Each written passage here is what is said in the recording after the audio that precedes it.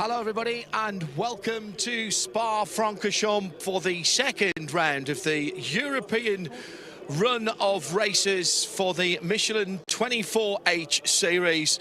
The time is ticking closer to the start of the race and we have an expectant crowd on hand in the Belgian sunshine this Saturday for 5 hours of racing. Hello everybody, I'm John Hindhaugh on the grid with Diana Binks, and what we are racing for today is the honour of the win and of course some very, very nice silverware and a very special Omologato commemorative watch as well, specially made by Shami Kalra and the rest of the team at Omologato.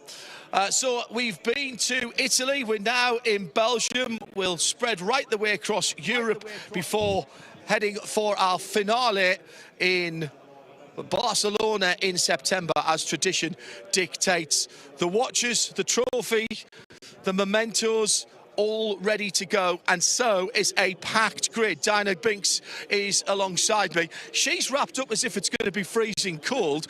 I've come in full dry setup here. Diana, a little bit of a different qualifying yesterday because we had to truncate it and we didn't have the usual setup. Yeah, normally we have the 3 15-minute sessions with a 5-minute break in between, but yesterday, because of the red flag in Q1 to resolve an incident on track, we sort of time ran out. So we only had the 2 qualifying sessions, which completely changed the whole order on track.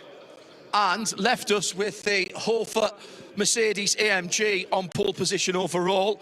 Let's whisk over there and see if we can grab some of the drivers. Well, that's Chantal. Hi, Chantal, how are you? I'm very good, thank you. Are you ready for this? Starting on pole position, took advantage of the situation yesterday.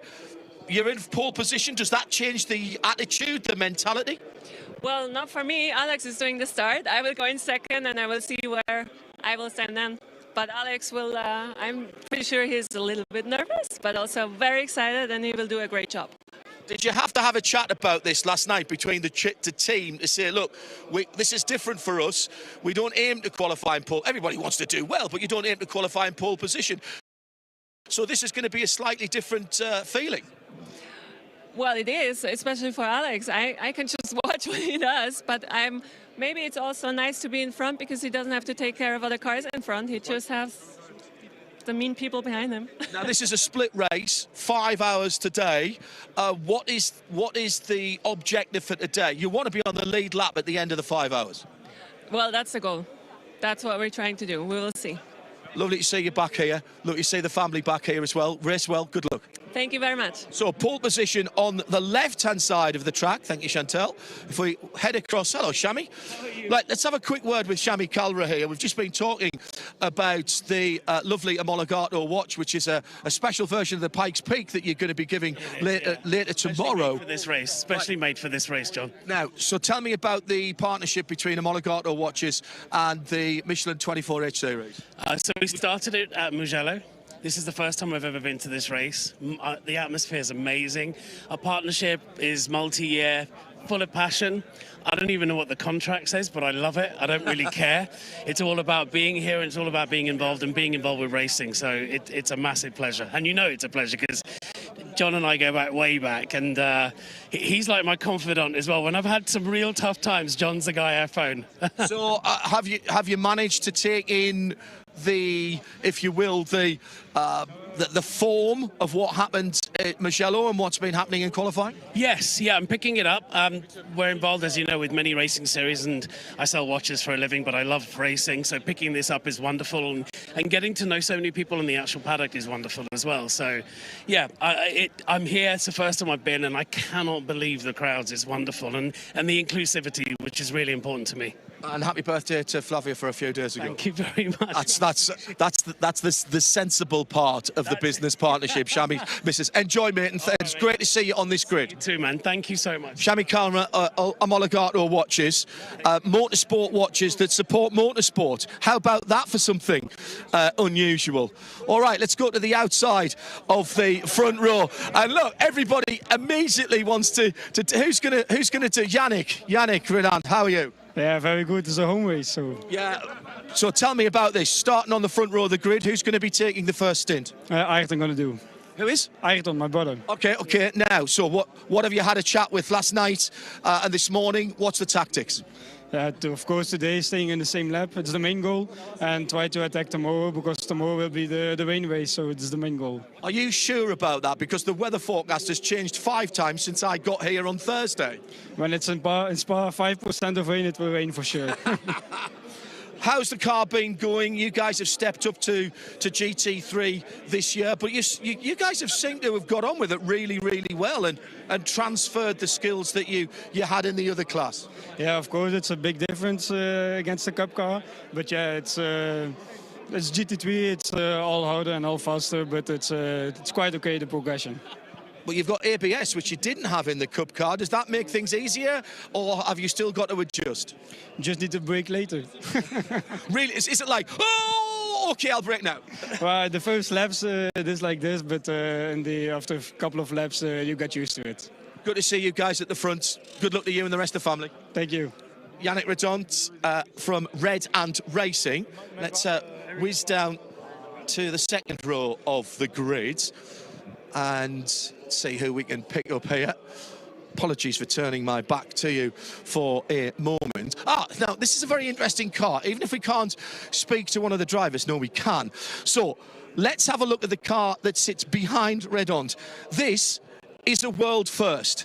This is the 992 Evo version of the GT3R. If you like, it's a 992.2. You notice slight differences around the front end of the car. We've brought back the louvres on the top of the wheel arches that we only saw on the 992s in the Nürburgring kit. Underneath, there's a new floor. There's some new aero around the front as well. This car isn't quite homologated yet. This is a development car from Porsche, and it is Herbert that's running it, and Ralph Bourne is one of the drivers. He's busy signing away at the moment. Ralph, what an honour for you and for Herbert to be doing the development on this new 992 GT3R. Yes, you're right. It's an honor to be part of it, and let's say bring my input to what I can do as a Bronx driver to develop the car even a little bit better as the old one already is. Can you feel the difference? I suppose that's the €150,000 question. Yes, to answer it shortly, but you know, it's always a difference from race to race, from track to track, but the car itself feels in the right direction, yeah. Now, I'm led to believe that there's quite a lot of difference underneath, as well as the bits that we can see. The floor's different. Anything inside the car that's different? Instrumentation, seating position, anything like that? No. Okay, so that at least you're used to. Does it require a different driving style? Every adaptation needs to adapt the driving style in the end, and it's the same with the car now here, but in the end it's a good development from Porsche. And Ralph, what is the objective here? Everybody goes out to do the best they can in a race, but this is development miles, so it's important for you guys to do as many laps as you can? Yes, that's the most important. That's the reason why we are here, and so it's balanced with the BOP, so we don't expect to be, let's say, as fast as usual maybe, but the main target is development and do kilometers on the car. I can't think of anybody better to represent every bronze driver around the world as you to do this important work. Race well. Thank you. Good to see Ralph Bourne with us on the grid. And this car, as I say, this is a brand new car. Nobody has seen this race anywhere else in the world. And we'll talk much more about it during the 5 hours today and the 7 hours tomorrow. Grid's getting cleared, so the drivers are starting to get cleared off. Let's see if we can have a quick word with the guys from Scuderia Prara. Who wants to have a word? Come on then. It's always you. Joseph, how you doing? Well, I think it's pretty good. Everything's fine. Weather is much better than it used to be, better than the last 2 days. So I think we are ready for the start. That's just Joseph Kral at the 56 car, by the way, just in case you didn't catch that as we come through. what's the tactics for today? This is a 5 hour. This is almost a sprint in Creventic racing. Yeah, for sure it will be. I mean, first of all, we have to survive the start, which will not be easy. But here, the distance from the starting lights to the first corner is not really long. But then Eau Rouge right on will be good fun for sure, and a long Camel Straight. Otherwise, we just need to go on with no problems, which is always the most important. But of course, we would like to keep the pace and stay in front. It was a good race for Ferraris at Misano. The balance of performance has changed to reflect that just a little bit. Have you still got enough pace to be competitive? Well, that's a big question. I mean, we are a little bit struggling, especially here, because the long straights, we can really feel it. And the car is very good through the corners. But we'll see. The distance of the race is pretty long, so it will be much more difficult to really keep the pace, because we have to work much harder than the others. Happy Easter. We had the Easter bunny ears on Joseph there from the team. The race is tomorrow, really, though. This is almost like an appetizer today. Yes, it is, but we'll see. Because of the weather, you never know here.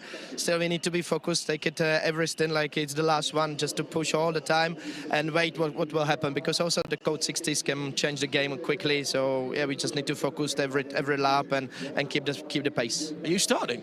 Yes, I am. I better let you go and get your helmet on. Don't talk to me. Sorry. Good luck, mate.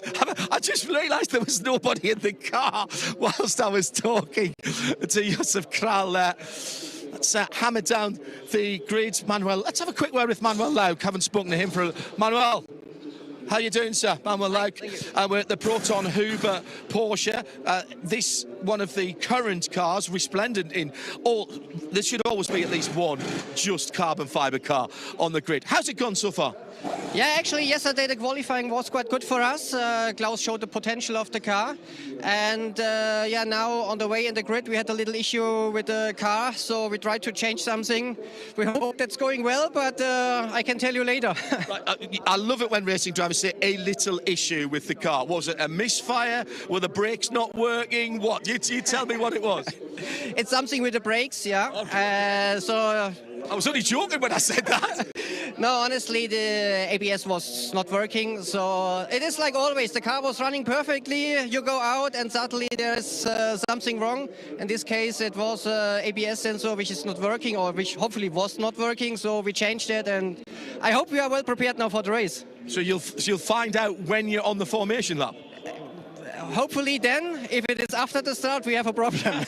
And who's starting? It's me. Right, I'll let you go and get your helmet on as well. Race well. Good to see you. Manuel Lauk from Proton Huber. It's the same in broadcasting, you know, that we test everything, and then the moment we go live, something goes wrong. It happens in every broadcast to every person. I think we're probably going to struggle to get any more drivers. You can see there's quite a lot of people on the grid as we whiz down. All right, here's somebody who's... yes, let's have a word. This is class pole for 992. So this is the Breukers family outing. Let's have a word with one of the Breukers. Let's dive in. Right, is it going to be Luke or going to be Rick who's going to talk to me? Come on, Rick, are you starting? Yes, I am. Right, so not too long before you get in pole position. Congratulations. The team, the car... I'll touch wood, my own head, when I say this. It seems like the problems of the back end of last season are behind you now. Yeah, they are. We found what it was, and now it will not happen again. So we are fine. So you, your brother and your dad in this car, along with Fabian Dance as well. You're starting in the right place. Class win is what you're looking for, but you want to get amongst the GT3s, don't you? No, to be honest, I'm just focused on the class win. I mean, GT3s is just a whole another class, and our focus is mainly with our own class. And as far as today's concerned, it looks like good weather. Tomorrow it might be a little different. So are you already planning for tomorrow? No, we will have to see what tomorrow brings. When I checked, I think it was actually still looking quite dry for tomorrow. Just on the end of the race, there's chances of rain. But yeah, in Spa, everything can change. So we will just have to see. Will you try and get your dad's time in today, just in case it's bad tomorrow? No, we just have a driver order we will follow, regardless of what the weather situation is like. Okay. Have a good one, mate. Thank you. pole position in the 992 class. Trussers, let's have a quick word with Paul Truswell. It would not be the start of a race here without the tactical genius that is Paul Truswell. 5 hours today, 7 hours tomorrow. Do you weight those two particular parts of the race in that sort of comparative order? Yes and no. I mean, somebody was saying to me earlier on today, it's a bit like a sprint race, this 5 hours. You can't afford to get left behind.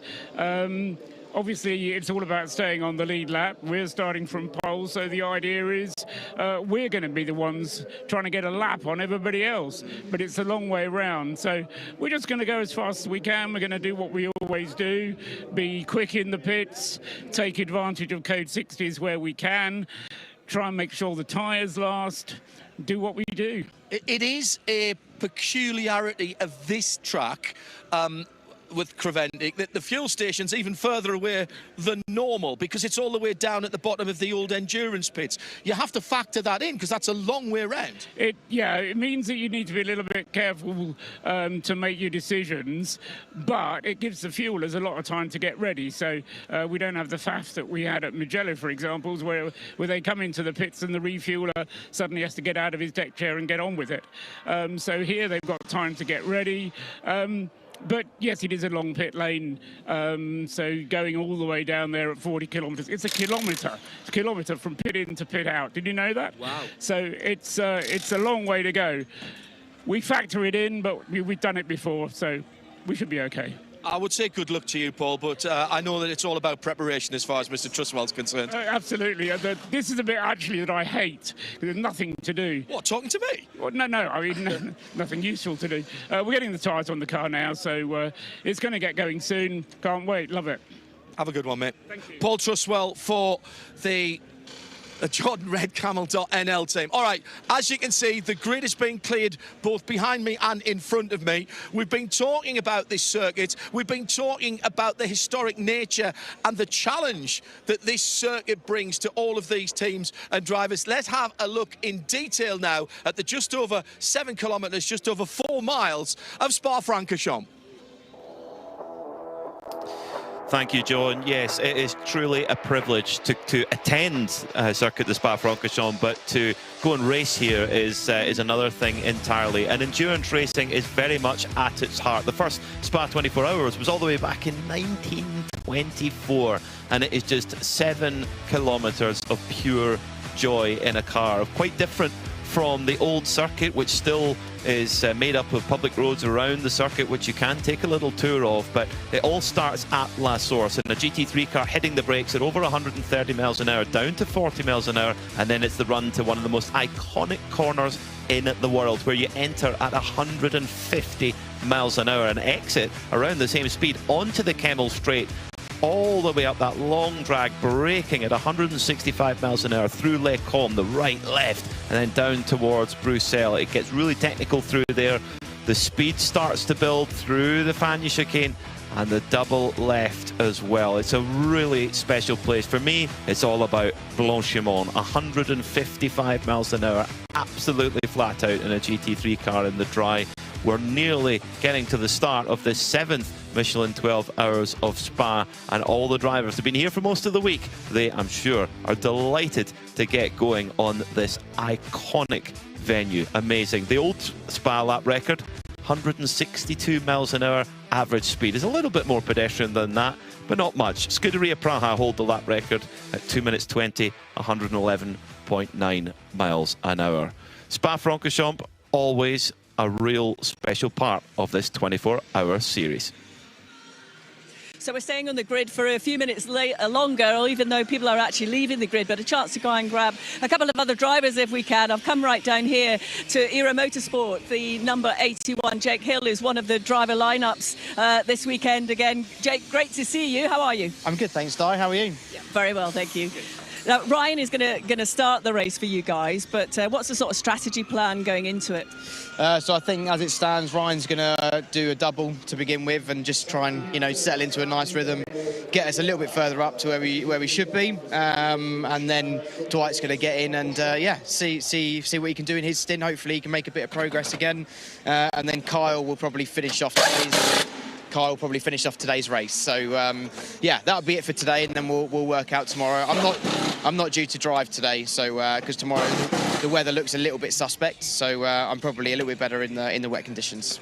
So today, are you going to know? Will you be with the team, sort of chatting to the engineers and the drivers just as the day unfolds? Yeah, I'm going to be, you know, absolutely around and helping the engineers in any way I can from a driver's point of view. So, you know, we're still a team. Although I'm not in the car, I'm very much still, you know, trying to help our car as much as possible. So, yeah, let's try and move forward and get ourselves back into that podium.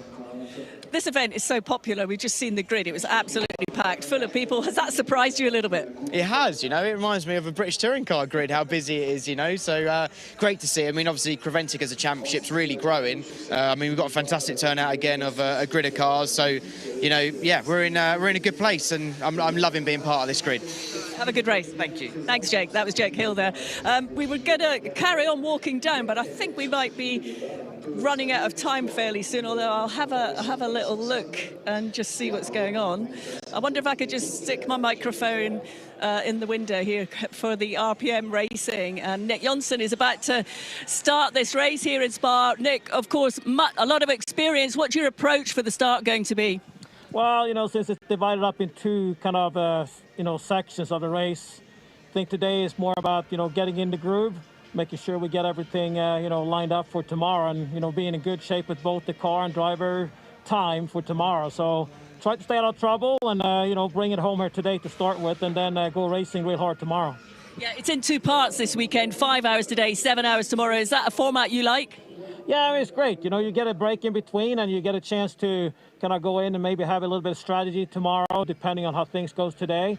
So, yeah, it's a great format. And I think the whole race series here, Creventic, the 24-hour series, have done a phenomenal job to create this platform for, you know, people that can come and race in all sorts of different, you know, race cars, and very competitively. So it's a wonderful platform they created here.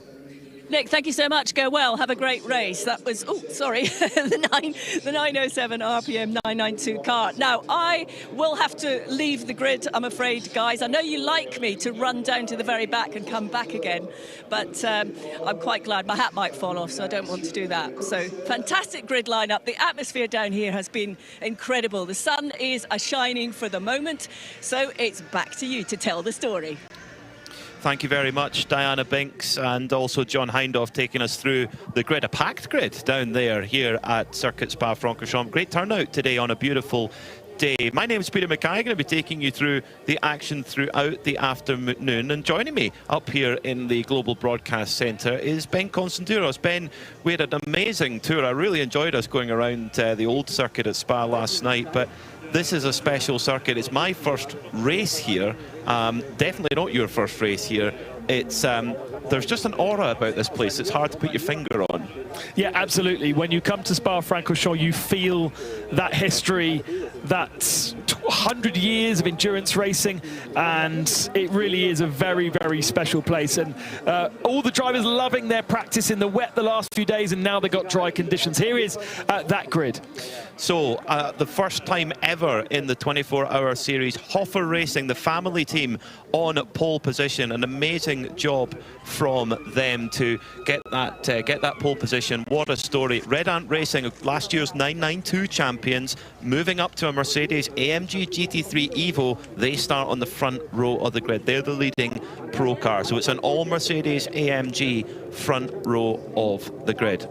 On row 2, it's a great qualifying performance from the Spanish squad, E2P Racing, who had a disastrous time at Mugello with their new Aston Martin, but they've bounced back in great style. They'll be joined by the new for 2026 prototype 911 GT3R with Ralph Bowen, Alfred Renner and Lauren Heinrich.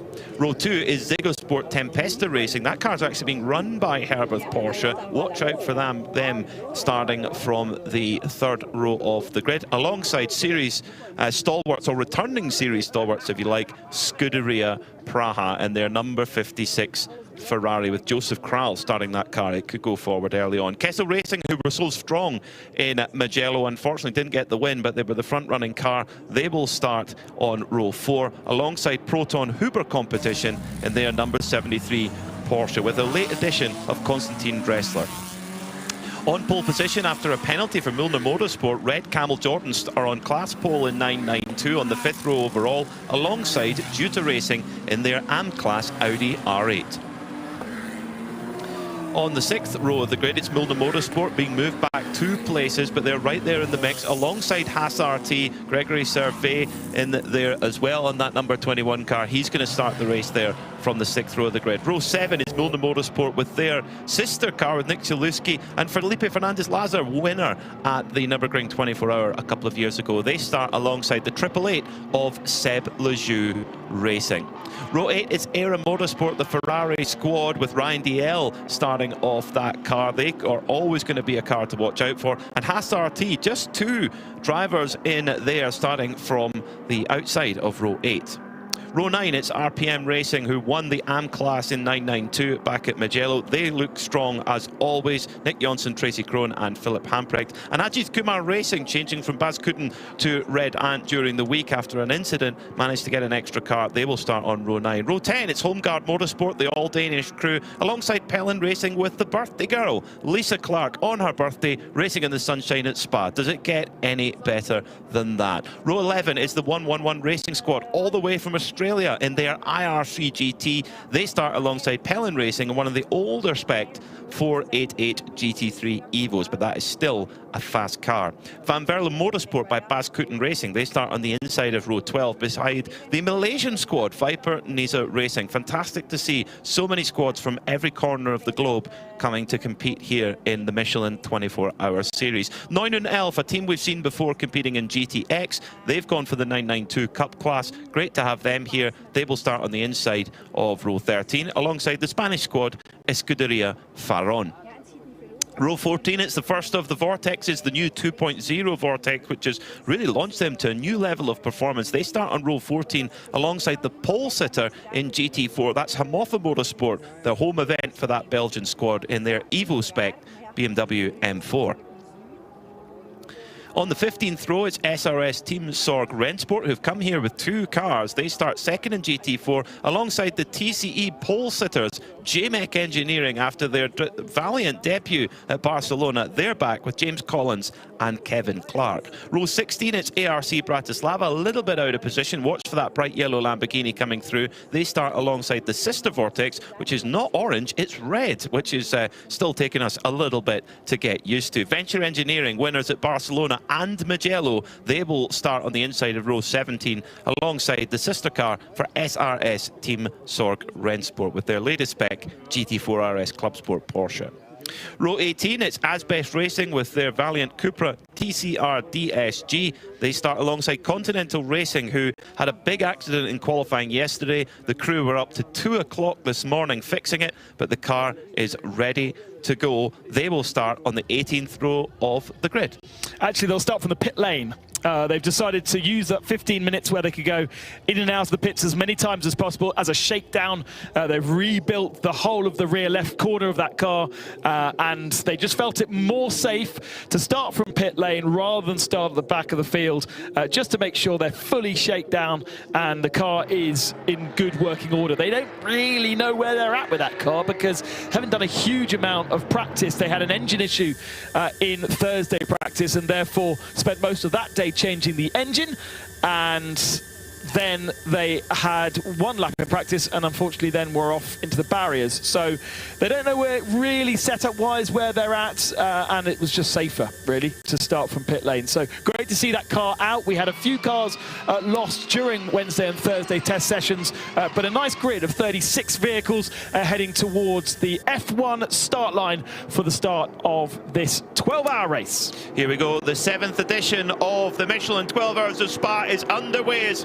Alexander Prince leads the way in the pink and grey Mercedes with E2P Racing right in behind. That's Antonio Cinero aboard there as Ayrton Redon in the Pro Class Mercedes in there too. So it's front engine V8s all at the front, but Alexander Prince has made a great getaway. The 2 Mercedes looking very strong as they run down towards Eau Rouge for the very first time. The prototype Porsche is there in 4th as well. Through comes the Proton Hooper car of Manuel Laut, making a fantastic start, who squeezes through on the entry to Eau Rouge as they rush through Radion and onto the Kemmel Straight.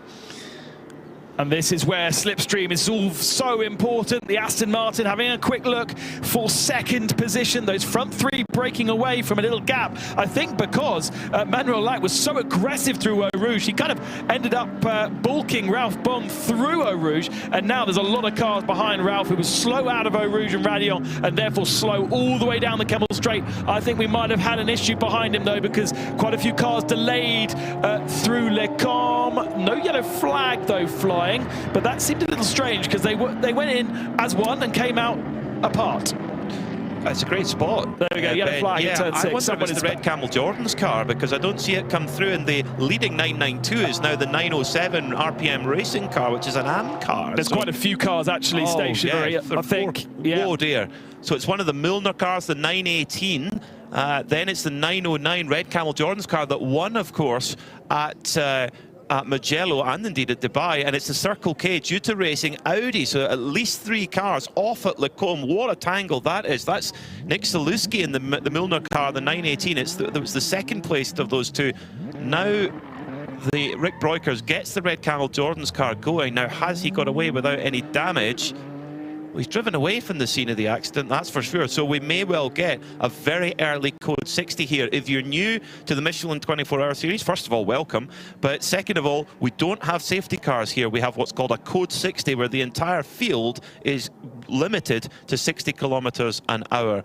What you can do in that time is you can come into the pits if you wish to, but you can only fill up 25% of your allocated fuel amount. There are a couple of differences if you're an AM-based car, but in general that is the rule, as Alex Prince makes a perfect start to the race, leading the way by 4 or 5 car lengths from Ayrton Redon. Then it's Antonio Cenero for E2P Racing in their Aston Martin, but we're going Code 60. The drivers get a countdown of when that is got to be at 60 kilometers an hour. So I think this might be the earliest Code 60 we've had for quite a while. And curiously, they've thrown it after some of the lead cars have gone past the entrance to pits. Those in the second half of the field will be able to come and perhaps take advantage of this by fueling up a bit more. So Greg Service from Haas RT, the 21 Audi, coming into the pits and taking advantage of the ability to add more fuel to a car that is already full of the allocated fuel, but actually there is space to add extra fuel to that. So they've done that. I think the 23 car started later. That is the Pelin Racing 488 of Paolo Roberti. I don't see it on our timing screens, which probably means it's off our timing screens, but it's only just making its way round Sector 2. Whether that was because it had an issue at Turn 1 or started late, not entirely sure, but wasn't caught up in the accident, that's for sure, but was a late starter. So at the tail of the field, the 23. Unfortunately, the 71 and the 918 still haven't got moving from Les Combes. It's an interesting call there from Gregory Servais, because as Paul Truswell told us, the pit lane is 1 kilometre long. A GT3 car has a mandated, the absolute biggest fuel tank it can have is 120 litres. That's what the tank size is. But we'll come back to that in a moment.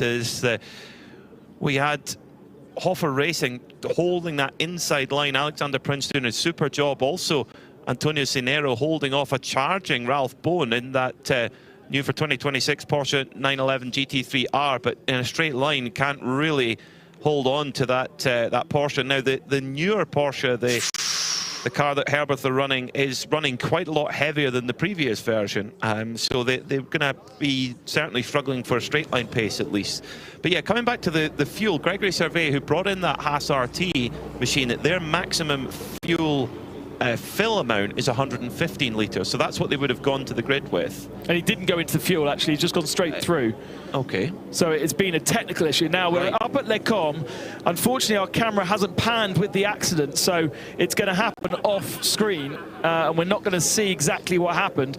But the cars all go in to the corner together, and as we spotted in live, they come out of Les Combes complex apart with some missing. And I'm afraid we are blind to what happened. But what we do know is the 71 Jutta Racing Audi looked like it was light contact with the barrier, although there is now a recovery truck to lift it onto a flatbed. What was the other car that was stationary there? The 918 Motorsport car. Now, is that now moving? Looking at Red Camel's Jordan 908.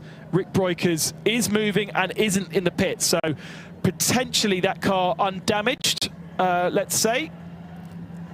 Let's hope so. Yeah, so he's not taking the chance to go into the pits, which is a very good sign, which means he must be happy enough, or maybe needs to go a little bit quicker than 60 kph to know if there's anything untoward. So, well, early code 60 here. The GT Racing Audi will be loaded onto the flatbed truck. Now, they can continue in the race. That this is not their race over. If they can get the car back to the pits, they will be returned to the pits, and the GT Racing crew will get to work and try and fix the car, hopefully. And you just never know in this series sometimes how we see some amazing fight back drives. There is no, like I said, there is no safety car intervention, so it's not like in a, say, an IMSA WeatherTech Championship race where you can get laps back. The driver of the car working hard as well, trying to keep the keep it from tipping on its nose as it's lifted onto the flatbed truck. A little bit of damage on the front left, at least, of that Juta car. The thing is, coming up there into Le Combe, Ben, it all sort of converges into one line, doesn't it? Yeah, you're going right, then you're going left, then you're going right again. But this accident has happened in the second part of it, and as we saw, Ralph Bond was delayed through Eau Rouge, therefore he was slow onto the Kemmel Straight. Therefore, all the cars behind him had backed up, and we did see, but going into the first part, so the right hand, there was a lot of dispute for track position in the area in which the 71 car was, and so easy for a little bit of contact. And you know, they also have cold tyres, so when there is a bit of contact, it spins the car so much easier than when you've got nice sticky hot rubber. And it's difficult to really see too much damage to that 71 car, actually. The Mullen and Motorsport Porsche is still up there. We didn't see it on our pictures, but that hasn't yet to be recovered. Curious, perhaps a question for whoever is down the pits to investigate.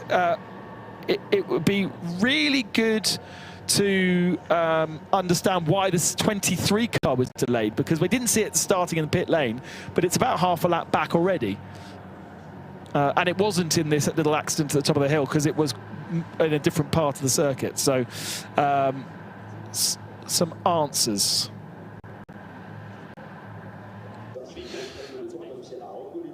So that first flying lap was 2 minute 20.297 for Alexander Prince from a rolling start. That's a seriously quick lap off a rolling start there. So a great start to the day for Alexander Prince.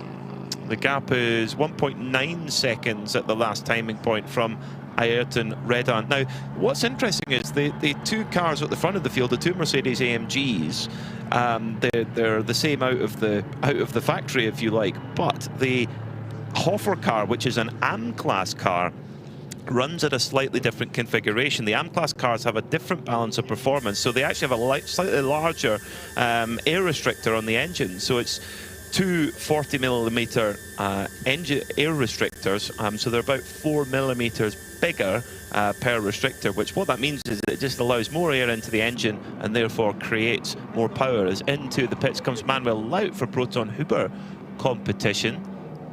So an early pit stop there. While we're still under code 60 though, let's get down to Diana Binks down in the pit lane.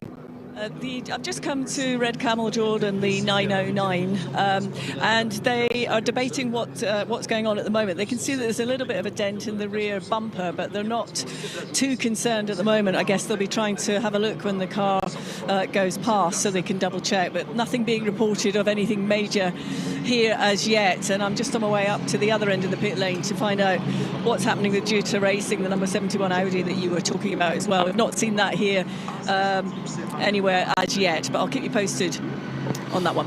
Thank you, Diana. Yeah, it might be a little while. It's just getting loaded onto the flatbed now. I wonder if the number 23 Perlin Ferrari was involved in that too.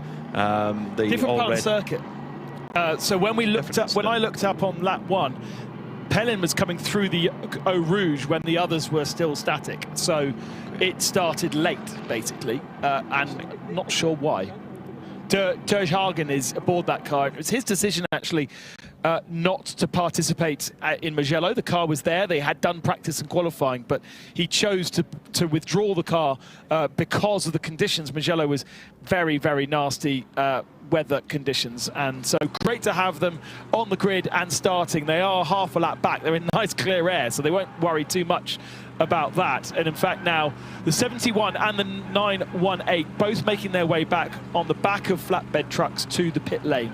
So Diana will be able to have a look at the damage to both of those cars. A real shame for the Milner Motorsport team, because both cars look really strong in lineups. They also had a car out in the prototype Germany Cup that was running a bit earlier, and there is damage to the exhaust actually on the Red Camels, Jordan.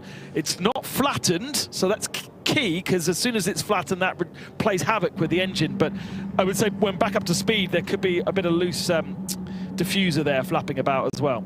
Yeah, the exhaust bent at a slightly like a 45-degree angle there, so that could well cause a problem. Manuel Lauk in that Prodon Huber competition number 73 car came into the pits, and he did go to fueling. They started the race with left the pits to the grid with 95 litres. That's their maximum fuel fill. However, an FIA GT3 fuel tank is 120 litres. So under a code 60, they can fill 25% of their refueling capacity, and that then will give mean that they're nearly up to that capacity now, so they will be able to run quite deep into this first stint. As one of the Milner cars really struggling, as we went back to green flag racing, looks like it's got some damage to one of the wheels. Now I don't know if that was the 921 car, the sister car, or whether it was the car, the 918, that was involved in that incident. So I think it might well be the 921. So Milner might have had a double disaster here on the opening couple of laps, Ben. Yeah, 918 on the slip road and the recovery road back to the pits in the middle of the circuit. There seems to be, because of our qualifying sessions being rather confusing, we had a red flag, 2 red flags actually in qualifying 1, was it? And therefore representative lap times were hard to come by. I think our grid's pretty mixed up, and that's what we're now seeing. Everyone trying to sort themselves out. One person very happy at the head of the field, Alexander Prince, in the number 11 machine with no cars around him. 7.2 seconds the advantage over the Red Ant Racing Mercedes, and absolutely clear track ahead. No one around us, and looks very good. Actually, the gap seems to have grown quite a lot during that code 60. Ralph Bond, for instance, in 6th position, 25 seconds back. That, of course, would have been the last sector when they were still going slowly, so that will reduce slightly. But the gaps are large, considering we went code 60 after basically only 1 lap. That was a really strong lap there from straight off the code 60 into green flag racing. Alexander Prince has got his head down. He's had a really strong season, showed some superb pace at Mugello, and just really gelling with this Mercedes-AMG GT3 Evo. They used to have the old car, they've now got the Evo version, and yeah, just really gelling with it. And you know, you look at Ayrton Redon, who was one of the fastest drivers in 992. They won the championship last year, and he's pulling away using that extra performance of those slightly bigger air restrictors that the AM class cars got. But one car to watch out for, and one which piqued my interest on the entry list, is a new car to the 24-hour series. It's the Ziggosport Tempesta Porsche, number 193, driven at the moment by Christopher Froggatt. This is a real contender for the overall win, I suspect. Jonathan Hui, Chris Froggatt, and Luke Hartog. Luke Hartog needs no introduction in terms of his speed in a Porsche, but Christopher Froggatt putting a great start to the race here, the 31-year-old. He's had a lot of success in GT World Challenge in the past, and he's flying at the moment. He's got past Antonio Senero and got up into 3rd, but we might go code 60 again at Eau Rouge. The ARC Bratislava 44 Lamborghini has gone off hard into the barriers. It's backed in. That's Andrzej Lewandowski, and indeed we have gone code 60 yet again. This is like Mugello all over again. 15 minutes of racing. He's actually going to get going again. I'm not sure we're going to see a massive impact with the barriers here. Very, very fast through Eau Rouge, and actually almost caught the back of a Porsche just ahead. Oh gosh, he went hugely hard into the barrier and into the rear of the car. Rear wing and engine cover off that. I'm sure there must be suspension damage to the rear left of the car, but he has got going again and is now running under his own code 60 and will be be desperate to get back to the pits to get that car looked at. But at the moment, that's not going to be possible because he is on the Kemmel Straight and he's under code 60 conditions. That is remarkable. I don't think I've ever seen someone have such a big crash and then drive away from it. Quite remarkable. They built that Lamborghini strong. He's being chased by his own recovery vehicles down the Kemmel Straight. Quite. Yeah, who are doing more than 60 kph at the moment. Let's get down to Diana Binks down in the pit lane, who has more for us with Milner. Yes, the 921 has just been wheeled into the garage. They've got water leaking from the car, so obviously they've had to bring that in from the radiators to check it out. I mean, looking round the car, there's a couple of scrapes on the bodywork, but nothing major. But now they're just going to take the bonnet up and check. But I suspect they've got a radiator leak in there. But they've got that car in. They're expecting the 918 at some point as well very soon, because I think that one was also, if I'm correct, just hearing the end of that caught up as well. Thank you, Diana. Yes, Milner Motorsport, such a professional team. Diana and I were actually admiring their trucks earlier. They've got really fancy trucks. They race at the Nürburgring very successfully. They're a top team and just been so unlucky there in that first part of the race. Two cars being involved in possibly the same incident. We'll find out when we get a chance to speak to the drivers. As you know, with the Porsches, though, it's very easy to damage a radiator because they sit in that front bumper, and the lightest of touches to another car and you dislodge a pipe, and it's not a huge amount of damage on the exterior, but if that engine overheats, then it can be absolutely disastrous, so you have to be very careful. So both cars, we don't know the extent of the damage on the 918. We didn't really get a chance to see that car off the circuit, but 921 being shown in the pits and Diana reporting the damage there. I can't believe that this Lamborghini that we've just seen off rearwards at the top of Eau Rouge is able to drive around the circuit. There's smoke coming off the rear right. That, I think, is just bodywork rubbing against tyre. The rear left is, I think, straight, but the bodywork around it is absolutely mangled. I'm flabbergasted, absolutely flabbergasted, as the drivers have spent more time under code 60 than they have under green so far, weaving back and forth under this code 60 to try and generate a little bit of tyre temperature and pressure, because it's a lovely day, but it's not too warm, so they just want to be keeping a close watch on that. The hard-working Spa-Francorchamps circuit team, they've had to replace this exact spot in that barrier before. We had the Continental Audi go in there yesterday during qualifying, so the Manitou lifter is back into action yet again, and I mean, a huge team of marshals here. It's a big circuit, you know, 7-kilometer circuit. You need a lot of marshals post to post to run an event like that. So we're hugely grateful to Spa-Francorchamps marshal team for helping us get this meeting underway. If you were with us in qualifying, you remember that we talked about track limits, which is always a big issue around here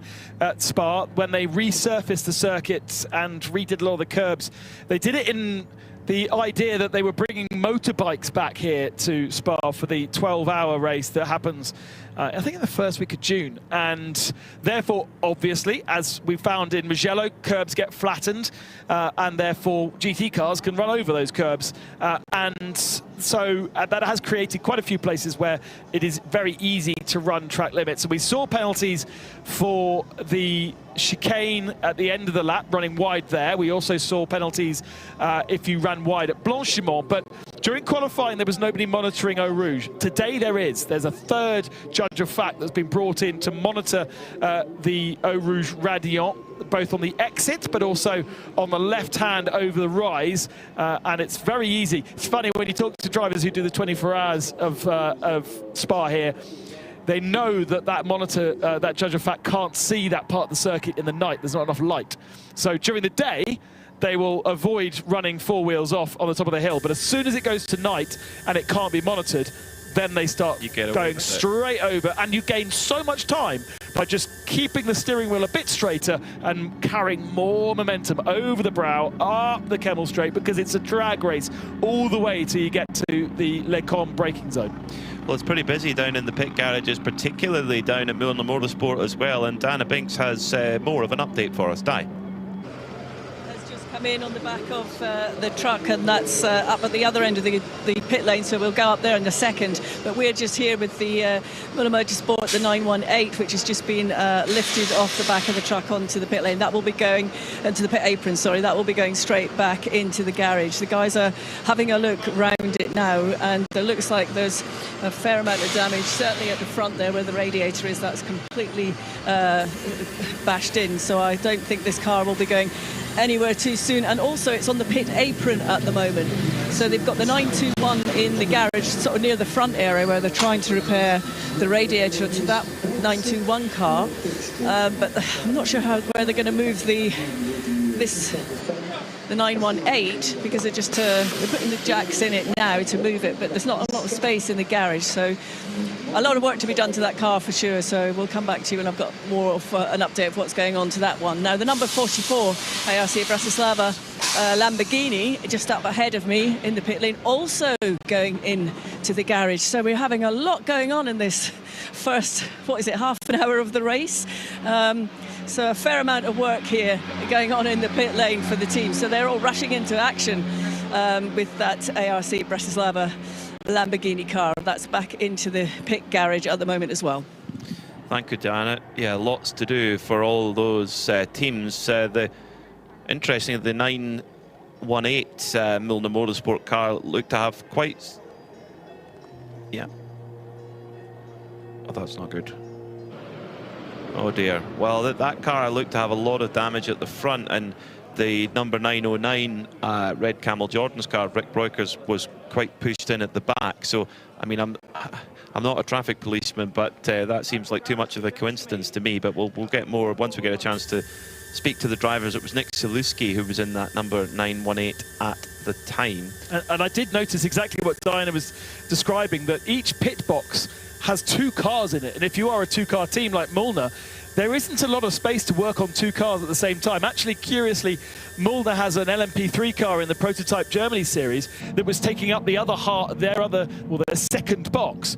So there is a bit more space if they push that LMP3 car back, which actually still has a race, doesn't it, tomorrow? They've still got one more to go. So they do have a bit more spare space, but a lot of these teams are sharing either with their second car or with another team. And so if you have both cars in a singular garage, it's very Nürburgring 24-esque, and there'll be going to be elbows and everything trying to get past each other, trying to recover the cars. I noticed that Rick Breukers has brought the 909 Red Camels Jordan Porsche into the pits. He's been in the lane for 1 minute and 43 seconds and gone down to fuel. Now, I don't think he stopped at his box there. I think that's how long it takes to go pit in down to fuel station. Yeah. And he's now doing a Trussers special and getting himself off sequence and getting himself a nice tank of fuel. And that's a good idea.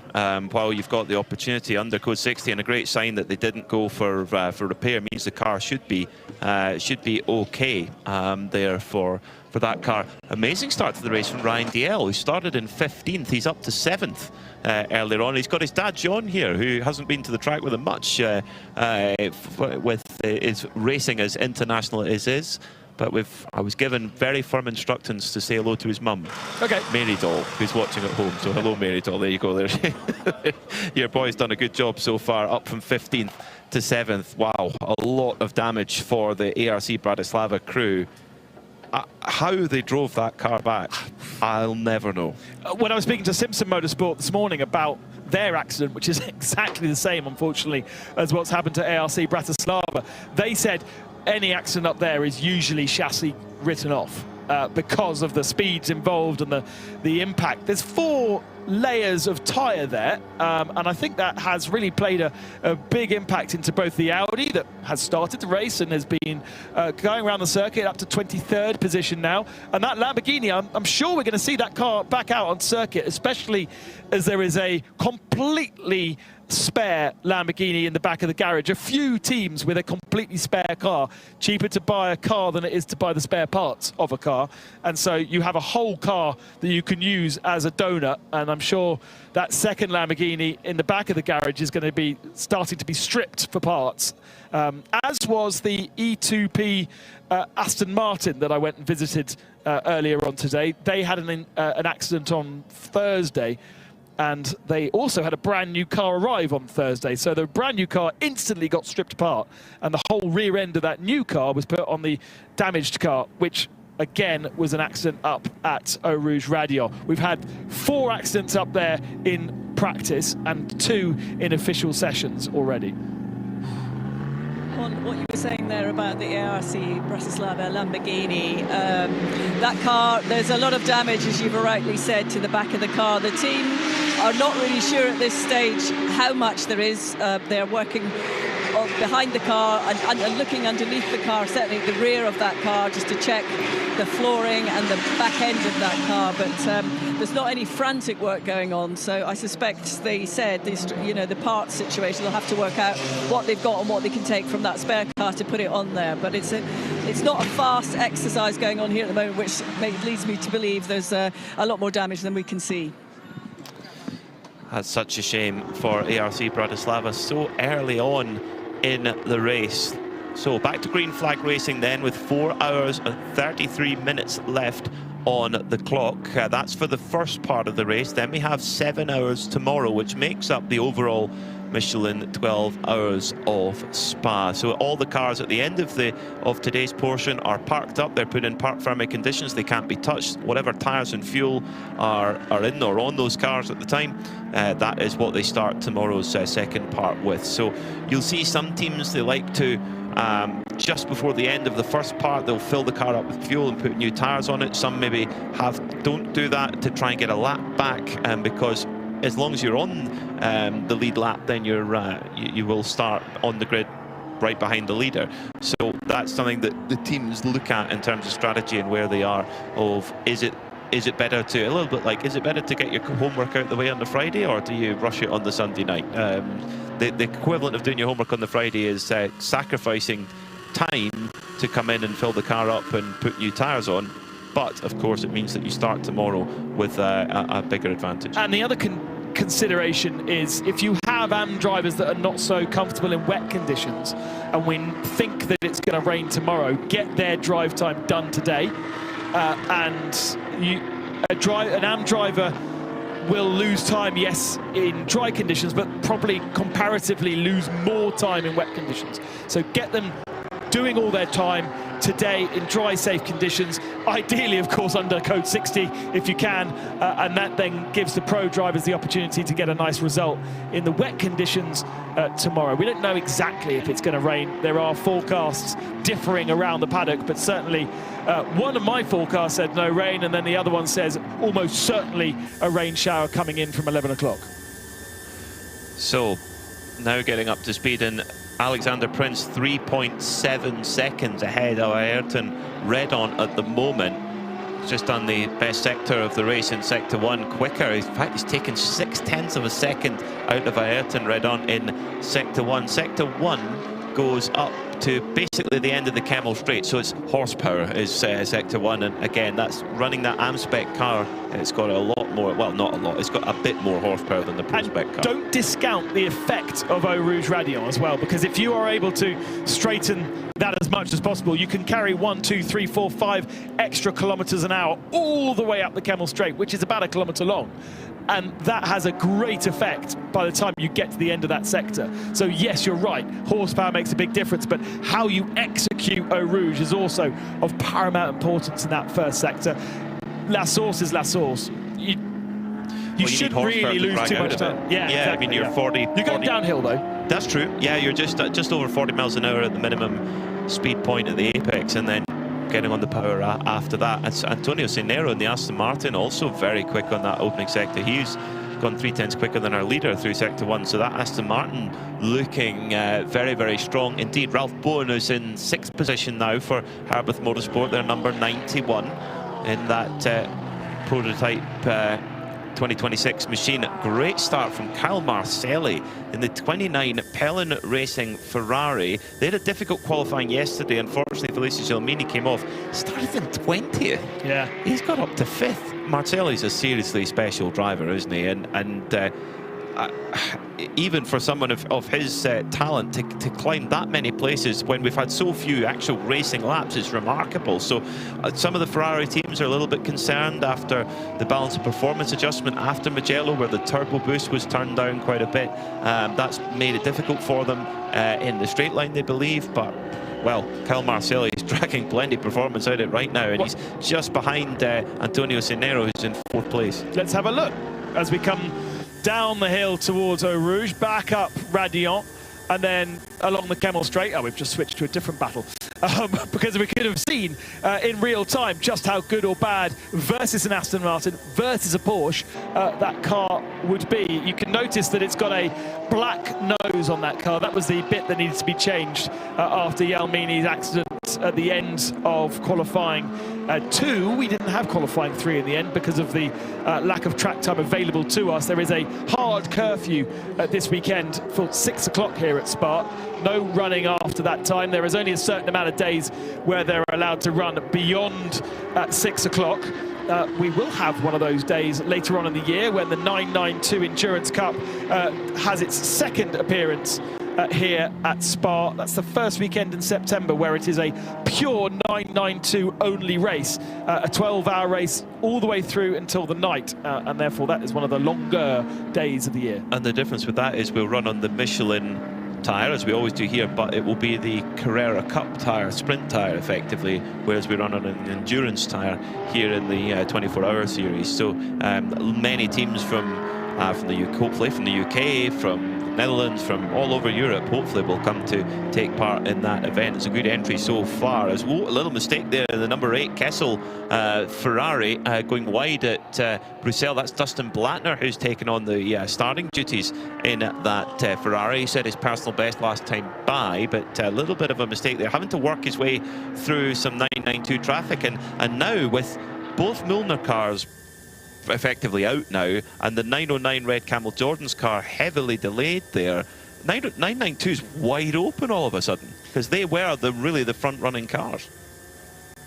And Dustin being very aggressive, actually, as an AM driver here, trying to get through the traffic. We've seen him on the outside of various corners, a little bit too ambitious, trying to go around the outside of Bruxelles, but has managed to get past the 9 on Elf.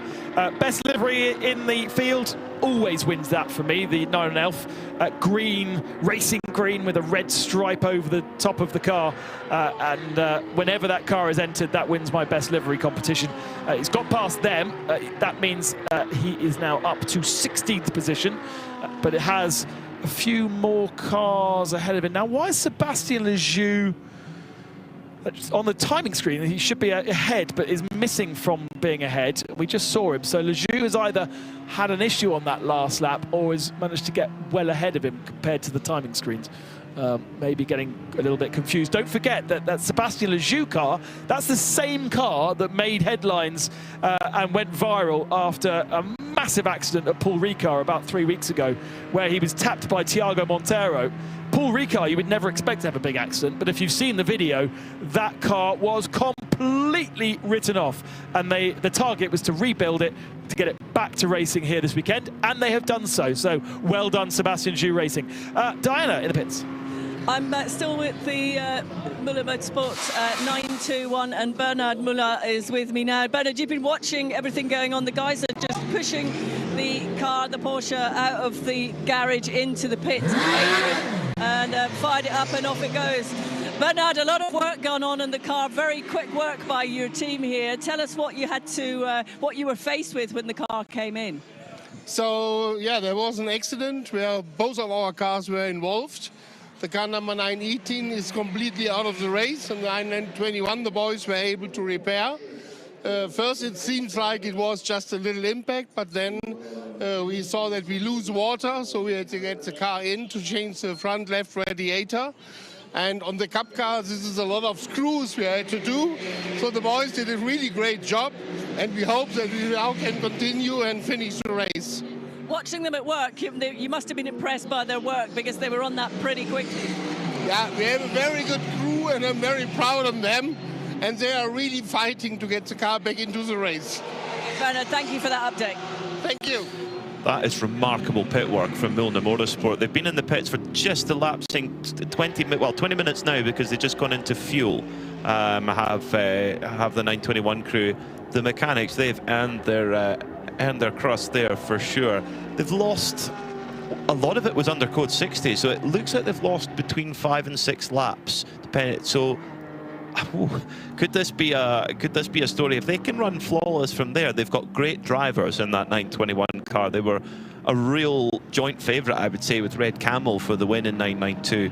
Let's watch their progress with interest as the 193 of Christopher Froggatt in third, but putting Ayrton Redan in the Mercedes under a lot of pressure, who in turn is 7.2 seconds behind Alexander Prince, who is checking out at the front of the field. Amazing job from Hoffer Racing. They are having a dream weekend so far here in Spa. Don't forget that 992 only has a couple of full pro entries. So actually Milner Motorsport, having sat in the pits for that many laps, are still third in class, so they'll pick up good points. And if anyone else, the home guard Motorsport Porsche that had so many issues in Mugello, or indeed the 909 Red Camel's car, which has already been delayed, if either of them have any issues, then they're already, it could be a battle of attrition in that category. So worth doing, worth pushing to get that car back out onto circuit. Antonio Cinero doing a super job here in fourth place for the number 90 E2P Racing, holding off Kyle Marcelli, who's been charging while just ahead of them. Ayrton Redan trying to hold off the Porsche. And tell you what, there is nothing wrong with the straight line speed of that Mercedes AMG GT3. That 6.2 V8 singing and just pulling away as they go through the gears from the Porsche 992, but the one thing where the Porsche brings it back particularly is braking. It's a very, very strong car under braking and gets it back, particularly with a really strong driver in it, and Christopher Froggatt driving the wheels off it right now, trying to move past Ayrton Redan as they come up towards the timing line. Then Alexander Prince extends his advantage then up to 8.1 seconds at the front of the field. Perfect start to the day for Hoffer Racing, and of course in the AM class too. I'm loving to see that we've got a Mercedes, Porsche, Aston Martin, Ferrari, all on the same bit of the circuit.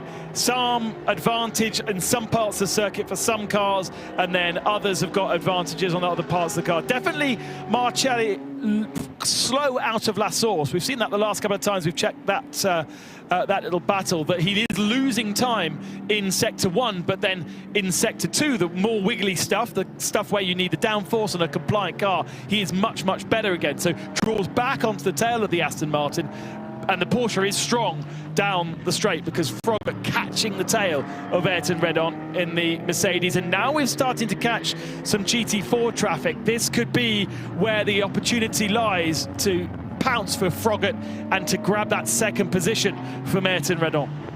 Yeah, the reasonable speed differential between the GT3s and the GT4s. GT4 much closer to a road car base in terms of its performance, but all the GT3s get through there clearly. But there's big difference when you go through Blanchimont. The GT3s are flat through there, 155. A GT4, they will actually brake for the corner at 145 to about maybe 130 at the apex. So there's a big difference in apex speed. So getting through for the GT3s is important, but these front-running cars have done so.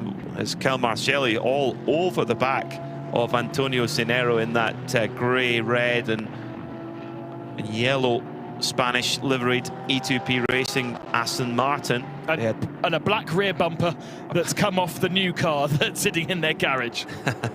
Yeah, they've switched the Aston Martin. They'd run the old version of the Porsche, the 991.2 Porsche in recent years in Creventic Series, but switching to a brand new Aston Martin this year, brand new car. First race, the engine went, so they had to get a different engine, and now they're running and showing their full potential. Antonio, young driver from Madrid, really strong young driver. And worth saying that fault or that issue with the engine was not an Aston Martin issue. That was a driver issue because the Aston Martin has a clutch. Not all GT3 cars have a foot clutch, but the Aston Martin does, the 991 doesn't. And so when I don't remember, it was Paolo, wasn't it, who spun? Borguera. Yeah, he spun the car, and he didn't want to hit the barrier, so he came off the brake to allow the car to roll away from the barrier. And by doing so, because he was in reverse but still in gear, the engine then ended up cranking backwards, and that's what killed the engine. I see. So had he pressed the clutch, no problem. The Porsche that he's used to driving has an automatic clutch, and it would have done it for him. But the Aston Martin does not. It's a manual system. Wow, okay. And so that's what killed the engine. Nothing to do with a fault with the engine or anything like that, which when we were in Mugello, that's what we thought was the issue. Okay, well, it's they're off and running now, and Marcelli cannot get past Cenero. Cenero is making that Aston Martin Vantage V8 really wide and not allowing Marcelli through in the Gulf-coloured Pelin Racing 296. Down in the pits, Diana Binks has been busy. Maybe not quite as busy as the Boulder mechanics, but busy nonetheless. Diana, what else do you have for us?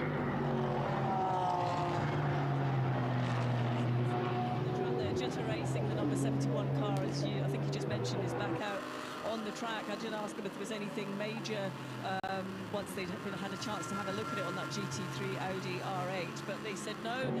A lot of bodywork damage, thankfully, so they've got a lot of tape now on the car, so they're buying extra tape, I think.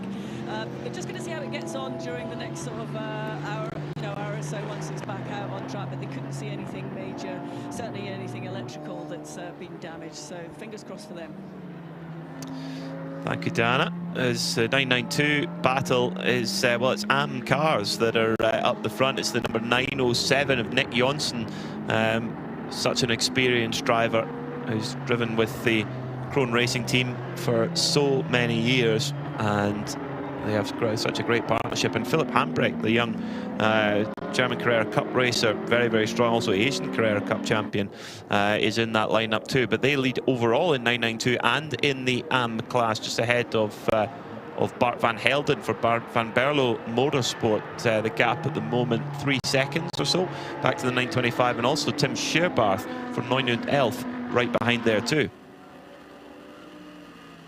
A little bit of a gap between the three of them at the moment, but both Nijland Elf and Van Berlo, knowing this circuit very well, part of the Benelux Championship, and so have experience, plenty of experience around Spa. And when you go to a circuit like Spa, you do end up with the sort of the local specialists, as we saw in Mugello last time out, the Italian local specialists making themselves known in Mugello, and a bit of traffic to contend with here, as we've got the GT3 number 23, the old Ferrari 488s, passing the only TCR car that we have in the field. There is a TCX category, which has one TCR car and one, well, time attack car that we've established, I think.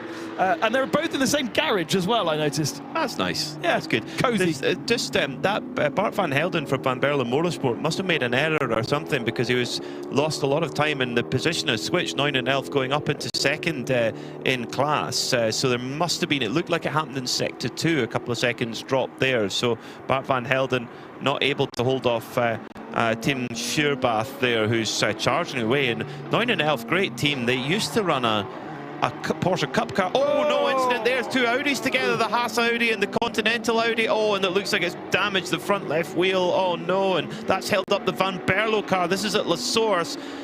Hazard warning lights on the Audi. It just looked like there was damage to that front left wheel of the Continental Audi, but the Haas Audi, which Haas Audi is it? It's Amir. Oh, dear. Amir Naran basically getting caught out by the Porsche ahead of him, and therefore late on the brakes, and has absolutely plumb hit the Continental Racing by Simpson Motorsport rear right corner. They replaced the rear left corner after qualifying, and that could be damage to the suspension rear right for that car that was up in 16th place. David Pogissan doing a really good first stint, but I'm afraid I think they will now need to make a pit visit, and there's a carbon fibre shards all over La Source now. You've got to be careful for tyre damage, because if you pick up a tyre damage there, it's a long, long way back to the pits. There's a little bit of a scuff on the inside wall there at La Source. Just a mistake on the brakes. Of course, these GT3 cars do have ABS. It wasn't a lockup as such, just missed the braking point completely there, did car number 2, Amir Naran. You say that, but it did like fully lock. They do have ABS, but it didn't stutter. We heard a full before it hit. So either Amir's got it turned off, or potentially an error in the system there. Possible. Well, that would potentially be a... He's somehow managed the damage to Amir Naran's Audi is very central to the front bumper, and actually there's not a huge amount of stuff in there. Being being rear engined, there is some cooling, but actually I don't think that that's going to cause too much damage to that car and too many issues. It's just a big sort of puncture hole. There is a radiator, but it's set so far back you can actually see it thanks to that shot, whereas Continental Racing have a puncture for sure and potential suspension damage. So there'll be a penalty coming Emir's way, no doubt, but it's the person who was the innocent party with the more damage. Yeah, and poor old Continental Racing. The car's run by a British team called Simpson Motorsport. They've been up till 2 o'clock in the morning. For 2 nights? For 2 nights, yeah. They had an engine change Thursday night, and then last night repairing the damage from qualifying. And definitely this one not of their own making. We saw that in one of our Caterham support races too, that La Source, a very similar incident actually. That's such a shame, as the Continental car limping its way back to the pits. And Simpson Motorsport, we're going to be getting very used to the ins and outs of this Audi R8 LMS GT3. So it comes in. We stay green for now. There is quite a lot of debris at La Source there, so the driver's going to have to be super careful to thread their way through there, because carbon fibre can easily cut the tyre and cause it to deflate, as Alexander Prinz doesn't seem to have such a problem because he's extended his gap even further, despite Ayrton Redon putting in his personal best lap. It's 9.7 seconds is the gap at the front of the field. 10.4 seconds behind the leader is Chris Froggatt, so he's still right in there behind in the Red Ant car. But into the pits then comes the Continental Racing Audi, and Diana Binks is there. Look around now, obviously the back end of the car, so the left-hand side there, just check the flooring is actually quite loose. They've now taken the wheel off. The driver has just jumped out of the car. Other driver is waiting to get in, but I'm not sure if he's going to get straight back in there. But there's certainly quite a bit of, looks like a bit of damage to that rear end there. So they are going to probably take that in to the garage area. They've tried to get the wheel off. It's not coming off. So the rear end left-hand side is not coming off, so they're going to jack that up and put it into the garage. I think there's a little bit more. Although saying that, they've just come out with the tape, so they're now taping up the rear of that car, so it's potentially not as bad as they thought it was. Well, let's hope so. Let's hope so. The Haas RT car, the number 2 of Amir Naran, is still going around, so they've decided to keep going. Lots of gaffer tape as well being applied to the back, although it is white and blue and red, which of course matches the colours of the car, which is quite handy. And when I was down there earlier, only about half an hour before the start of the race, they said, oh, it's going to be a bit tricky to get the livery, because the livery is so multicoloured and so intricate. But they were able, they were able to completely replace the livery on the rear left corner. So great job by Simpson to get the flowery livery replaced, rather than just a big blue sticker, which I thought they might have to do. But they've managed it now, and some colour-coded tape always required. You may have to make sure that not only have you got tape, you've got the right coloured tape. That's a proper team. That's preparation there, isn't it? As the 992s still at the front is led by an AM car, the 907 of Nick Jonsson, but the 902 of Jonas Holmgaard is your leading pro car in 5th in 992 at the moment. It's been a strange start to the race for the 992s because of that incident that took out both Milner cars and indeed the 909 Red Camel Jordan's car, which is still circulating lap time wise. Last time by, Rick Breukers did a 2:23. So yes, he is by far the most, he is setting the hottest pace of any 992 car right now. So despite the damage to the rear of the car, it is still performing right now. So that's good to see. We'll see them fight back as, Chris Froggatt has a little look at Lecombe, trying to make a move there on Ayrton Redon. but couldn't quite get it done. It's difficult to pass up there unless you've got a really good, strong run. 69 Continental Racing by Simpson Motorsport, Audi R8's gone back out onto the track. Now, as we were talking a few minutes earlier, they were taping up the rear of the car. They were actually trying to get the plastic tyres out to secure it a little bit better. I'm not sure if they did get the plastic tyres on there, but they put more tape on, which was flapping a little bit as it left the garage area. So we'll need to keep an eye on that one. But they were working quite frantically, seemed quite happy they got the tyre on, and off it went. But a lot of tape on the rear end of that car.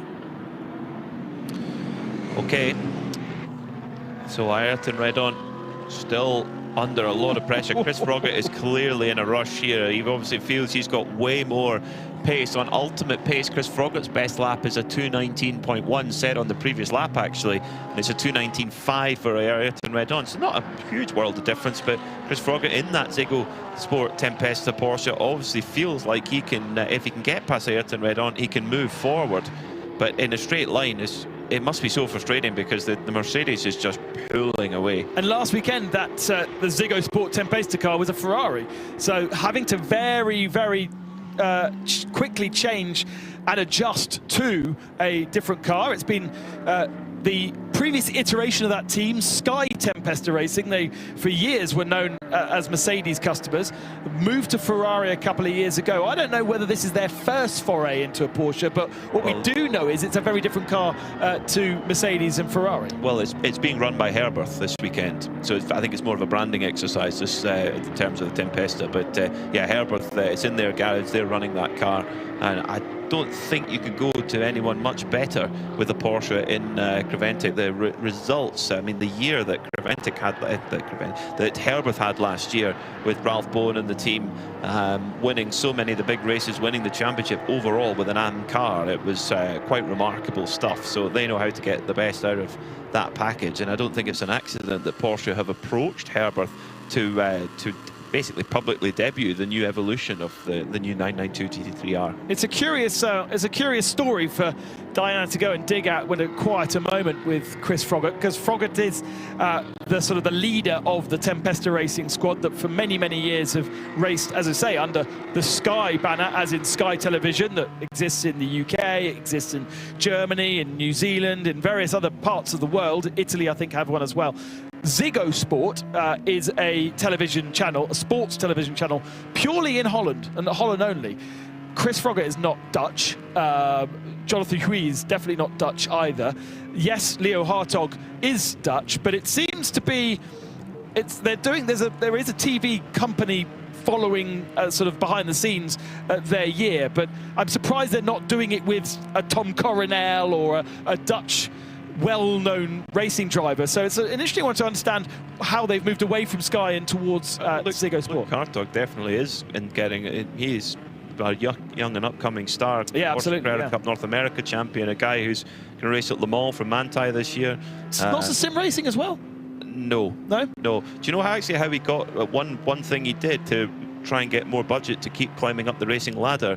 When he was 13 years old, when the big green egg barbecues were coming out. Oh, yeah. He had a friend of his mother's was the retailer or distributor for them, and was actually struggling to sell them at the time, and he said, I'll sell them, and he sold them to all his mum's friends, and that generated some money, and that kept him racing. So he's a really, really cool young guy, is Luke Hartog. Very tall. You see him in the car, you can tell it's him even without seeing his helmet design, because he sits right up in the car, but very good driver, and I think that car is going to be a strong contender for the overall win today. But right now, it's Hoffer Racing. They are in the pole position right now, 9.3 seconds, and Froggatt has finally got past Ayrton Redon as well to move up into seconds. And now we'll see how they compare. GT4 at the moment is being led by Venture Engineering. Good start from Matthew George. Started deeper in the pack, has moved up into the lead. He's just got past Harley Houghton for SRS Team Zorg Rennsport, and leads by 5 seconds. In third place is Hannover Motorsport. Rob Verhoeven driving at the moment in this new M4 GT4 Evo. So it's a new Evo package for this year. So this GT4 pack is amazing actually as well. When you look at like the weight of a GT4 car. Some of them, the race car is really, really close to how much the road car weighs, but the BMW, I think it's the road car equivalent, is a little bit more luxury focused. There's a bit more of a difference. You know, if you look at like the Porsche, for example, the GT4 RS, it's only actually, the race car is only 90 kilograms lighter than the road car. And you think of all the stuff that gets taken out. But when you look at the BMW, it runs in this series 1,480 kilos. The road car is 1,850 kilos. Wow.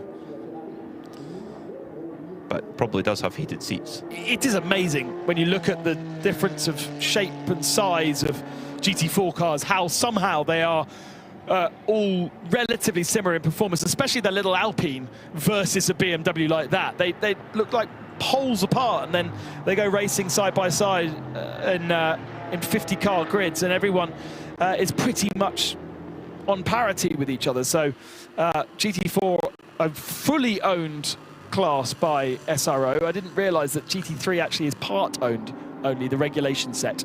GT4 fully owned. So anytime there is a GT4 category, SRO takes some money to allow that license to be used, including Creventic here. Okay. So in GT4, our leader has just picked up a penalty, actually, for 10-second time penalty. Matthew George has received a penalty for overtaking another car outside of the track. So he will serve that penalty in the penalty box, which is within the pit lane. So when they next come into the pits, they'll serve that penalty.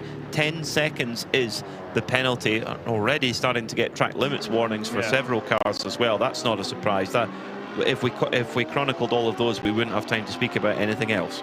We'll let you know when they get penalties rather than warnings, because they have 3 offences, then a warning, then they get some more offences before they then get a time penalty. But I think that's going to be a subject for us later on this afternoon. And then, of course, the 7 hours race tomorrow. It also finishes at 5:50 local time, so both days finish at the same time. We will start, obviously, slightly earlier tomorrow to get our 7 hours in, and we are expecting that rain shower. Well, I'm expecting that rain shower to come in the afternoon of tomorrow. So, unfortunately, we are going to see some rain, but it wouldn't be Spa without it. And we are profiting today with beautiful blue skies. Kind of, I haven't seen, actually, we didn't get a weather graphic, did we? Temperature-wise, must be about 15, 16 degrees out there. It's very pleasant. It was set to peak around 3 o'clock, around 14 degrees in the forecast I looked at earlier, but very, very pleasant out there. A nice spring day here in the Ardennes. As Red Camel Jordans, they're on the back foot after being involved in that incident on lap 1 at Les Combes. They're arguably their fastest driver, Rick Breukers, at the wheel right now. Where has he got to? He is still... now, where are you, Rick, on the timing screen? There he is. He's in 8th out of the 992s at the moment.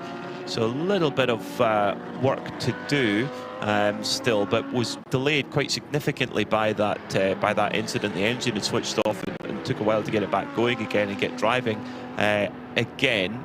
But all they've got to worry about, Ben, really, Red Camel Jordans, is if they can get into tonight's intervention break on the lead lap, they're okay. And it's worth noting that we don't have safety car periods, we have code 60s. That means we don't close up the field during our racing portion, our 5 hours and then our 7 hours, but we do close up the field when we have our break between one part of the race and the other part. So the impact on the end of our first 5 hours versus the end of the race is a massive impact in comparison to code 60s, because we can't close up the field. You can't take a massive advantage out of a code 60. You can replace yourself and move yourself around using pit stops and things like that, but actually the end of this 5 hours, we get rid of any gaps between cars on the same lap. If there is a lap difference, then you obviously stay 1 lap down, but if you're 2 minutes and 10 seconds back from the lead of your class, not of the lead of the race, you gain all that 2 minutes and 10 seconds, and you end up back right behind the car that's in front of you. So there is such consideration into where you place at the end of the bar 5 hours, and even to the degree of either pitting or not pitting will make a big difference. What does it take? We don't really know actually how long it takes to do a proper full pit stop, do we? Because we've not really had them yet. No, not really. And the thing as well is that the Red Camel Jordan's crew, they are on the lead lap. They're running about a minute behind the leader right now, but of course they have been in to take some fuel, and they did take fuel. So so they will be able to run deeper into the stint, and that will come back to them over the course of the day. So yeah, they've just got to get to the end of the day on the lead lap with a good amount of fuel in the car, even better if possible, and they'll be good. But also having their two main rivals in the 921 and 918 cars from Milner out the picture, basically, that's also going to play into the way they approach things, because they don't have to be quite as aggressive now, you would think. Although, that being said, there's some very, very strong AM efforts.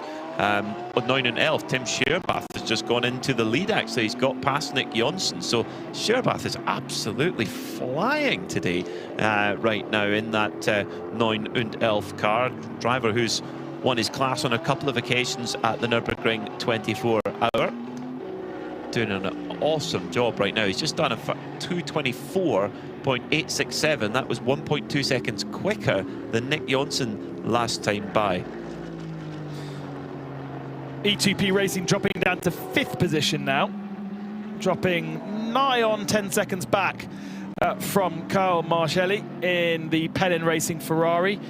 3rd position, Ayrton Redon. They were passed by Chris Froggatt a few laps ago. Froggatt's just got 2.5 second advantage over Redon, but the gaps have now extended, and Alexander Prince leading by over 11 seconds now in that Mercedes. We are expecting pit stops pretty soon, because we've just gone past the 1 hour mark. Our strategy system doesn't tell us exactly how much yellow flag we had, or code 60, because I think it was having a few issues at the start of the race, but we obviously had 2 decent code 60s at the start of the race, so we can go longer because we'd have saved fuel in those early parts. But expecting a flurry of pit stops for Diana to deal with in a few moments' time. And the car to watch out for as well is Manuel Lauk for Proton Huber Competition, who's got, of course, pitted under one of those code 60s and took more fuel on.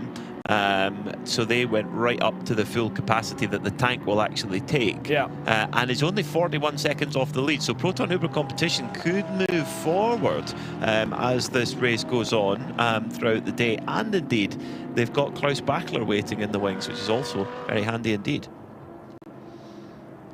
Yeah, absolutely. That car with a slightly strange livery. It's got white A-pillars, but everything else is carbon fibre black. So whether that was one of the cars that was involved in accidents across the test days, we unfortunately lost Come To You Racing Aston Martin. The effective works team for Aston Martin this year was so locally based here at the Spa-Francorchamps circuit. They should have run Sergio Sette Camera in this event, but unfortunately wrote off their Aston Martin in an accident at Eau Rouge. RPM wrote off a car at Eau Rouge, but they had a replacement, so they are here and racing today. There was a couple of other accidents up there. It has claimed a few. ARC Bratislava Lamborghini still in the pits, repairing their damage from their accident a few moments ago.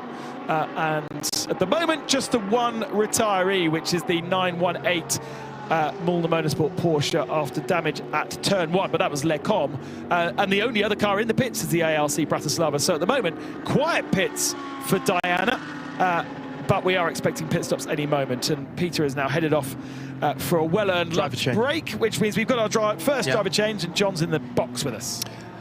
And it's been a very, very good opening stanza, hasn't it not, for Hofer Racing and Alex? He's not been headed, has he? Nope. I don't think so. And that 9 seconds of a lead, they were, I think it's fair to say, not expecting to be right at the very sharp end of the field. Talked to Chantal on the grid. They benefited, a long-time supporter of the Michelin 12H series, and they have taken this opportunity, and and they have run with it.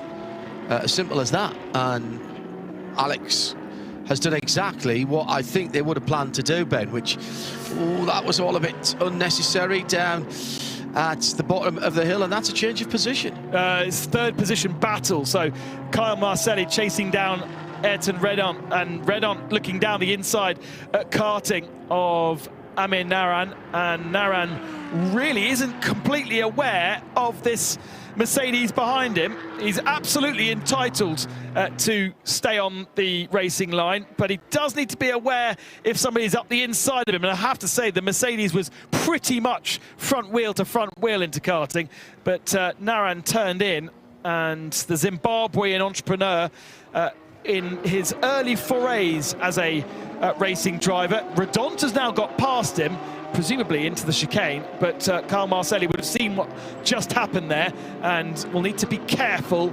especially as they run towards Eau Rouge. Ah! Yeah, a little bit of moving around. It's starting to get a bit feisty as the cars are burning through their race fuel. Over an hour completed, helped us, we were saying, by that longish code 60 from the first lap. A bit of a front flap on the Porsche there, and that, we've seen this happen with 992s before, both the GT3Rs and the GT3 Cup cars. The worry with that Porsche is that it can actually fold up, bizarrely, if it's not fastened on properly. It's carbon fibre reinforced plastic at the front of that car. Let's have another look at this. We're talking about Sébastien Lejeune Racing. Lejeune Racing, yeah, sorry, my apologies, the purple car coming down John, the hill now. That car is the exact same chassis that was crashed at Paul Ricard 2-3 weeks ago. An enormous accident, as I said a little bit earlier, where he got tagged by Tiago Monteiro and hit a barrier which basically formed a launch pad, and the car was barrel rolling all over. It looked like something out of a movie, and if it had been in the movie, you would have said that would never happen in real life. Yeah, right. It was one of those where all racing enthusiasts would go, oh, all right, who's the racing consultant here? That step forward, yes, you're not getting another job. But quite remarkable that they managed to strip everything off that car and rebuild it, and it's back here racing again. It isn't a new chassis. Wow. So well done, as I said a little bit earlier, to Sébastien Lejeune Racing, who would have been some long, long nights, that's for sure. Lionel Amourouche over the top at Radion in the very, very handsome Vortex. They've really done a lot of work on this car. It hasn't had the take-up of customers that I think they were hoping. We go back to Kuwait Motor Town when the V2.0 came out, and they'd really concentrated on the aerodynamics of that car. Still runs the big V8 and rumbles around. You see it's got a pretty low slung rear wing now, sticking out the back. That, to me, very mid-19, late 1980s, early 1990s Group C type rear wing hanging out over the back. You know what I'm talking about. XGR14 type rear wing hanging out over the back wheels. And they were really hoping to get a few customers for that. Meantime, in the 9.9, always hard fought 992 class, Fabien Dufour in the Ajith Kumar racing by Porsche 901, the GT silver car getting a bit of a wiggle on.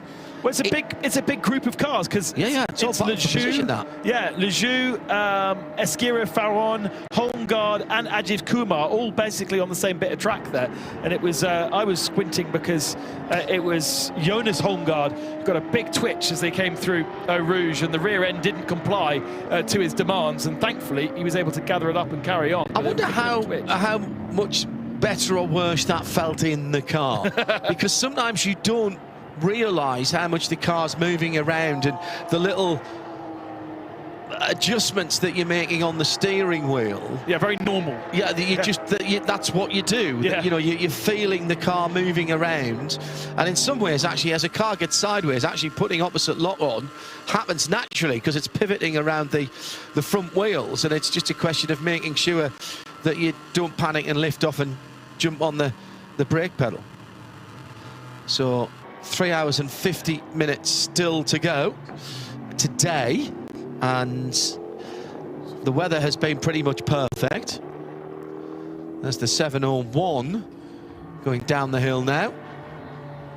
And that is the car we were talking about, the Vortex V8. Second in GTX at the moment to the 111 Racing. Daniel Studdard in 22nd position. Just a little bit further up the road in the IRC machine. Yeah, we've not checked in with that car so far. Silhouette Formula car that's it's been a bit of a competitor to things like the Mark car, but very similar concept, using a different Create motor from the other Silhouette cars.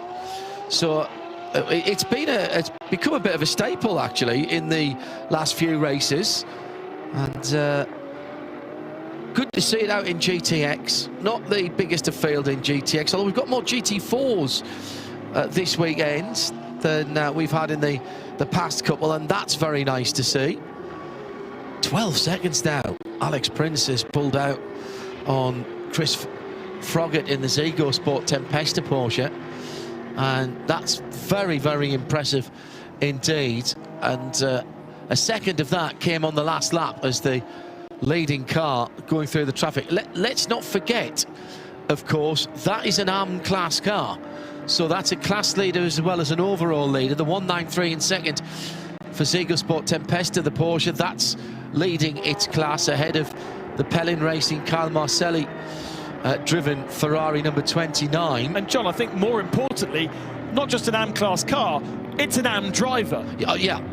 They're all AM drivers in that car. They can have one professional, but that's a full AM class car. Froggatt is a semi-pro. Yeah. Kyle Marcelli definitely a semi-pro. I'm not quite sure what Ayrton Redon is. He's semi-pro as well. Yeah. So you've got semi-pros chasing down an AM driver. It just shows how good Alexander Prince is as an AM driver. To be average lap time 2 minutes 20 across this stint so far, which is 0.4 of a second faster than Froggatt, which is 0.8 of a second faster. We're talking average, not best, than Marcelli. And Ayrton Redon is over a second slower on average per lap than Prince. And in all forms now of endurance racing, right to World Championship standard, what you hear now, will the drivers look at their fastest single lap in a stint? Possibly, but they will be talking about stint average. And stint average, which is, you know, what you've just mentioned there, but also they talk about how little difference they have from best to worst lap. And if you can be down, if the pros are looking at something between maybe 1% and 2%, the AM's probably 3 or 4% tops on that, and that tells you the standard of the AM drivers. Now, the thing that I was interested at was Chantel telling us on the grid that Alex was actually quite nervous starting the race from pole position. And it might have helped him, Ben, that there was that bit of full course purple, the code 60, to say, actually, I've got past that now, that's good, and I can settle in, and now I'm in the car for another hour and a bit. They must be getting close now to a stop, though, surely. They clearly saved decent amount of fuel in that on those code 60s. Back a shot here. You've got Aston Martin from E2P Racing in 5th position. Puncture, left front, 4th place car. Ayrton Redont in the Redont Racing car. That didn't look like they gave him very much warning there. He's gone straight on at Le Combe. That's where the old circuit would have gone to many years ago, down towards the Burnville downhill right-hander. And Ayrton has done an absolutely stunning job to keep that car off the wall there. That would have given him a shock. Pretty much the end of the Kemmel Straight where that tyre let go. We do know that there's carbon fibre down at La Source, so it could be a cut tyre rather than being asked too much of the tyre. This is such a strong and durable tyre in the middle of shot. In behind the Porsche, there's some bits and... Yeah, it was going... He must have got a tiny bit of warning there, because the car started pulling to the left and he was actually on the grass as the explosive decompression came. I don't think that was caused. I'm pretty certain, in fact, Ben, that wasn't caused by him going on the grass, that the car was pulling that way as it went down. Now, the Michelin engineers, even though there's not much left of that, they will want to see that tyre when it comes in. It's actually amazing. They work with forensic accuracy on what they can see. They'll also be looking at the data from the tyre pressure monitoring system that all of these GT3 cars have. He should have had a warning from that at least, but it didn't seem like there was anything, did it? No, that little swerve. He's doing well. He's got through the motorcycle cutout there at the downhill left-hander, Speaker's corner. Unfortunately, it hasn't completely detached itself. You've got a rather large portion flapping around and catching all the carbon fibre, all the lights. So there's a new bumper, there's a new arch, potentially splitter, loads of stuff going on. And the worrying thing there is that there are some radiators at the front of that. He's going too quickly. I remember talking to Stuart Hall many years ago about what happens when you get a puncture and how slowly do you have to drive. He said, when you're behind the wheel, however slowly you think you're going, it's actually never slowly enough. And now, has that self-flagellation stopped because he slowed down, or has the bit of tyre actually fallen off? Now it's still going. He's well off track. I mean, I applaud him for trying to get the car back, Ben, but I mean, there's a lot of carcass still left on that, and that's what the tyres, the outside bead, it's meant to stay on there. Heavens above. Just watch the car swerve to the left here, Ben, as he comes up behind that GT Silver Porsche. There's various bits there. He's on the grass and it's gone. But it's not the grass that's caused that, is it? No, and there's been a fair bit of contact and carbon fibre lying around. It's not worn out, is it? No, that is definitely a cut tyre from catching something. And Diana, you are down in the pits. Carl Marcelli, perhaps the first of our standard pit visitors, perhaps? He was, yes. He jumped out of the car in the numbered 29 Pelin Racing Ferrari GT3, but the team are having a problem with the right rear tyre. They can't get it off the car at the moment, so they're struggling. They've got the wheel guns out. They've tried another wheel gun. Now the hammers play as well to try and get that off, but they've been stuck here, I'd say, trying to get that off for about the last 10, 20 seconds, and it doesn't look like it's coming off anytime soon either. They're still struggling. I'm sure if you can hear that sound in the background, that is the wheel gun and a hammer, but not coming off anytime soon, I'm afraid. Thanks, Di. And I wonder if one or two of the drivers think that there might, and the teams might think there might have to be a code 60 to do some clear up here. There's a yellow flag at the second part of the double gauche, and in fact we have, no, it's still just a yellow flag at the exit of Pouhon. Just going through shot there was a battle for what has become third position, would you believe? Grégoire Surveys is the man of this stint. Haas RT, number 21. We had not seen him, we've not spoken about him, but it's him that's got the best average lap speed across this stint. And he's now getting himself onto the tail of the Aston Martin E2P Racing. Here he is at the front of shot, and looking to take third position, would you believe, as further back there is a 3-horse race going into Le Corps. And that's the 7-plate car of Dominic Ang for Vipa Nisa Racing, going by the battle for 13th and 14th. RPM Racing, Nick Johnson and Marlon Menton as well. They're scrapping for position, and that is for second and third in the 992 class. So we are now seeing the absolute classic battles that go on in multi-class racing. Down the hill then to the first part of the double left, the double gauche at Pouhon. And that is major commitment in any car down there, even in a road car on road tyres. And there's nowhere near as much runoff as there used to be. And the double yellow at turn 11 was for Red Ant. The Red Ant car that is now behind the wall. Oh, so that must have been too much damage from the tyre flapping, and that has meant that they've pulled the car behind the wall. Now, it can still be taken to the pits from there. The driver is out of the car, though. I wonder if Ayrton, and I absolutely understand him keeping an eye on this battle for third overall, by the way, coming to Blanchimont. I understand why Ayrton was trying to get that car back.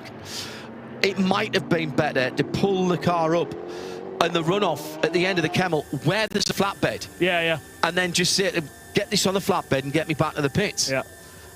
Look, that's a lot to think about when at 175 miles an hour your left front tyre has just exploded your left front wing into a million pieces. So joining the battle for third position has come Ralph Bon and Josef Kral, who were a couple of seconds back, but unfortunately for Antonio Cenero, he got caught behind a GT4 car just at the fastest part of the circuit, Blanchimont, and that then means come out the throttle, lose 1, 2, 3 seconds, and suddenly we've now got a 4-car GT3 battle for third position. Again, we're at the end of the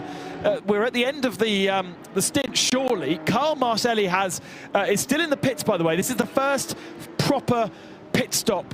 Fuel stop that we are able to see how long it takes to do, and he is still in there, and it's over 5 minutes that he has taken. So pit only was 3 minutes and 43 seconds, and he's now getting his fuel. So that's going to be nearly 3 laps lost in a standard pit stop. We've got a track limit, 6th traffic limit infringement for Andrei Solukovslev for Continental Racing, and that is a 10-second time penalty. Earlier on there was an overtake outside of the track for the 421 competitor as well. That's Matthew George in the Venture Mercedes. That has been issued but not yet been served. Penalties, and I don't know if you've spoken about this already, Ben, but it's worth mentioning for anybody who comes back in, is coming back into the coverage here. Penalties do not have to be served within 3 laps in terms of time penalties. It'll be added to the next pit stop. You can come in and sit in the penalty box. You can't now serve a time penalty during a code 60. It used to be the case that you could, but you were doubling it. That you can't do that now. So you'll come in at the next pit stop, so you don't have to make a specific trip down the pit lane. The only exception to that is if you have a black and orange flag for mechanical. You have to come in at the next possible opportunity. I think this is a pit stop for Ralph Bourne, who gives up the position. How about that? Having to make Gregoire Surveys work so hard to try and get past, and opens the door to him, and Gregoire's going, yeah, I've got past him, and then he goes, now I'm going to pits, mate. It's actually not a pass for you. So Surveys moves up to 3rd, Joseph Kral moves up to 4th, because Ralph Bourne for Herbert also coming into the pits. So Saniero and Ralph Bourne in the pits for, respectively, the number 90 E2P Aston Martin, and Ralph Bourne in that. Effectively, in a class of its own, because it is not an homologated car, the new 992 Evo, 992.2 maybe Porsche don't want us to call it that, but it has got some of the visual clues of the second phase, the second iteration of the Type 992 Porsche 911, and they've taken on board some of the aero that they've learned from the Nürburgring kit. We've seen those louvres on the top of the wings on a number of cars, including the current 992, but only on the Nürburgring version of that car. Manthey and others have run those louvres, but it's back now as a standard feature on the 992 Evo. The floor is different. There's some fairly specific changes to the suspension setup, and a little bit on the aero as well. It is available as a kit, so this is not a brand new chassis in terms of the chassis design, much as the road car has been tweaked and tucked to the 992.2. This Evo 992 GT3R is the same, and anyone who's got a current car, once that specification is finalised, and this is a competitive run for the car to help with that decision-making process, that is those parts will be made available to owners of the current GT3R. In comes the, oh no, I was going to say in comes the Vortex from second in GTX, but it hasn't. The leaders have, though. So Alexander Prince in the 11, Christopher Frogger in the laps. 193, and I think Gregoire Surveys has just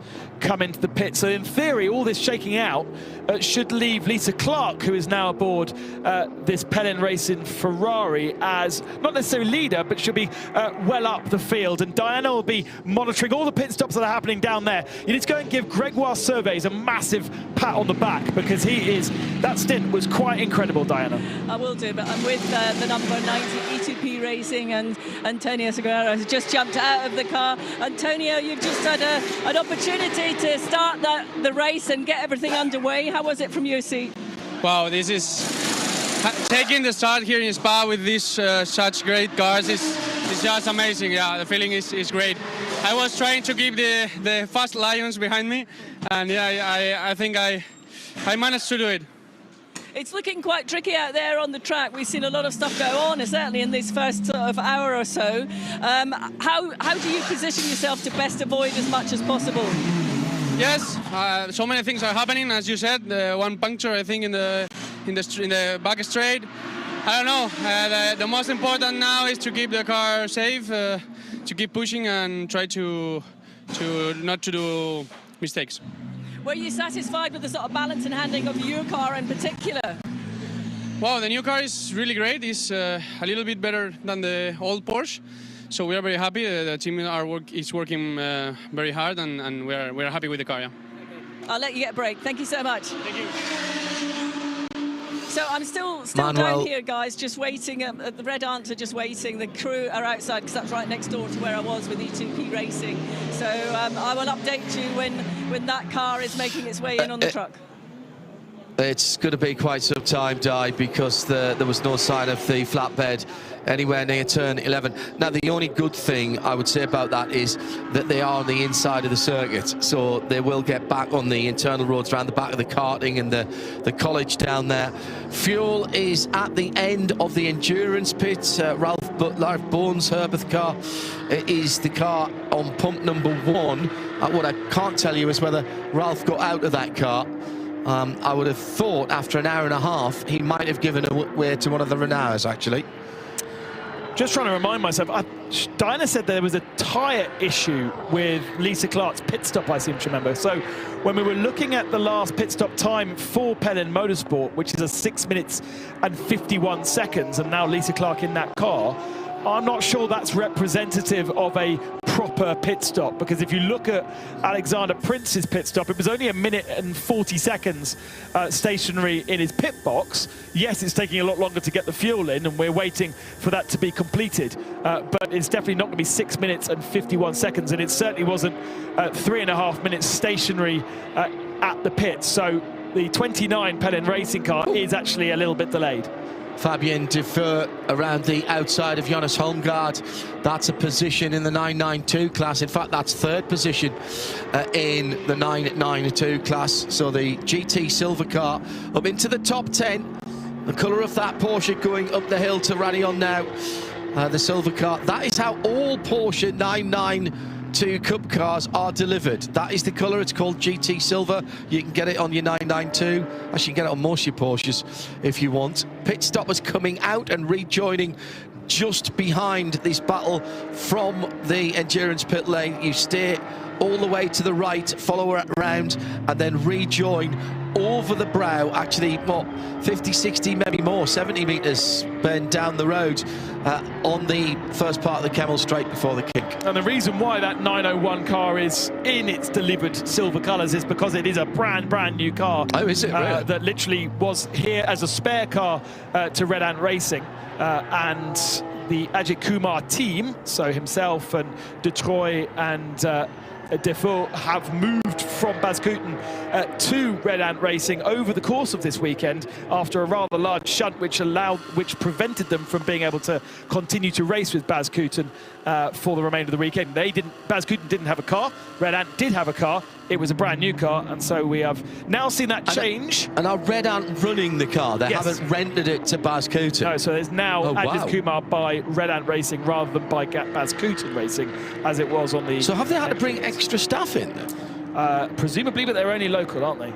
Yes, fair point. They're about a 2 hours. Actually, they're not as local as some teams, but they're up near Ghent, so 2 hours away from here. Yeah. All right, so I hadn't realised that was a brand new car.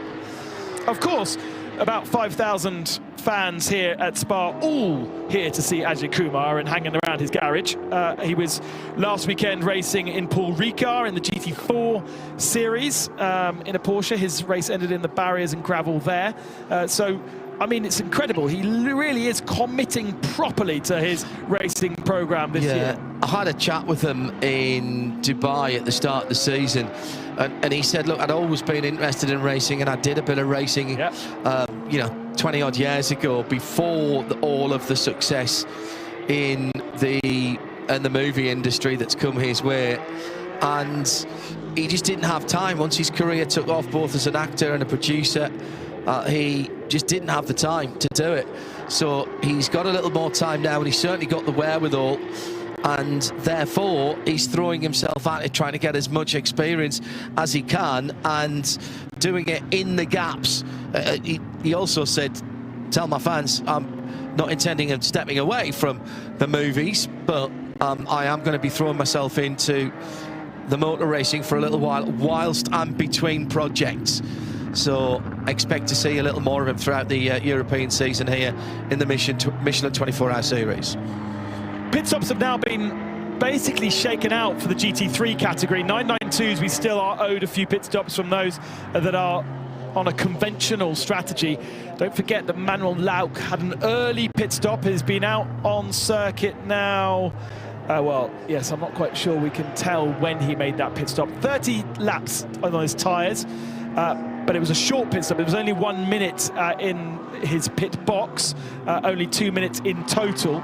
And so Manuel now leads from Ryan DL in second position. In fact, timing screen's saying that DL now in the pits, of course. Yes, so they're pitting 1 lap later. So your graphics on the screen with Lauck leading from Marlon Menden in the Seb Lejoux Racing 992 and Porsche that hasn't pitted. Those next 3 cars haven't pitted, which leaves us second position, presumably to the 193 of Ziggo Sport Tempesta Racing. And it means that Chantal Prince, with a 30-second slower pit stop, has dropped for Hover Racing behind the Ziggo Racing Tempesta Porsche. So a slower stop, a slow stop for Hover Racing has cost them the lead.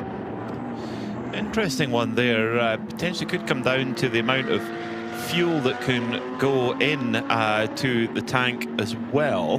The Porsche, of course, this is all balanced out via balance of performance. The Porsche can have a 95. In fact, the Ziggo Tempesta car, it can only have 90 litres put in at a fuel stop, whereas the number 11 Hofer car can have quite a significant amount more than that. It can actually have 120 litres. So there's the time it takes to put 30 litres into a car, you know, there's time involved in that. So. Absolutely. Let's head back down to the pit lane. Dinah Binks has an update for us. I have. I'm with Tom Jackson from Haas RT. The number 2 Audi R8 car has come in to the pit lane, and the guys have had to take that into the garage as well. Tom, I'm just watching what's going on here.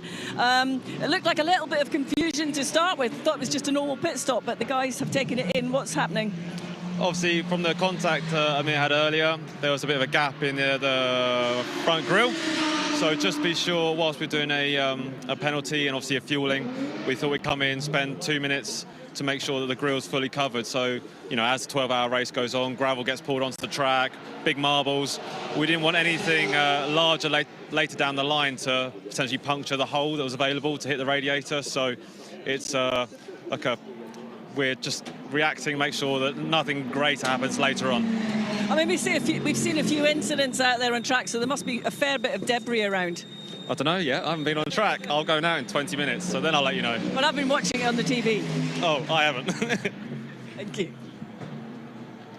What do you mean you haven't? Dear me. Give him a slap round the back of the head. Tell him he should be watching the broadcast. Welcome along if you are just joining us.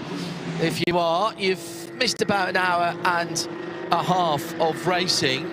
Started off with a nasty coming together at the end of the Kemmel Straight on the first lap, and that caused quite a long code 60 for barrier repairs. I think gave Alex Prince a great opportunity to settle into his work, and he pulled out a more than 10-second gap to the rest of the field. Did a really good job. Also extended the stint lengths for all of the cars. And at the moment, it will be, actually next time around, it will be the 992's Peter Mackay who will be in the lead of the race. We often see this in Dubai with the extended stint lengths. The 992s normally around about the end of the second hour or partway through the third hour, as people are making their second pit stops, they cycle to the front. It's going to happen a wee bit quicker here because they're so frugal and they're saving so much fuel under that code 60.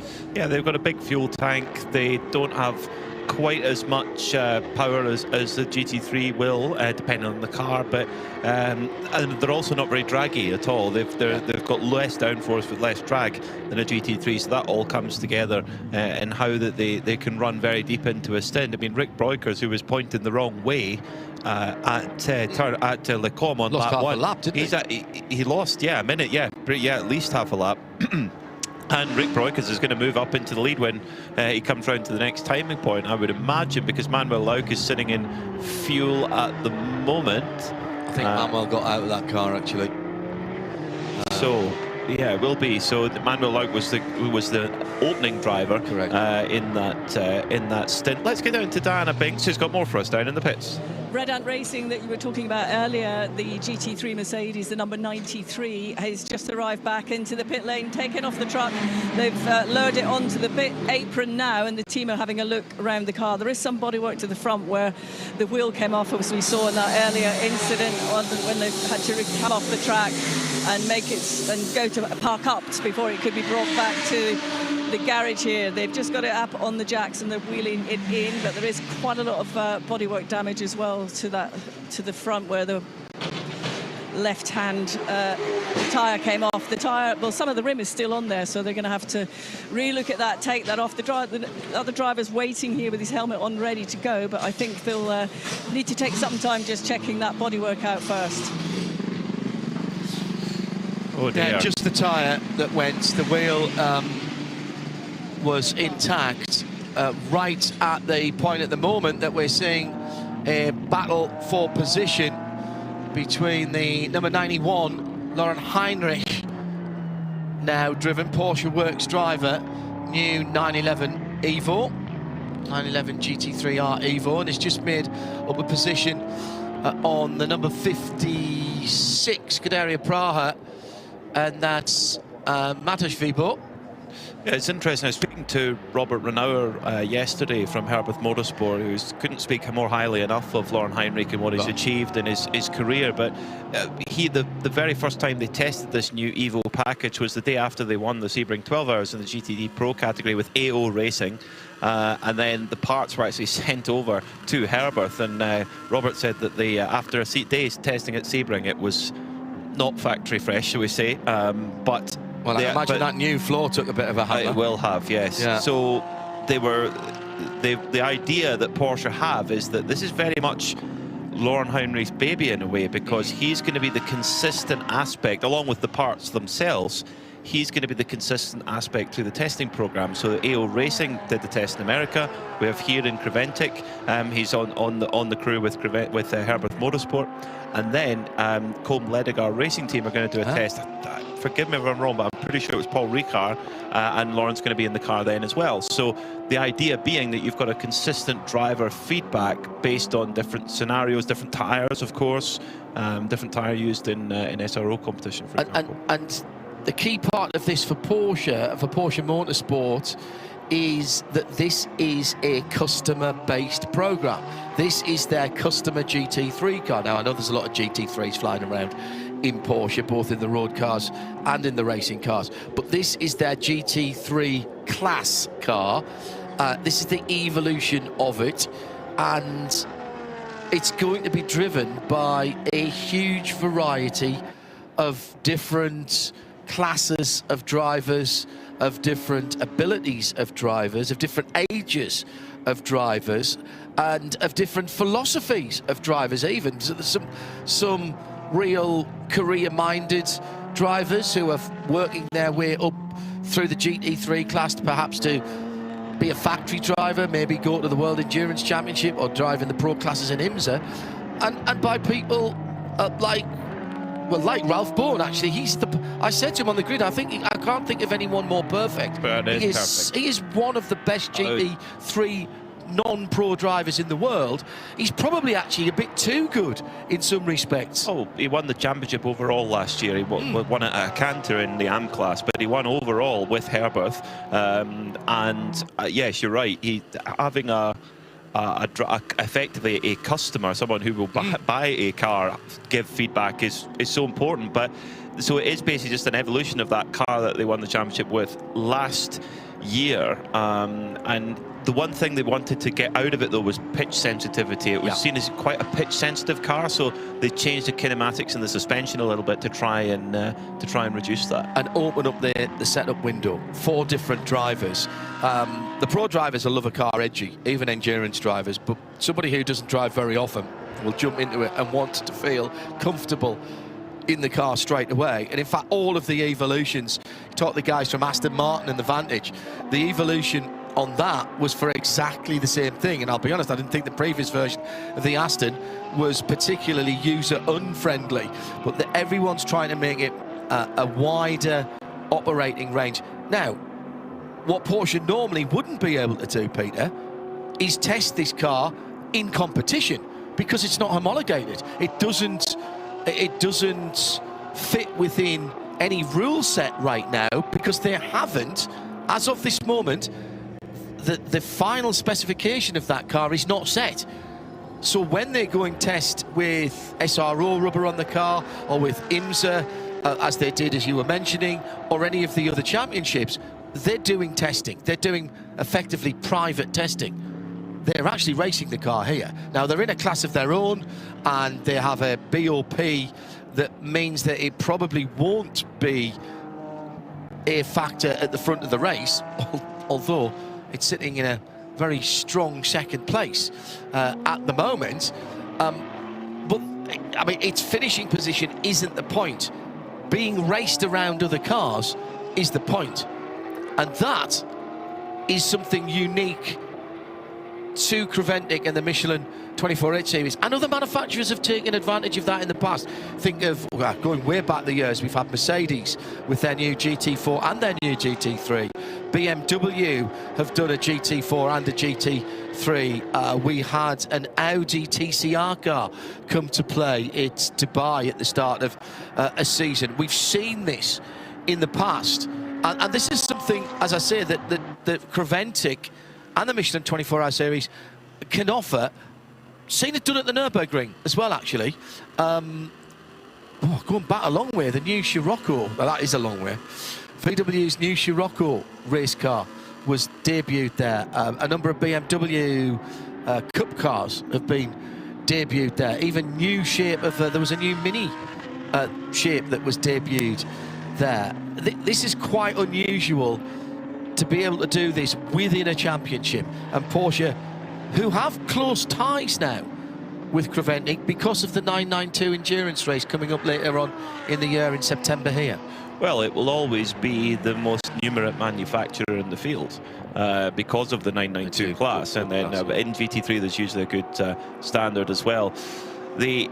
Finally, the 909 Red Camel Jordan's cars come in. Of course, they were a little bit off strategy because on one of, I think it was the second Code 60, they came in and took a splash of fuel. Oh, did they? Right. Yes, they did, or as much as they could take within that. You get 20, depending on the class, but the general rule of thumb is 25% of your fuel allowance can be taken under Code 60. There's a few cars that get a dispensation for more, depending on their class, but for that Red Camel Jordan's car, 25% of their refueling amount. So what that means then is that that that will cycle the 193 Ziggo Sport Porsche to the front of the field, who just has to squeeze past the Zorg Red Sport GT4 RS. But behind the Ziggo Sport car is the Pelin Ferrari, which also is slightly off kilter. Is a bit off kilter as well. Yes, at the moment that's got the birthday girl on board at the moment, Lisa Clark, in car number 29. So taking over from, I mean, amazing stint from Kyle Marcelli at the beginning of that race, climbing so many positions. So that may mean that that Pelin car has just dropped off the lead lap. Yeah, I think so. With the Ziggo Sport car coming through. Yeah.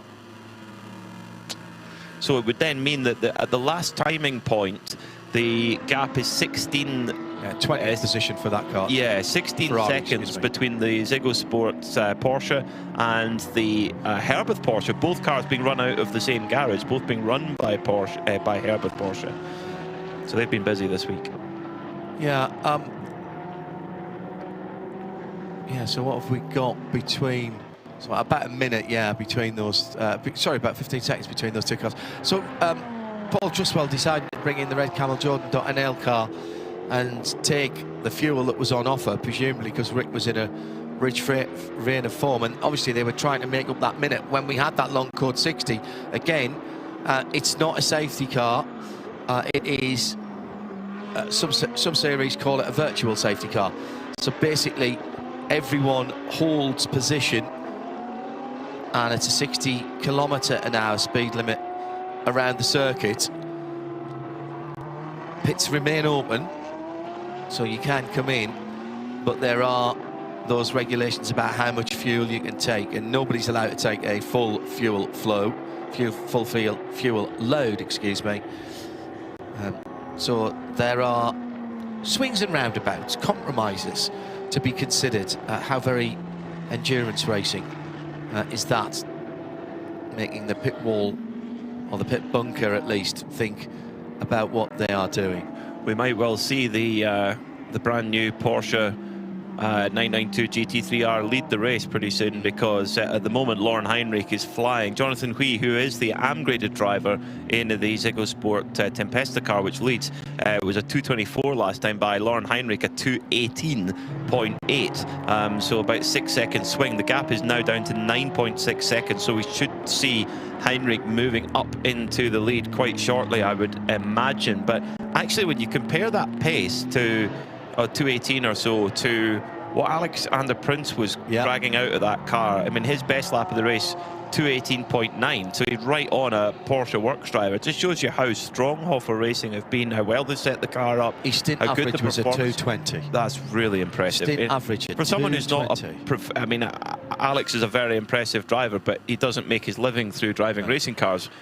There's a lot of other people in the field that do, and it just shows you how well that package is all clicked together. But for them, they've got to just make sure they get to the end of this, don't trip up. They've clearly got great performance. They've just got to get to the end of this day on that lead lap. That's all that it's about today. Lisa Clark scored in 19th position overall as the pit stops are happening ahead of her. Fabian Dance, by the way, has taken over Red Camel Jordan.nl after that opening stint, and I think the 909's back on the track. If I can just find out where it is, I think it's held on to the lead in 992. I just need to wait for Seb Lejeune Racing and the Van Perlo Motorsport by Porsche coming through, just to make sure that they have stayed ahead. But I think they have stayed ahead of the 992 Hordes, and I think they'll still be hovering around the bottom end of the top 10 by the time they come across the line. Seb Lejeune and Van Perlo Motorsport was sitting just outside the top 10 when Rick Breukers brought that bright orange car in. Right, there's Doug Koo gone through in Weidman Nisa Racing. Seb Lejeune is the next car back, I think. So wait for those guys to come through. and see where Fabian Dance pops back in to that battle of the 992 category. But the extra laps for Rick Breukers shouldn't have done them any harm in terms of their pace, Peter, and that will have helped them make up that minute-odd deficit that they had.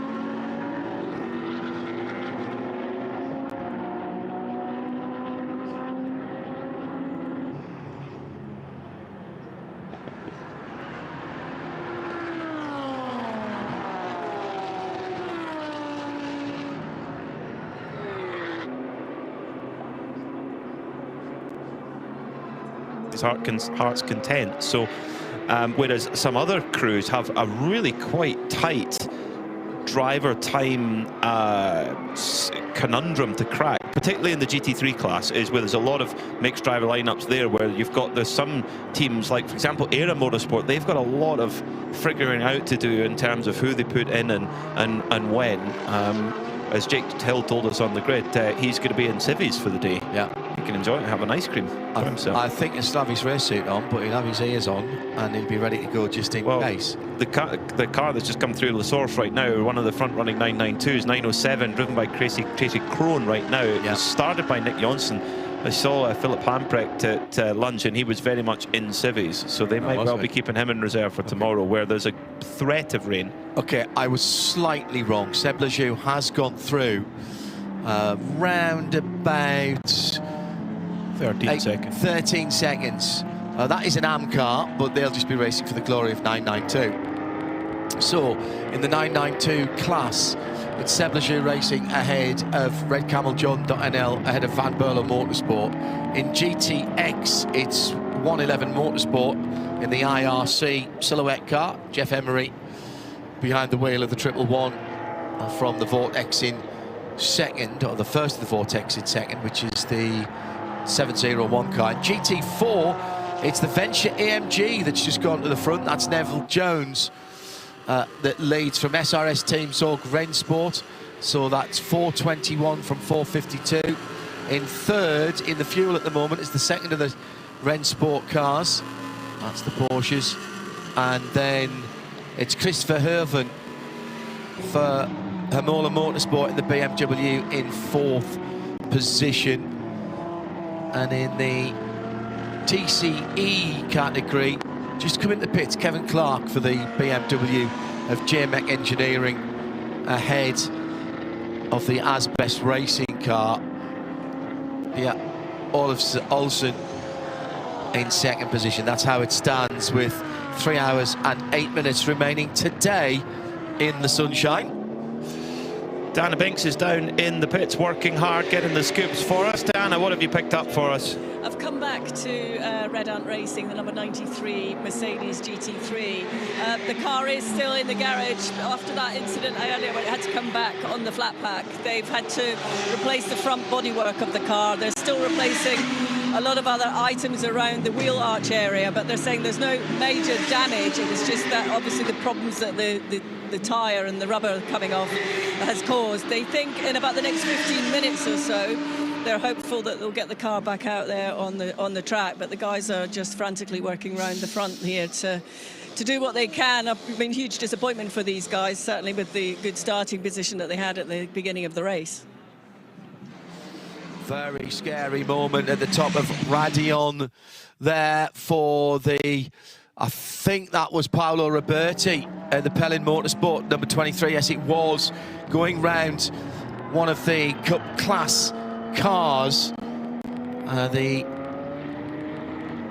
If I can pick it out, I think it was the 949, the silver car of Pedro Miguel Loreno for Scuderia Farone, and just drifted to the right-hand side. And as the Porsche was doing that, Paolo Roberti literally running out of road and have to take to the runoff at Radion just as the leader was coming up the hill behind, and Lauren Heinrich had a grandstand seat of that as he crested the rise, and he must have thought, I might have to dive one way or another here, because if that had been a coming together, that would have been a very big one. Very high speed, high commitment, because you are trying to get over the top of that brow at Radion with as little front steering lock on, so you're not scrubbing any speed off, and as quick as you can, because half a mile an hour or a mile an hour there will be 2 or 3 miles an hour, possibly more, by the time you get to the braking area at Le Combe.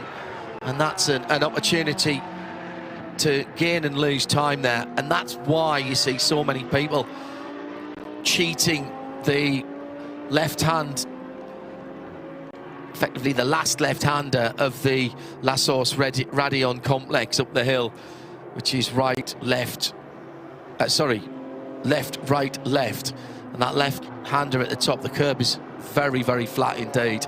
So Herbert Motorsport in the development car, SP4 we're calling it this weekend, the 992 Porsche with the new bits, new and improved, and available. I was saying, Peter, and you've had a long chat with the Herbert guys and the Porsche guys. My intel tells me that this will be available effectively as an update kit of parts for current spec cars. Yes, so if you currently owned, if you were in the lucky position to own a 992 GT3R, you can buy the upgrade package. And then I presume once it becomes homologated, if you ordered a brand new car, it would come fitted with it. Correct. As a matter of course.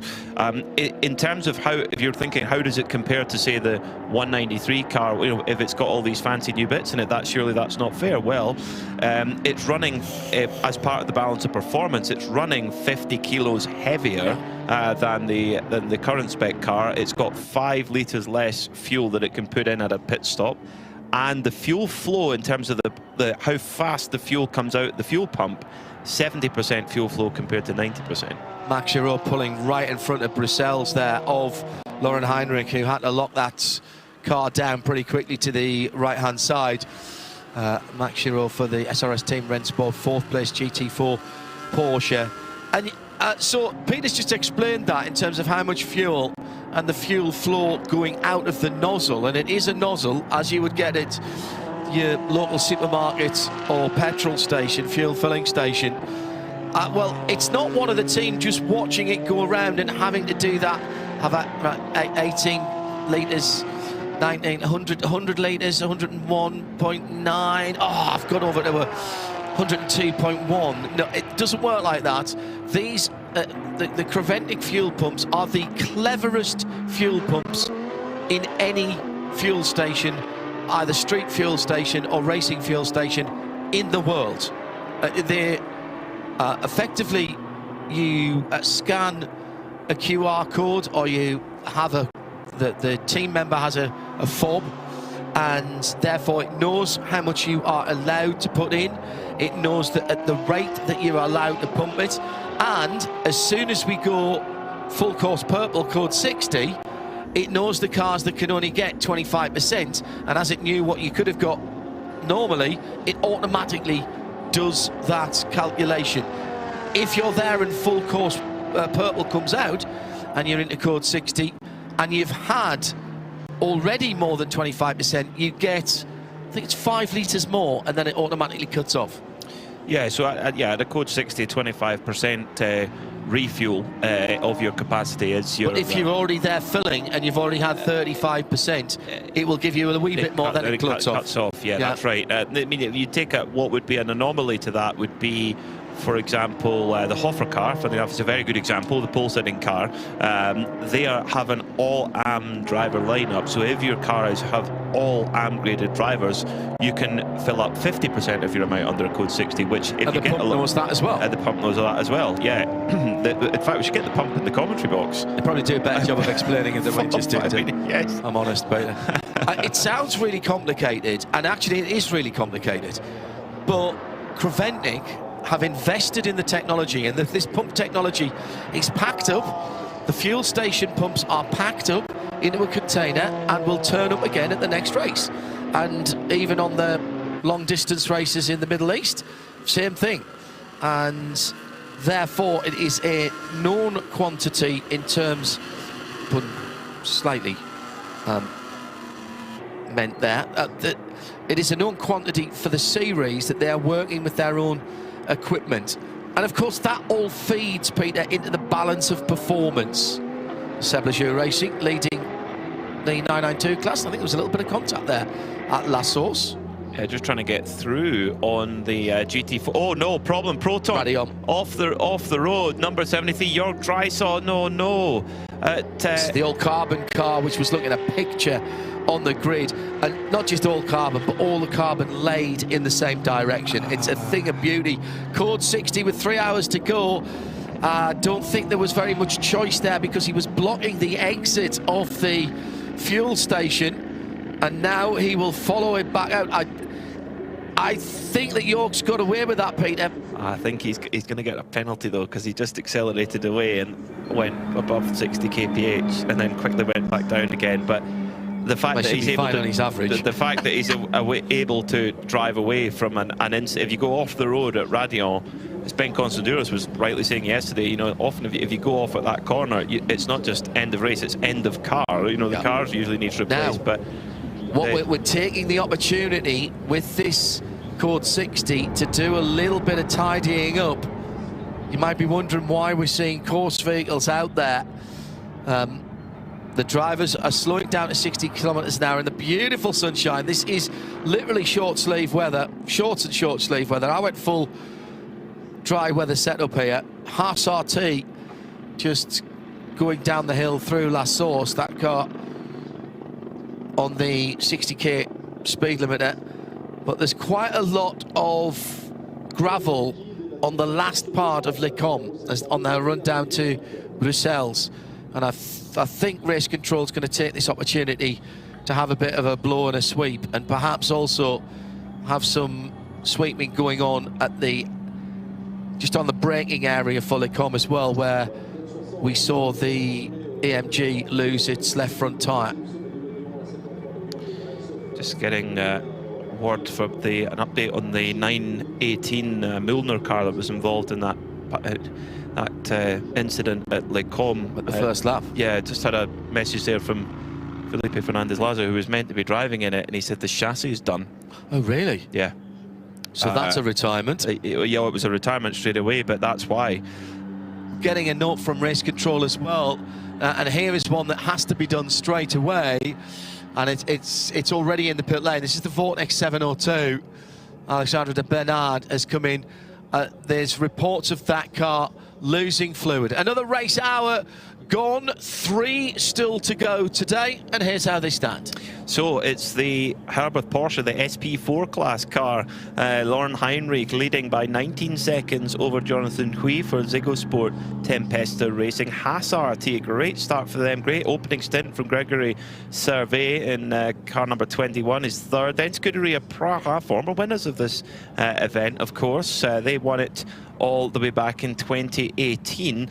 They sit in 4th. Era Motorsport fighting up the order too, with Kyle Tilley in 5th place. Then it's Kessel Racing with their Ferrari in 6th. Hoffer Racing with Chantal Prince aboard, taking over from her husband Alex Prince, and sitting in 7th right now. E2P Racing are in 8th with Pablo Berguera aboard. Then Jörg Dreisaw, who'd just been off the road and brought out this Code 60, going off the road at Radion and drove away seemingly with minimal damage. Quite a lucky escape, to be honest.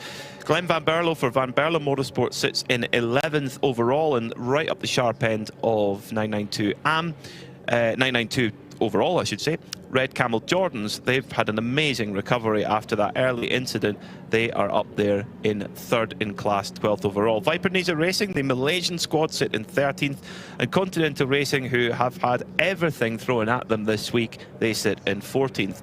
Ralph Oehme for 9 Elf Racing sits in 15th. Then it's Scuderia Farron, Holmgard Motorsport, RPM Racing, Pellin Racing and Ajith Kumar Racing by Red Ent, with Ajith Kumar himself on board in 20th place. The Australian squad, IRC GT 111 Racing, they are your leader in GTX right now, and that's a big deal because they've been fighting with the Vortexes all year, and the Vortexes have just kind of had the edge, but IRC GT and 111 Racing, they are fighting on. 701 Vortex at second in GTX right now. Venture Engineering, what a force of nature they've been since they arrived in the Creventic paddock, winning the marquee event, the Barcelona 24-hour, and then winning again at Mugello in the first round of the European season. This year, they lead with Neville Jones on board at the moment. SRS Team Sorg Rennsport, you can never write them off with their Porsche GT4 RS. They're second, and third in GT4 is Hamofa Motorsport, the local Belgian crew, with their latest spec BMW M4. Haas RT, number 2 car, has been in the wars a little, but still marching on in 26th.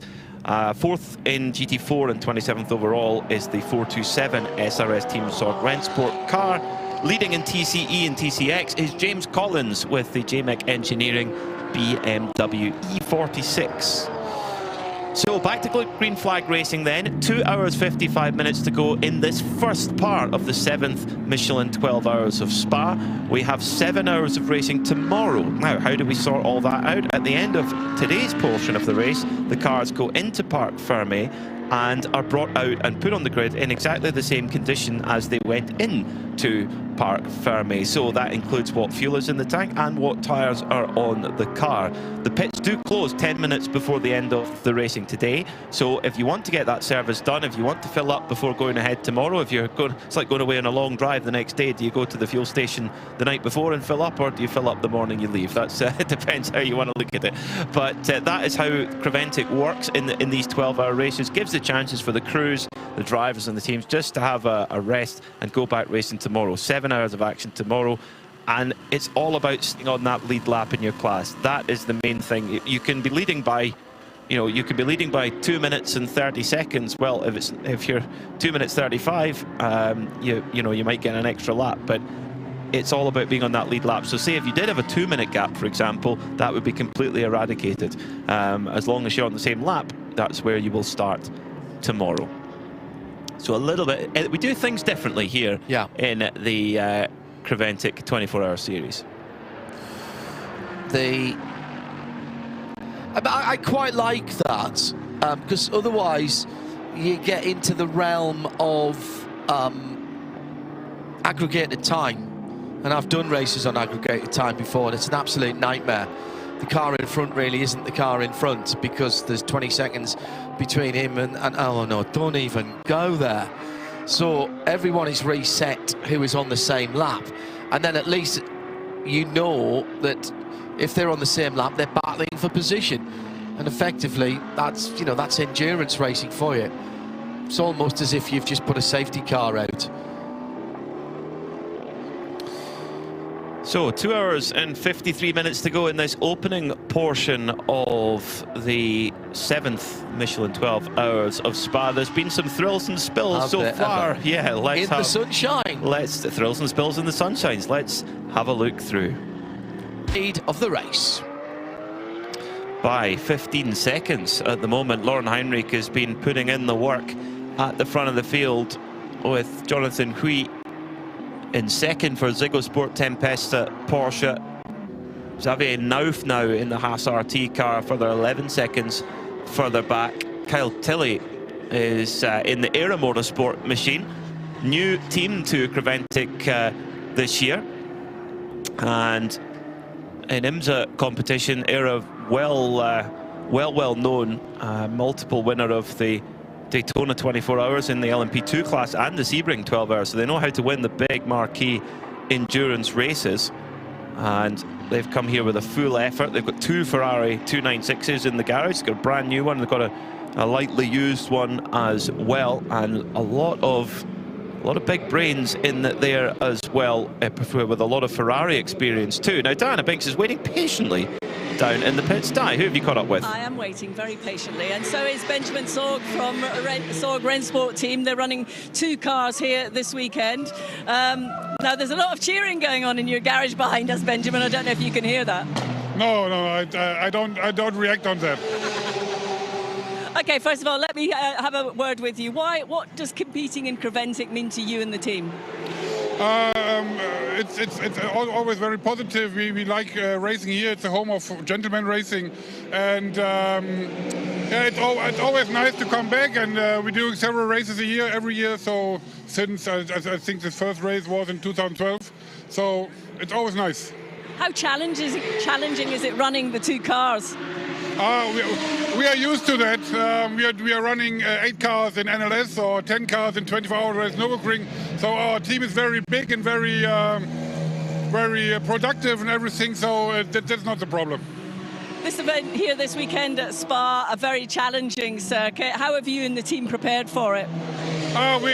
We did track days and test days before here. So the drivers, nearly every driver raced here before or drove here before. So as you said, it's very challenging, and you need a good preparation for that. What's your sort of expectations of the weekend? Now, we know this race is run in two halves, basically, 5 hours today, 7 hours tomorrow. Have you had a sort of strategy plan for today going into tomorrow, or are you taking it minute by minute? Of course, but that's the secret. We want to stay out of trouble. We want to not have any extra pit stops, and always keep the car on track. And that's what we said to the drivers, and we guide them through the race. That we easily come into the race and look where we are after the first 5 hours, and then we will attack tomorrow. What's the feedback so far from the drivers that have been behind the wheel? Sometimes the driving standard is a bit poor, so we have a lot of irritations and nearly contact on track, but overall it's nice. Weather is perfect. At the moment, it's absolutely perfect, but I guess during the practice sessions and the test, you were here for that. It was a wet condition, so difficult to get as much information, I guess, as you would have wanted. We do that here now for the fourth time, and we never had the sun coming out for 4 years in a row. So this is the first day in 12 hours Spa with sun out, so that's very nice. Now, Benjamin, your team is still behind us watching this interview. How good are this team? Perfect. It's like a big family, and everyone helps each other, and it's always a pleasure to work with them. Benjamin, it's a pleasure to chat to you. Thank you. Thank you. Sorg Rennsport, always a team that you'll see racing, and if there's racing going on at the Nürburgring Nordschleife, they'll be there. They're one of the very few teams that actually get an entire garage to themselves at the Nürburgring 24-hour, and that is simply because they enter so many cars. Normally you'll see 6 or 7 cars squeezed into a garage there, and they enter at least that amount into the big race at the end of June this year. Brilliant to have them here in the Michelin 24-hour series paddock with 2 Porsche GT4 RS Club Sports. The right-hand corner of the front right panel of that car, most of it's painted as white, but the front right panel of that car is kind of almost like a brown colour, different to the carbon fibre. That's because it's carbon fibre reinforced plastic. Yeah. It's a more sustainable fibre. And not painted. And not painted. And being released, but being a relief piece. They've got an amazing lineup actually in their 452 car. A Mexican, Benito Tegel, who's in that car right now. Guy Stewart from New Zealand. Max Hill from Germany.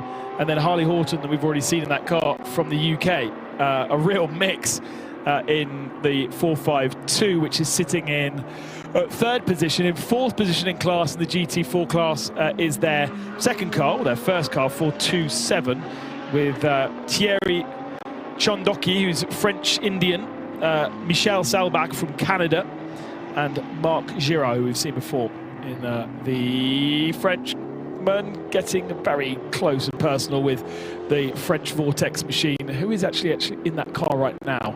It is Marc Giraud, yeah. Okay, so it was Frenchman on Frenchman there through turn 1. So 2 hours 46 minutes to go in this first portion of this Michelin 12 hours of Spa. Vortex V8 locked in a battle with IRC GT, which at the moment very much in the favour of the Australians in the IRC GT. The gap right now, the last timing point was a minute and 33 seconds. So Vortex looking to, well, they've really been the dominant force in the GTX class for quite a while now. They've last year they had a dream year. They won here at Spa, they won in Portimao, they won at Misano, Barcelona, and they had a perfect start to the season as well. But IRC come over from Australia, the car owner Darren Curry, who's entered that machine. Amazing car. I mean, this is what GTX can do. You can bring along so many different types of car that fit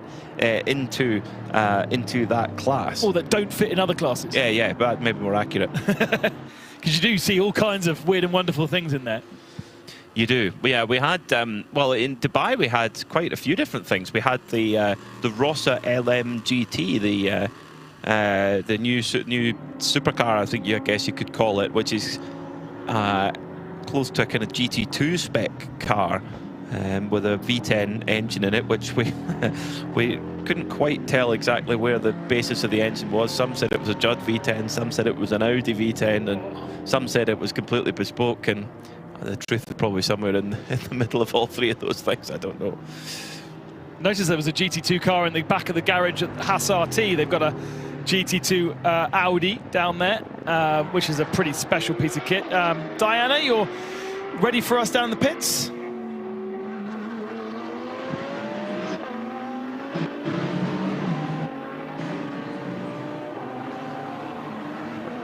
No? Doesn't sound like it. No. Doesn't sound like it, unfortunately. We'll get back down to Diana. Oh, no, there she is. Hello, Diana.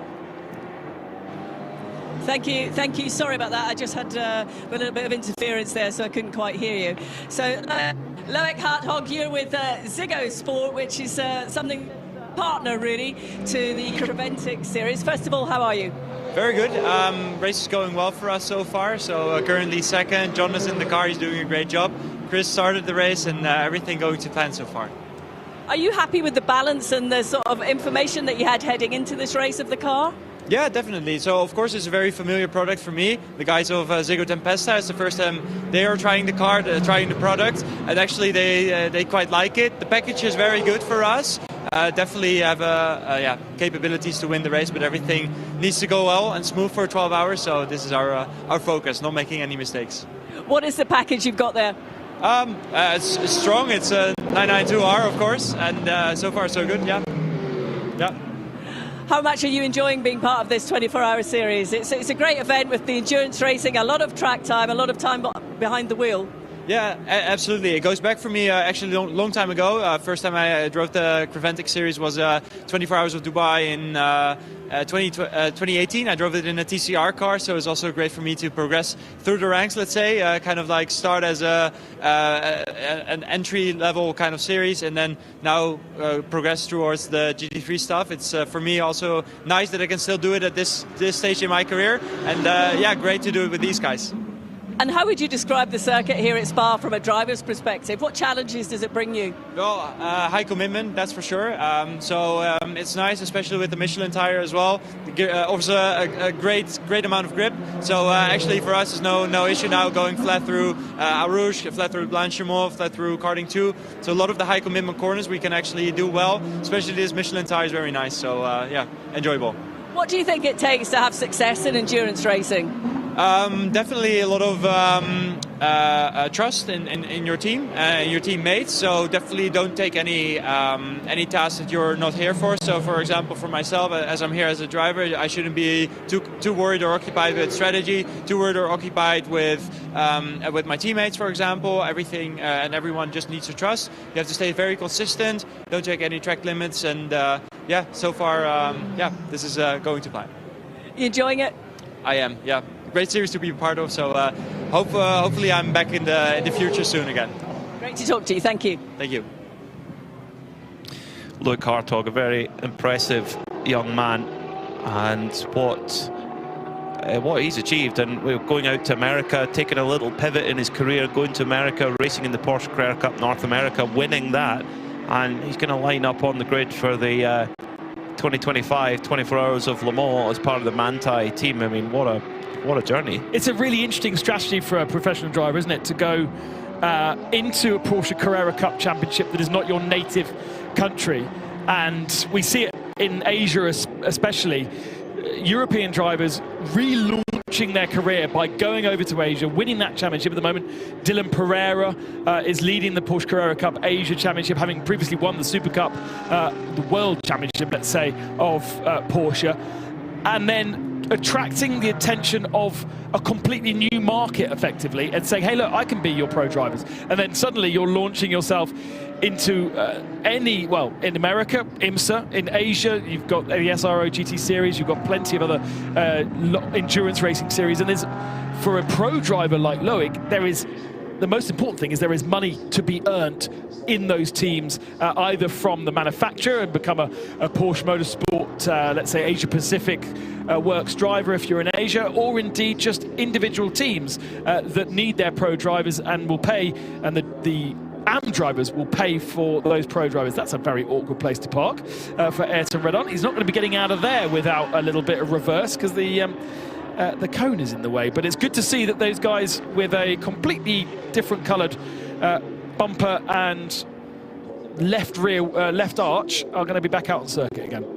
Amazing job by Red Ant Racing to get that car back. It was so unlucky. I wonder if Ayrton Red Ant cut the tyre on that debris that was sitting at La Source, and because it let go halfway up the Kemmel Straight. So maybe, but brilliant job from that crew. I wouldn't think it's Ayrton in the car now. He probably has to have his minimum rest time now. So I suspect it'll be when he trips the timing beam, it'll be a different driver who comes through, or when they change the driver ID, because Ayrton would then go over the kind of stint time. So let's see.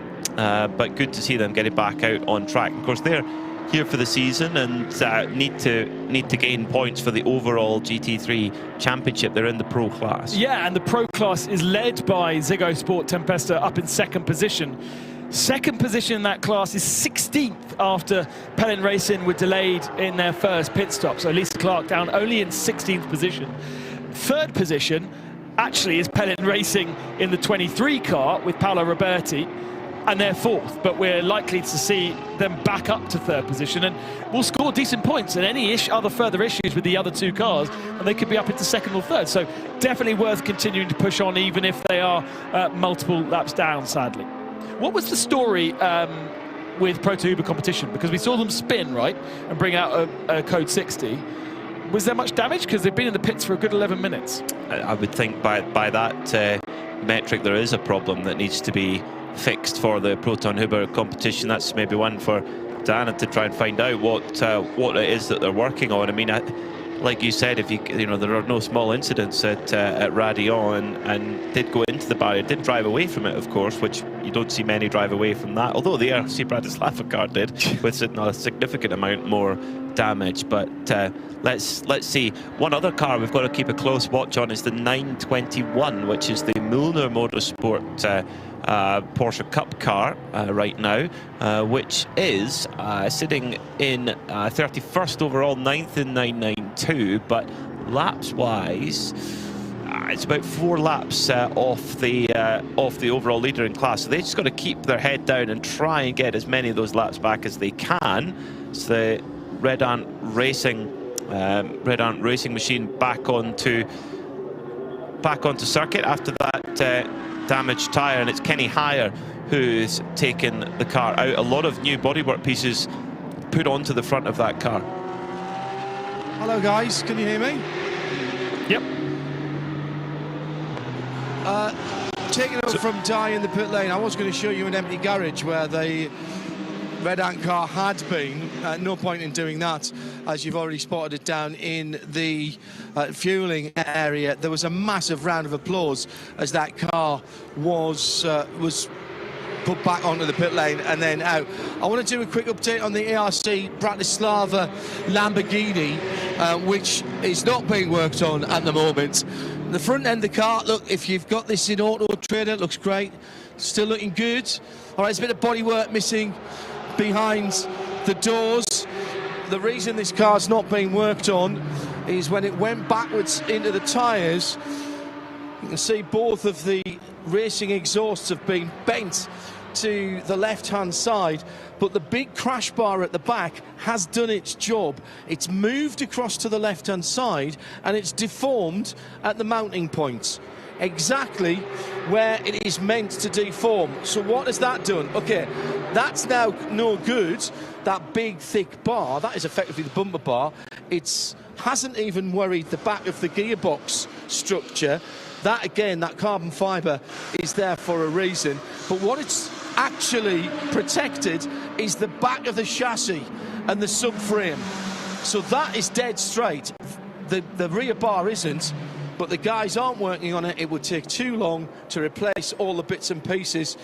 But just like in your street car, these are crash structures. They are meant to deform and to dissipate the energy so that you don't break the chassis or the subframe. So no more ARC Bratislava for this part of the race, and the guys are fairly sanguine. Now, they have got... Oh, look. I wonder, will we see this one? They could ask for dispensation.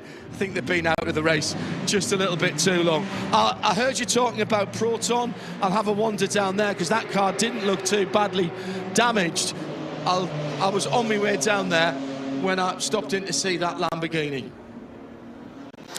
Yeah, that Lamborghini, particularly a shame for Daiton Liang, who I was commentating on last weekend in Malaysia in the Asia series over there, has made his way over here to Spa on a Wednesday, Thursday of testing, and now race weekend, and hasn't had a chance to get out onto circuit. That's a Pole, 2 Slovakians and a Chinese driver across the group there, and Daiton Liang very, very fast, known as Liang Jiatong when you're commentating in China, but unfortunately he will not take any further part. And I'm curious to see that they haven't started pulling things off that second Lamborghini to replace the broken bits on the first. That kind of is the point of having a second car, but clearly they feel it'd be too much work. Unless they're going to go back out tomorrow and just start again tomorrow and run the spare car. I don't know. Yeah, could you do that mid-race though?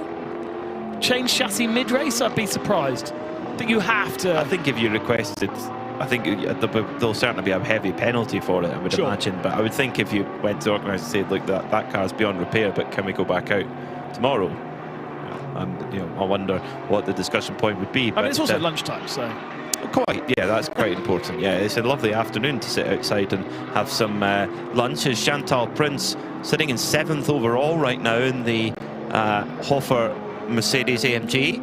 Right now, 3rd in AM. There's some really competitive AM cars led at the moment by Haas RT, 3rd overall with their 21. Then in 2nd in AM is the E2P car, which is now an AM car. It used to be a Pro-Am car, interesting. So it's in 2nd. But Hofer, they've got really strong pace in that machine. That's for certain. And each of their drivers, they have now, in terms of driver time, they have to get, I'm pretty sure it's a minimum 1 hour. In fact, no, they actually have no minimum or maximum drive time each.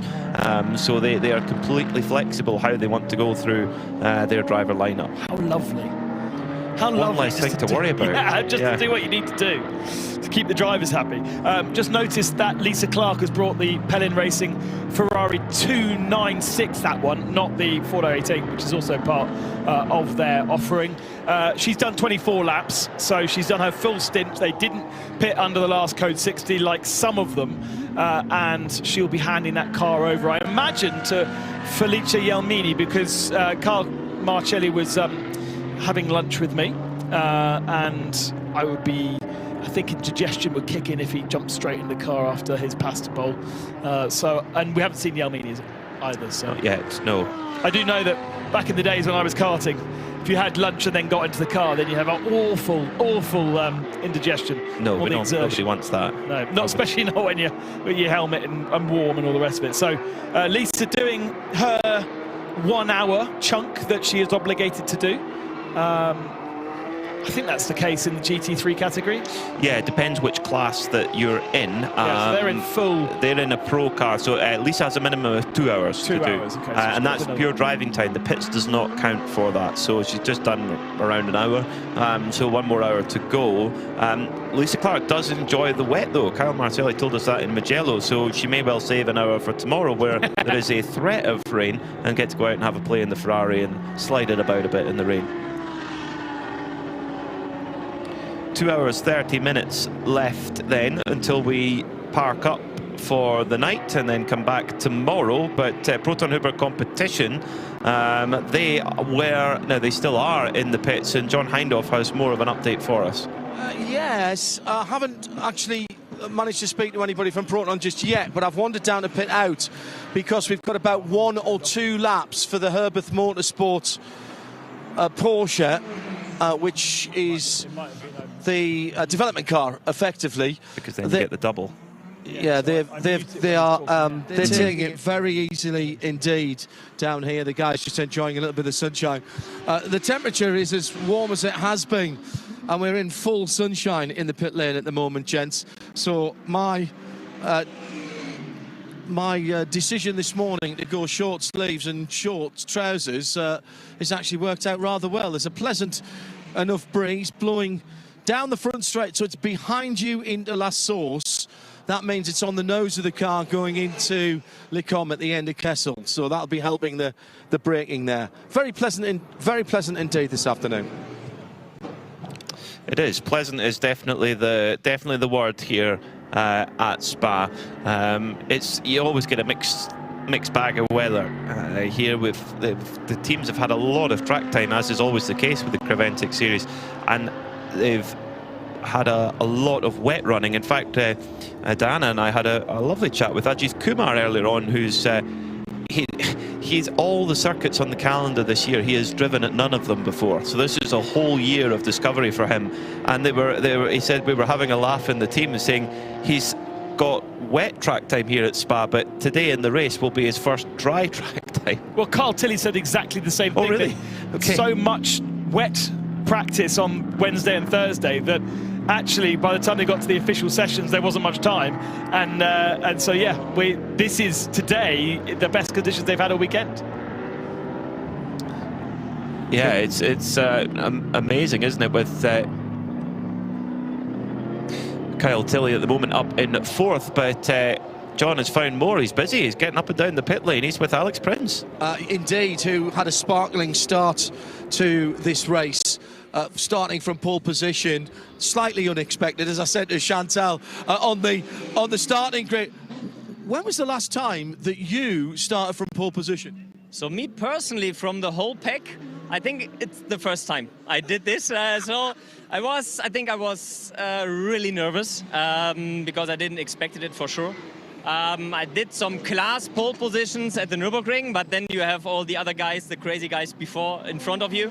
So it was the first time. I enjoyed it a lot. I was surprised how it went.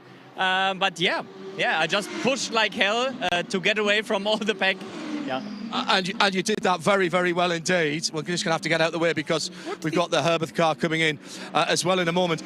Did the Code 60 actually help you settle your nerves at the start of the race? Because it was like dash, dash, dash, dash, half a lap, and then a Code 60. It gave you a chance maybe to settle in? At the first, yes, for sure. You get a little bit like stress out of yourself because then you can just think about the whole situation. But then you think directly again, okay, the tire temperature. So how can I handle it when it's going back to green?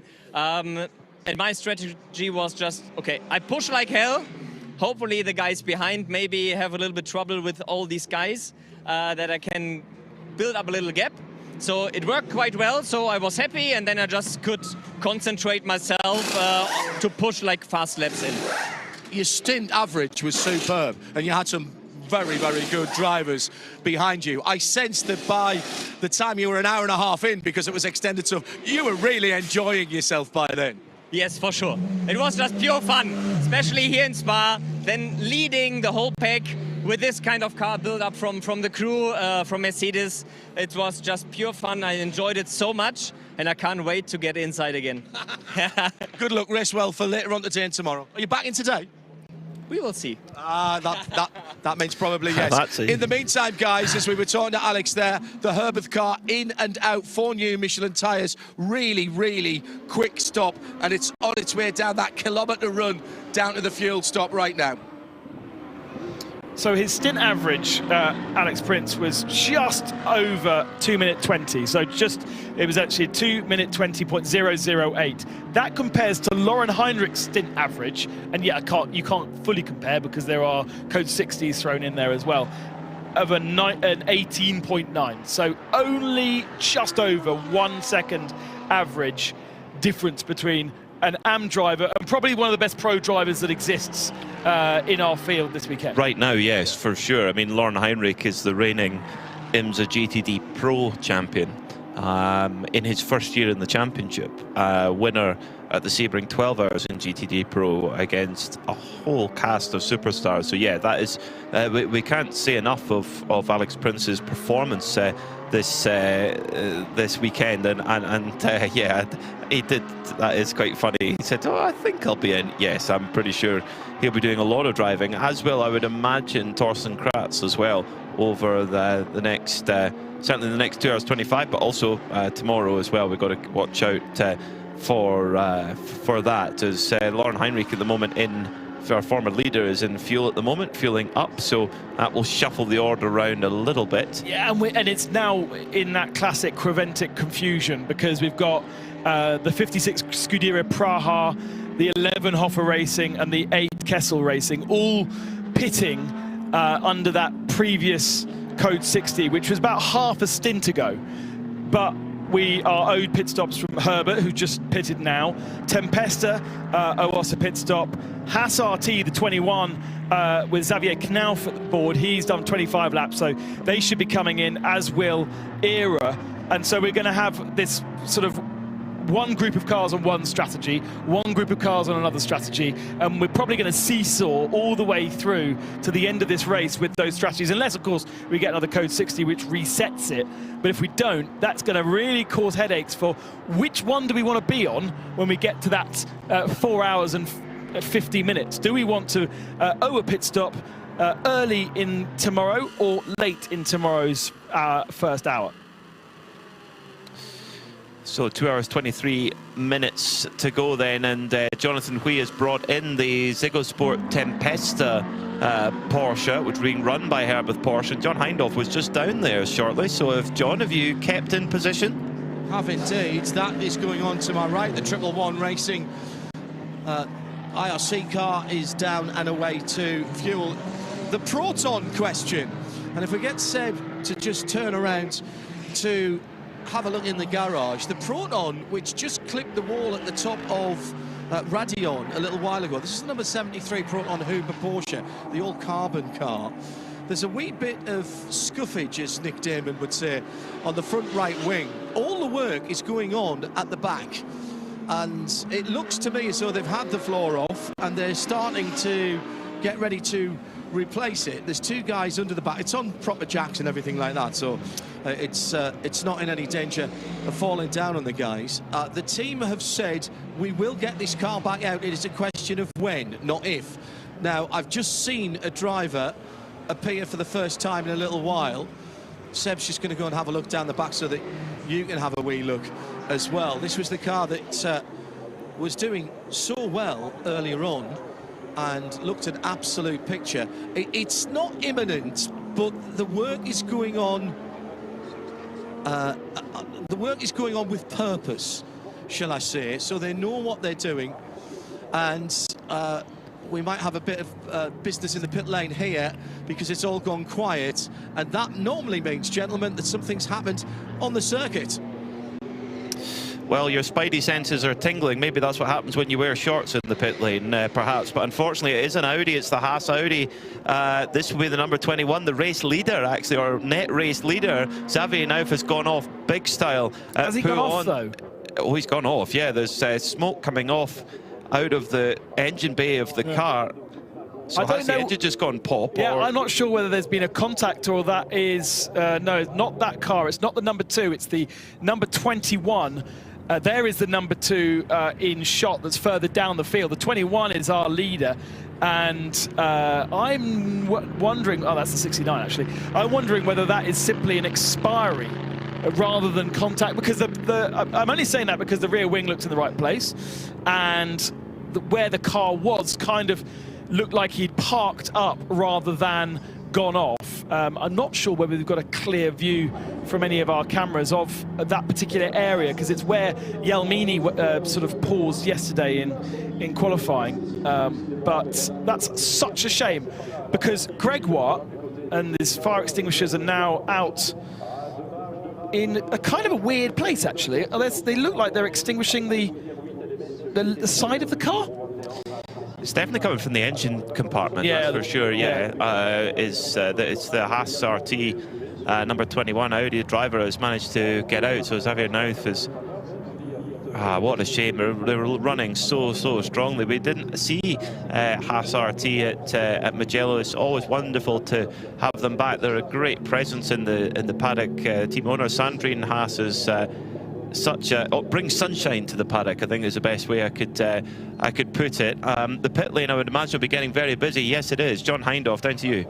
Yeah, I came straight to the two Haas pits when you mentioned that. It wasn't too much of a stretch. We'll leave Seb shooting the cars coming so you can identify the cars coming into the pits. I can tell you that there is no major action going on in the 21 pits. They're staring at the screens at the back of the garage as... Not much they can do, John. Really, is it that bad? Oh, dear. Meantime, we've got an Audi in. This is the Continental Racing by Simpson Motorsport machine, and the front cover was somewhat recalcitrant. They had to give it a big old thump on the right-hand side.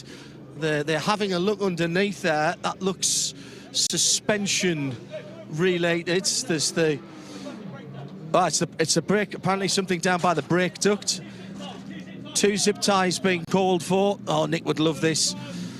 So 2 zip ties have been delivered. Something's come adrift there and it's been rattling around at the left front. So we've got 2 mechanics, one right in the middle and one under the right front wheel. The wheel and tyre is off, and that'll be a very hot brake disc there that the lead mechanic is risking burning himself on. In and out for the Era Motorsport blue Ferrari, the number 81, taking advantage of this code 60. I suppose if you're going to do any remedial work, gents, which is what this Simpson Motorsport machine is doing, the Continental car, the number 69, red, white and blue car, do it under code 60. They are losing less time than they would be if this was green flag racing. It's worked incredibly well for the 193 and the 81 because they were due to give us pit stops and they are being able to do those pit stops under code 60. Of course, they can't get as much fuel in the car as possible as they would have done under green, but they are saving time fueling and doing a stop under this situation. I reckon that Era are going to be our net leaders here because the Haas RT car was well up, and it was Gregoire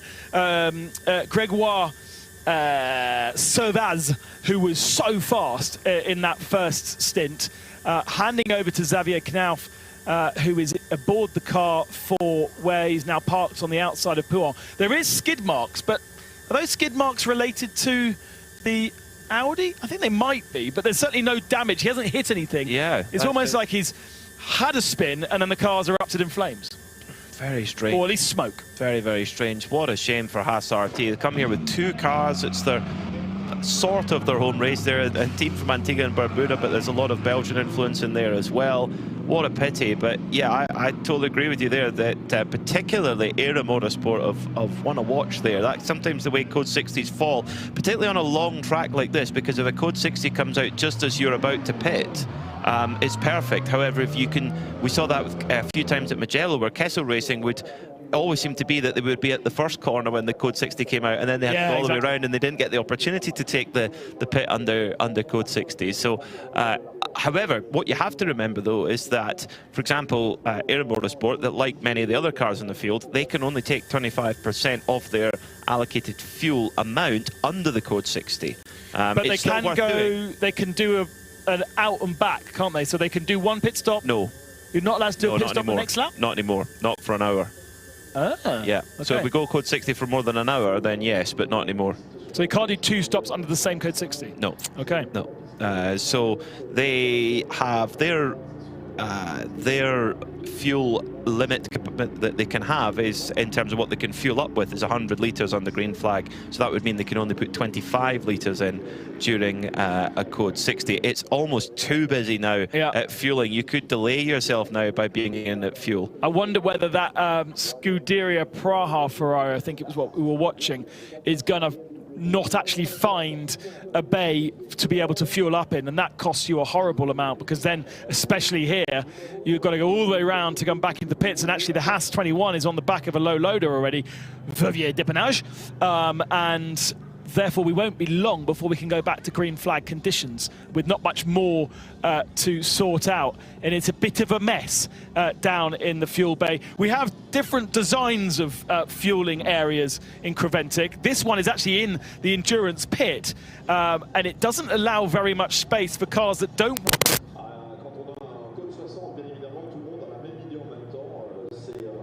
It's very, very messy down there at the moment. Yeah, so it's just there's not a great deal of space to move as the Herbert Porsche gets going, and as does the Scuderia Praha Ferrari, and the Herbert Porsche wins the race on pit road, or on fueling, if you like, as they all come out. Dodging and looking and see if it looks like our race leader is the 81 of Kyle Tilley. Let's get down to John Hindhaugh in the pits. Thank you, Peter. I've stayed at Continental Racing by Simpson Motorsport, the 69 Audi. You saw you could see you saw the work going on at the top of the front of the right-hand side of the car. Now, how's about this one? I thought I'd seen and heard about pretty much anything that can go wrong with a racing car. They were getting a little bit of a problem with the right front brake temperature. These cars have got sensors all over the place. So they decided under code 60 to bring it in and have a look at it, which they did. And that's where they were working on the right front. They had a little bit of contact early on that they think might have probably worked something loose.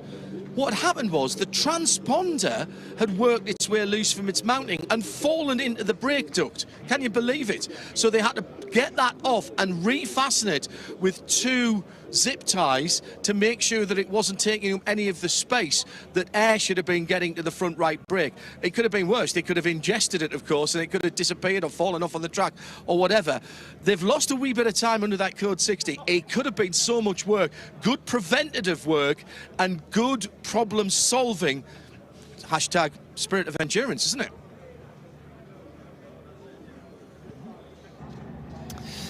Yeah, the spirit of endurance is what this championship is all about. Fueling still very, very busy indeed. The home guard Porsche's in there. The Himofa GT4 is getting filled up. The Van Berlo motorsport car that's run by Bas Kutten has got back going again too from fueling. So we lost everything down here. What it's going to look like then, it seems that it will be the 81 Ferrari of Kyle Tilley for Era Motorsport who will lead the race. And now, I may be wrong here, but I think this may well be the first time they've, led a Creventic 24-hour race, properly on full strategy, because that's them refueled and ready to keep back going again. There was certainly a few cars that didn't manage to get fuel in under that last code 60, and they were forced to drive through the fuel bay without actually taking any fuel.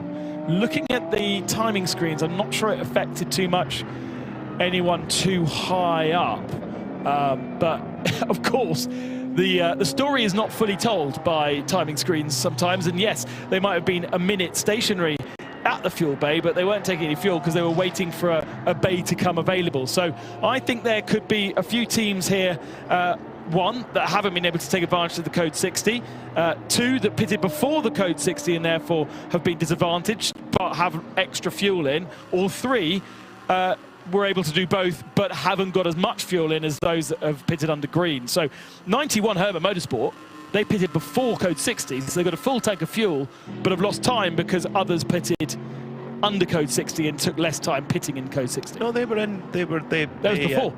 It was when John was doing his interview with Alexander, and it was under green flag conditions. well, they must have come in again then, because they came in again during the Code 60. Okay. For a top off. So, and the thing is, that's even better then. They've got they're really long. they're looking pretty good right now. I think Alfred Renauer has switched in for Lauren Heinrich jumping out. So Alfred Renauer, one of the Renauer brothers who own and run Herbert Motorsport. They run a really, really tight ship, properly professional team. You won't necessarily see that, you know, big hospitality unit, big truck, whatever.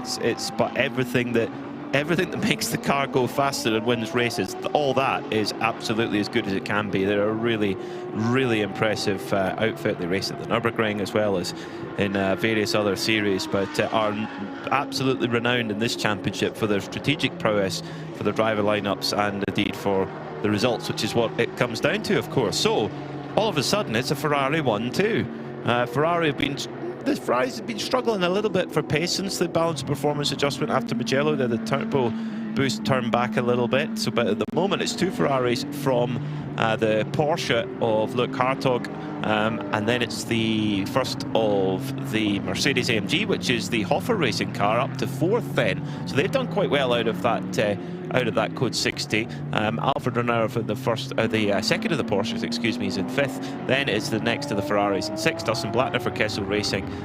So that is how it looks in GT3 at the moment. My usually incredibly reliable timing 71 is not having a good day today, and it's not. It's letting you down there a little bit. What I'm trying to see is whether Ziggo pitted before Code 60 or after Code 60, because they've Loic has been in that car for 11.5 minutes, which would suggest, with the Code 60 only being 9 minutes long, that they were able to pit before. They were in the pits before. This is the best situation you could be in the pits before. Code 60 flies, but because you entered the pits before, you can get a full tank of fuel. No, has that changed again? Because see, I haven't done it for 2 years, so the regulation's all different now. But you used to be able to come into the pits, and if you were in before the Code 60 flew, you could then benefit fully, and you get a good advantage. Okay, so even if you pit under green and then the Code 60 flies whilst you're in the pits, then it switches to 25%. Yep. Oh, it was so fun when they didn't have that rule, but it was very unfair. Yes, yes, for sure. I think that's probably why. Yes, that's why. It's interesting. Scuderia Praha come back. They've come into the pits. They might have been one of the cars that were unlucky and didn't actually. Yes, they were. The 56 Scuderia Praha Ferrari was one of those cars that got the wrong lane in the queue. Basically, couldn't get to fuel. They've come into the pits now. So, but they will be able to take their absolutely full fuel fill. Yeah, that's the thing is that if they were putting in under Code 60, they'd only be able to get 25% of it, whereas on under green they can get 100% of it. So it swings and roundabouts. I can see the cogs turning big. No. Such as today's confusion. I was getting confused between car numbers and turn numbers. The Scuderia Praha crew taking a very, very close look at one of those Ferrari 296 rims, and indeed the tyre running the Michelin H2 compound. They're studying it. It didn't seem to me that the tyre had deflated much, but the fact that they've taken it off the car and replaced it with another means that there was obviously some degree of concern there. So a few cars having issues with either tyre damage or tyre problems, which Spa's a circuit which puts the tyre through an immense amount of load and pressure, and we have had incidents on track which have left debris on the circuit. So it's definitely at risk at the moment, as Ajith Kumar sitting in 8th at the moment in class in 992. Today is his first laps in Spa in the dry. He's had quite a bit of wet Spa running this week and on his debut at the Spa-Francorchamps circuit, but this is his first outing in the dry. He had started off the week with a different car, actually. Had to get a replacement car from Red Ant Racing after an incident in testing earlier in the week, but very much on a discovery around Europe and racing around Europe. But he's absolutely loving it. With Di and I had a lovely chat with him earlier on, just always smiling and loving his time here in the Michelin 24-hour series. Just going to let the timing screen sort itself out and then hopefully be able to give you roughly an idea of where we're at and what we can expect from the remaining 2 hours that we have of this first part of 5 hours today, 7 hours tomorrow.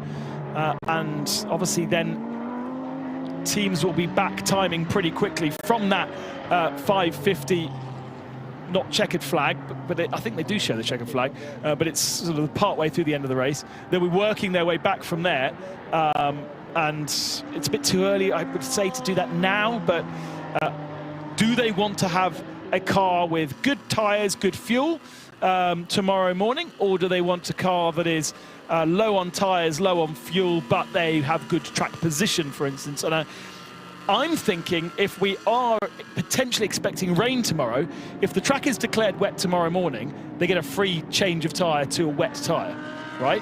So if you compromise yourself by pitting today and then everyone gets a free change of tyre tomorrow, that's going to be a waste of a pit stop. So I reckon you want to go long and leave the car sort of relatively empty on fuel and tyres tonight, hoping that tomorrow you get yourself a free change of tyre. Yeah, I think that's it. I'm pretty sure Trussers would disagree with me, but yeah, that's he says it's not going to rain tomorrow, but I think there's too much of a threat. But yeah, definitely, I think you could roll the dice there to see. I mean, there is no perfect solution. Luke Hartog has just set the fastest lap of the race, a 2:17.247, and by a country mile, that is a new lap record for Michelin 24-hour series. It was last set in 2018. Wow. Matteo Malicelli in the Scuderia Praha Ferrari, 2:20.412.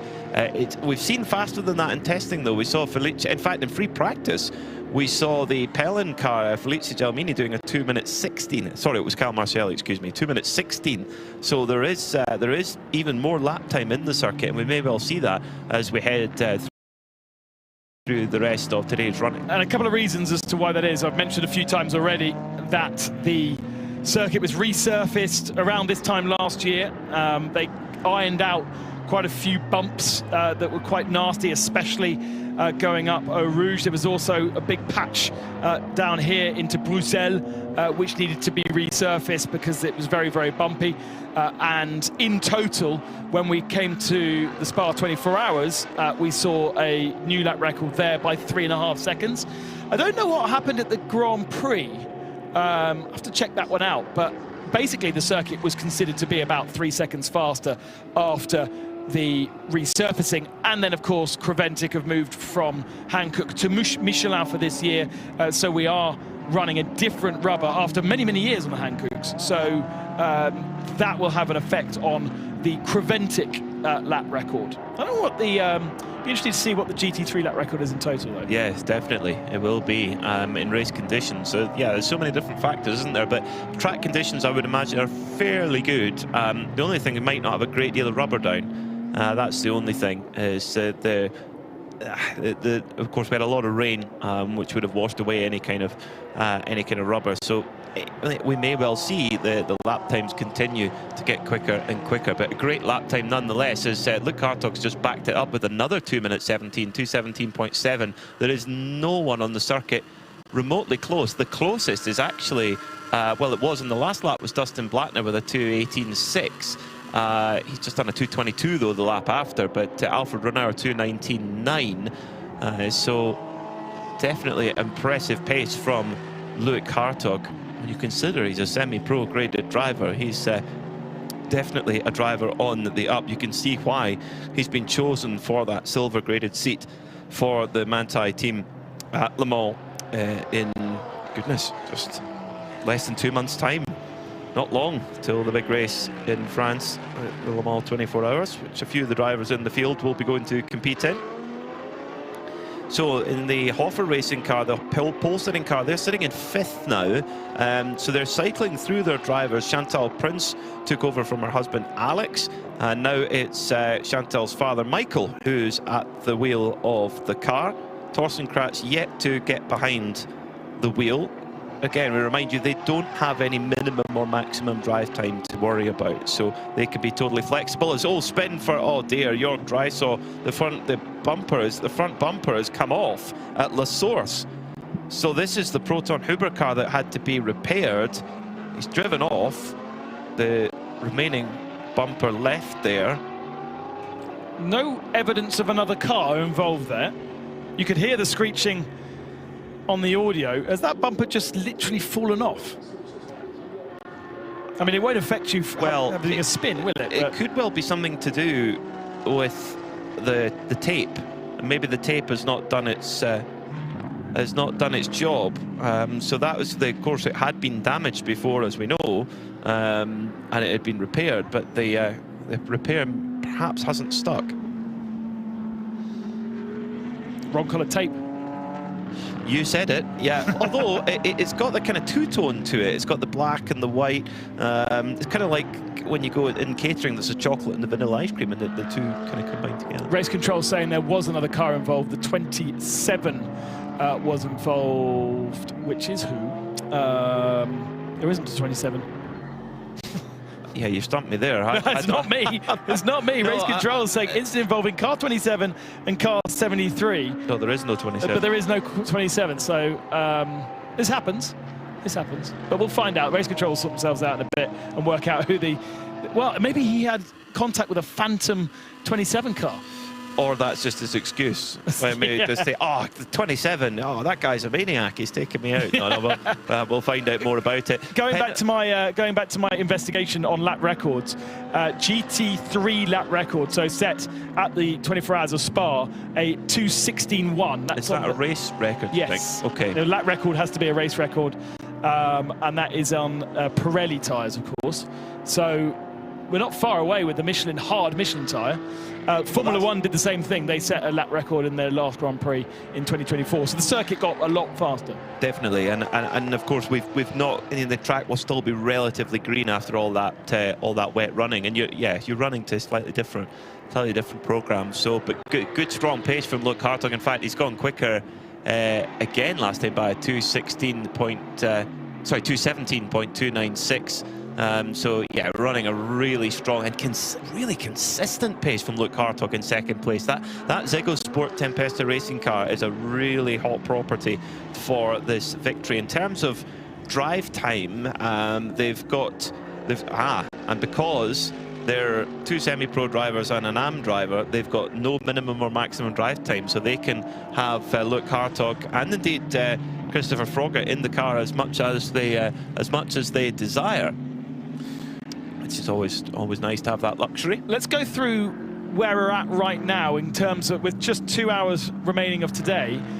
Kyle Tilley leads for Era Motorsport by 46 seconds over the 1:93 of Ziggo Sport Tempesta. They're basically on the same strategy because they both pitted under the last code 60.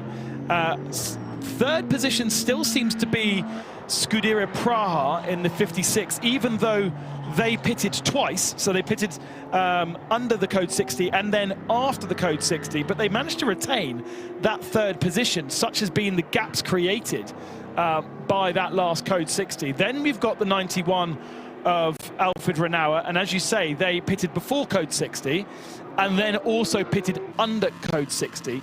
So they have a good full tank of fuel because they pitted before code 60, and they have a top-up as well. So fuel-wise, they are in a really good position, even if they are maybe 2 laps down right now, but it's about 2 laps to do a pit stop, so not in a bad position totally. Then Kessel Racing number 8 and Hoffer Racing number 11 in 5th and 6th position, also pitted under code 60 last time through. Most teams did, and so most teams have been kind of reset on that strategy. The difference being that Herbert Motorsport had pitted just before, and so lost that lead, but comfortably in a good position car-wise with a full tank of fuel and a bit more, and tyres as well. The one thing I'd throw in, maybe a spanner I could throw in the works though for Era Motorsport, and they're doing an amazing job right now. They played the strategy perfectly, it's worked in their favour. at the moment, Kyle Tilley has done 1 hour and 29 minutes of driving time. That means within 31 minutes, he needs to be into the pits, because then he'll go through the maximum. So that will then take us to 1 hour and 25 minutes to go. And then they have an option. They have options. Jake Hill said he's not driving today. That was the plan anyway. Then Aero Motorsport have a choice. They've already had Ryan DL in the car. But they wanted to get Merriman in. Well, that was what the point was coming to. Yeah. Is that and given that there's a threat of rain tomorrow, Dwight's more comfortable in the dry. He's comparative to the other AM drivers in the dry. So you then will if by putting him in, then that can change the order of things as well. But if they can get Dwight Merriman's driver time out of the way by the end of tonight, then, and if we have really bad weather tomorrow, that could put Aero Motorsport in a good place. John Heinhoff has more for us down in the pits. Yeah, very quickly, guys, just confirming what you were saying about that Aero Motorsport car. Jake Hill still in civvies. I've just had a chat with him, and he's not driving today. That is not the plan. He will do his 3 hours that he's allowed tomorrow, obviously respecting the 2 hour maximum timing and his rest breaks between. So that is a definite. We've got the Haas RT number 2 crew lining up with a fresh set of Michelin tyres. And by the way, I meant to tell you, and totally forgot because there's so much going on. When that Continental Racing by Simpson Motorsport car came in at the last code 60 for that problem with the displaced transponder, they put the same Michelin tyres on that it came in on, so they didn't change tyres. So in comes, now that's interesting. So was that a penalty being served by the Aero Motorsport car? Because it's just driven through the working pit lane, unless they're topping it up now and back counting to the end. Meantime, I'll leave that to you to answer. Meantime, we've got the pit stop going on for the number 2 Haas RT car as it comes into the pit lane. And that looks... And John, you've got the Haas RT 21 at the back of the garage. Yes. No, so the 2's at the front of the garage, the 21's at the back of the garage. The 21 is the car that caused the last code 60. Interesting to know what happened there. Right, let me wander down there. They're just finishing that off. That is a brand new set of Michelin Pilot Sports going on to it. Waiting for the Audi to fire up. Oh, yes! That V10. Right, so the other car...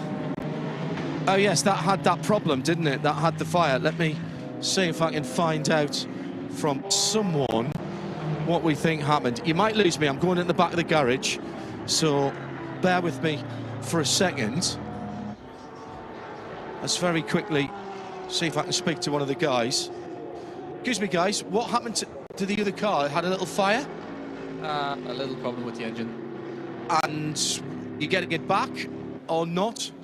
No way. So. Thank you. I'll let you get on. Sorry to hear that. Right, I don't know if you heard that, guys, but they will get the car back in the pits. Unlikely to have that car back out. Problem with the engine. Quite unusual.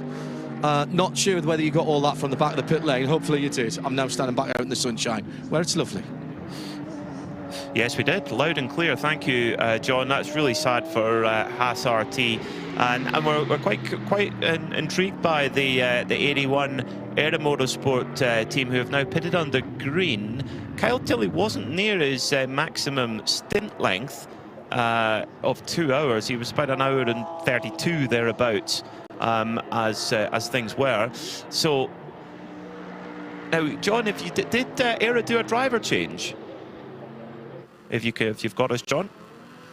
No, okay. So they. Sorry, Peter. Say again. Did Aero do a driver change? I didn't see them stop. I didn't think they'd stopped at that pit. The 911 Porsche in from 13th overall. Now that was a new set of tyres going on there as well. I just go round these guys and ask the question. It seemed to me as though they'd gone straight through Aero, but they're only a couple of garages up, so bear with me for a second. They had... No, they were there before, the tyres. So let me stick my head in here and see what I can find out. Was that a driver change that you've just done there? No, it's coming. Still pending. Just went straight for fuel. Still pending. All right, so straight for fuel and basically back timing till the end of today. Yeah. Timing back to the end of the race today, yeah? I'm going to finish today. Yeah, you're going to finish today. All right. Well, it's going to be nice and dry for you. Enjoy it. There you go. There's your answer. So it did. I wasn't losing me marbles, fellas. It did drive straight through. And I didn't see any tyres laid out. They've got a couple of little tyre holders, like you used to see in IndyCar. Roger Penske, on whose head many innovations can be laid, started the little tyre holders on the pit lane, and we've got them down here in front of Aero Motorsport as well. They're in the bright sunshine, and basically left front, right front sit there, and they've got another couple that they can drop in so that nothing rolls away, because it's not quite a flat pit lane here. And there was nothing on there when the car was coming down the pit lane, so I thought, oh, they're not stopping. And then I turned away, and it was already out of the F1 pits and heading down the hill to the fueling stop. And then you made me doubt myself. So, but anyway, we've sorted it out. There we go. We got to the bottom of it. Thank you, John. So that means then, just with our interview, luckily, was Dwight Merriman. John managed to catch it when he was one of the drivers, and that's so with an hour and 50 minutes, Era doing basically a top-up. Kyle Tinney's stint time is now refreshed, so it's now 1 hour 31:43. So he's got to pit within the next 28 minutes. So Dwight Merriman will be rocking and ready to go. That will then put him in with circa 1 hour 20, which with a couple of code 60s could mean that he might actually not have to go back into the pits at all, should he not want to. So Aero Motorsport, they're certainly in a strong position. Whether they're in a really, really strong position, it still remains to be seen. But the team owner, Kyle Tilley, doing a lot of the heavy lifting here. He did so at Mugello as well, and they're keeping their becoming less secret weapon, Jake Hill, in reserve for tomorrow. I mean, the other thing that Kyle said to me in Mugello was, we're relatively new to Creventic racing, and there's a lot to think about. There's a lot going on with different regulations, with their drive time, with the fueling under code 60, fueling under green, and we're not really sure how it all works yet. So they've definitely tried something here. Maybe they were desperately in need of fuel, although they pitted only 7 or 8 laps ago, so I'd be surprised if they were desperate for fuel, because they got 25% in under code 60, we know that. Unless they were one of those cars that didn't fuel at all, and that we don't know. We know that they went to the fuel area because transponder will say that they're in that zone. Whether they were stationary for a long period of time, my data doesn't tell me. But either way, we do know now, decent amount of fuel, tyres that have done about 10 laps pre the fuel stop. Kyle Tilley that's done an hour and a half, so they have to come in a half an hour's time, in which case they'll give a new set of boots probably to Dwight Merriman, and if it's under green they can get more fuel in that car so it can actually be healthier tomorrow morning, because there isn't full or empty. There is a sliding scale that you can be, and you can be overfull as well, because you can be more than you are allocated.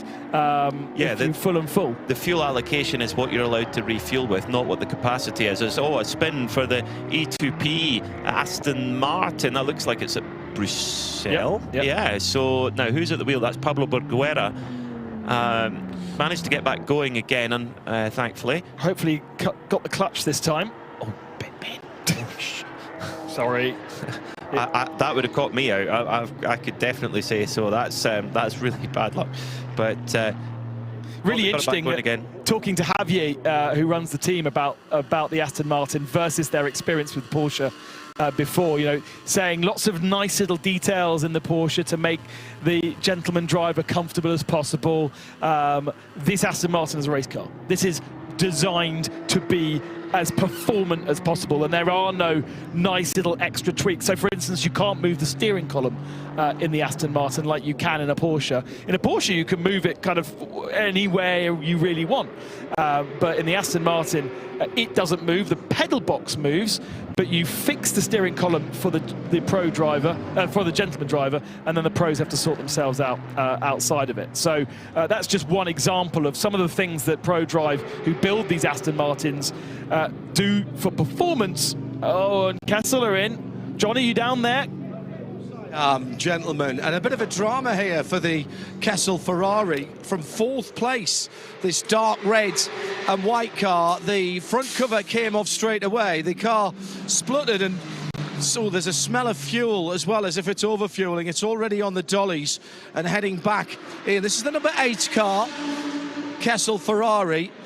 There was a little bit of a concern when it first came in, and then they waved the mechanics away. I'll walk around the back of Seb so that he can continue to see what's going on. They're working in the front, what would be the luggage compartment. Driver staying in the car. Oh, this is not good. They're taking trays out. They're going to bleed something, or they feel like they're losing fluid, maybe. All of the fluid reservoirs are in the front on the Ferrari 488. Maybe the front coming back on. They seem to be, again, working with purpose. There was a shout from the front end as if they knew what was going on. And oh, by the way, I meant to tell you before again, but things got a bit hectic. The Seat, which is one of just 2 cars in TCE, that car was getting a new windscreen the last time that I went by. And the bonnet was up as well. Oh no, don't like the look of this. This is an electrical, this is one of the main electrical conduits in the car. And it's the contacts that are being cleaned up in a fairly basic manner by sticking a screwdriver into it and trying to pry what needs to be taken out. And they are, I think they've had a total electrical failure on this car, and that's why it wouldn't restart. There's quite a nasty scrape down the side, but more than that, down the driver's door, there's a big shark bite out of the side, and the protective foam is visible underneath the dark red of the bodywork, and it does literally look like somebody's taken a bite out of the side of the car. I don't know if we can. I don't want to do too much around here with Seb in the camera, because obviously they're working around the front end. On goes the front end. The lights have come back on the steering wheel, so that's good news. It will be getting pushed back out again. Now, it didn't even get a new set of tyres there when it came in, and now they're going to take it off the dolly jacks, which you'll hear in a second, and now it's on the ground, and now the Ferrari 3-litre V6 motor heads out. And, well, that was all a bit dramatic for the car that was in 4th position. I'm surprised they didn't take the opportunity to throw a new set of Michelins on it. You'd be able to tell how long it is since that car was last in. They probably will top it up with fuel now they've been down the pit lane. They might as well.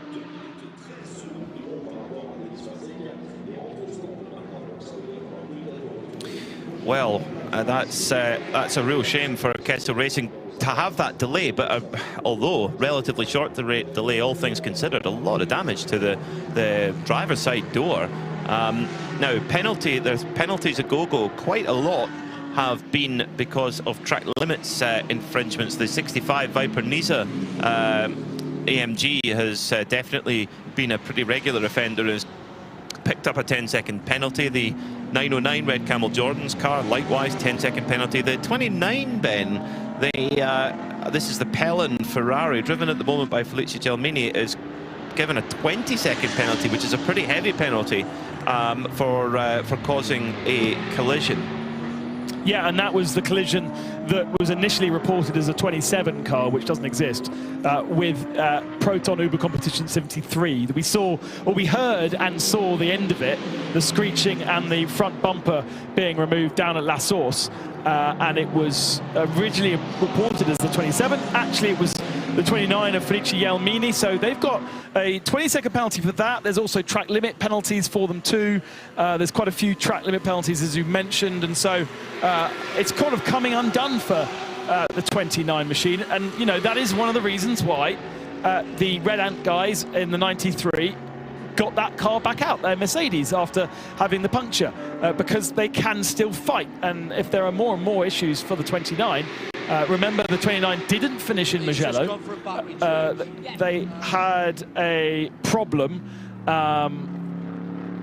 half an hour before the end of the race. They retired that car, I seem to remember. So anything can happen, and it's a long race still. But yes, pit stops that are a bit longer than usual are explained by track limit infringements. 12th offence for the 65, for instance, Viper Nisa Racing. And they've got other penalties for other things you mentioned as well.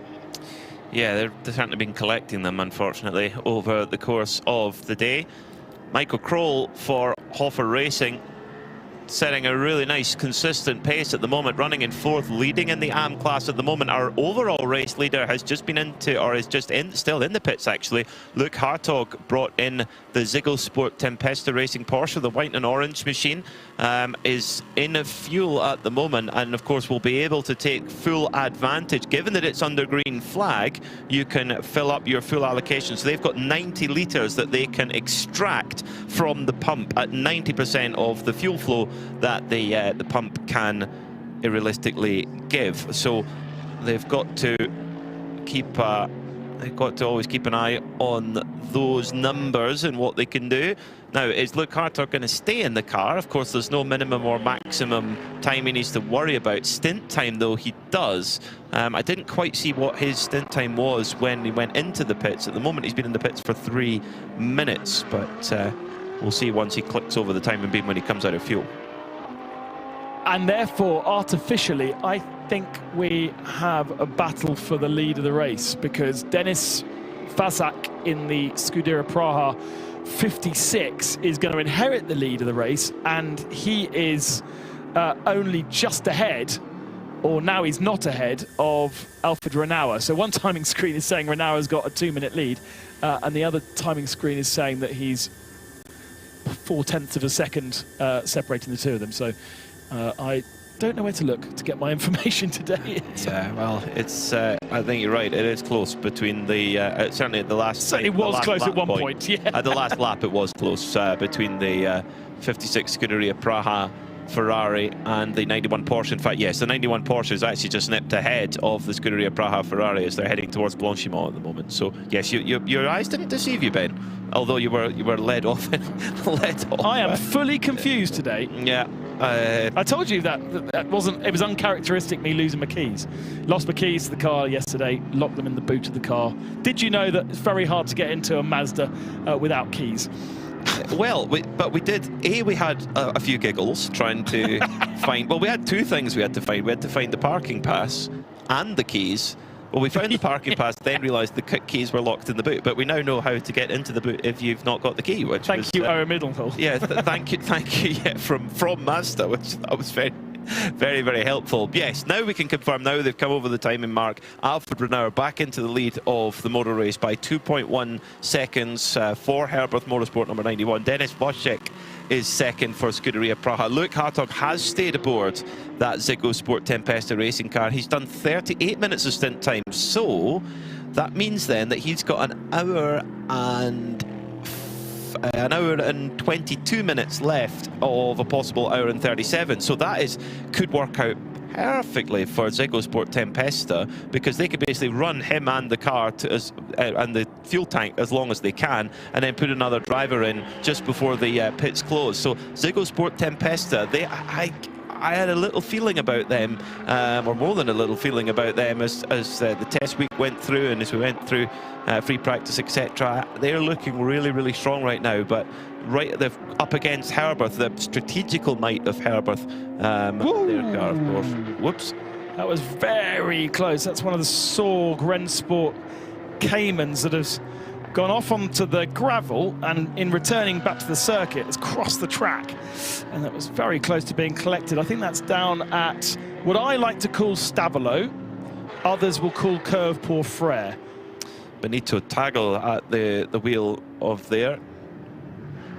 Yeah, Curve Pour Frere I think is more like the bit onto the straight, isn't it? The right-hander.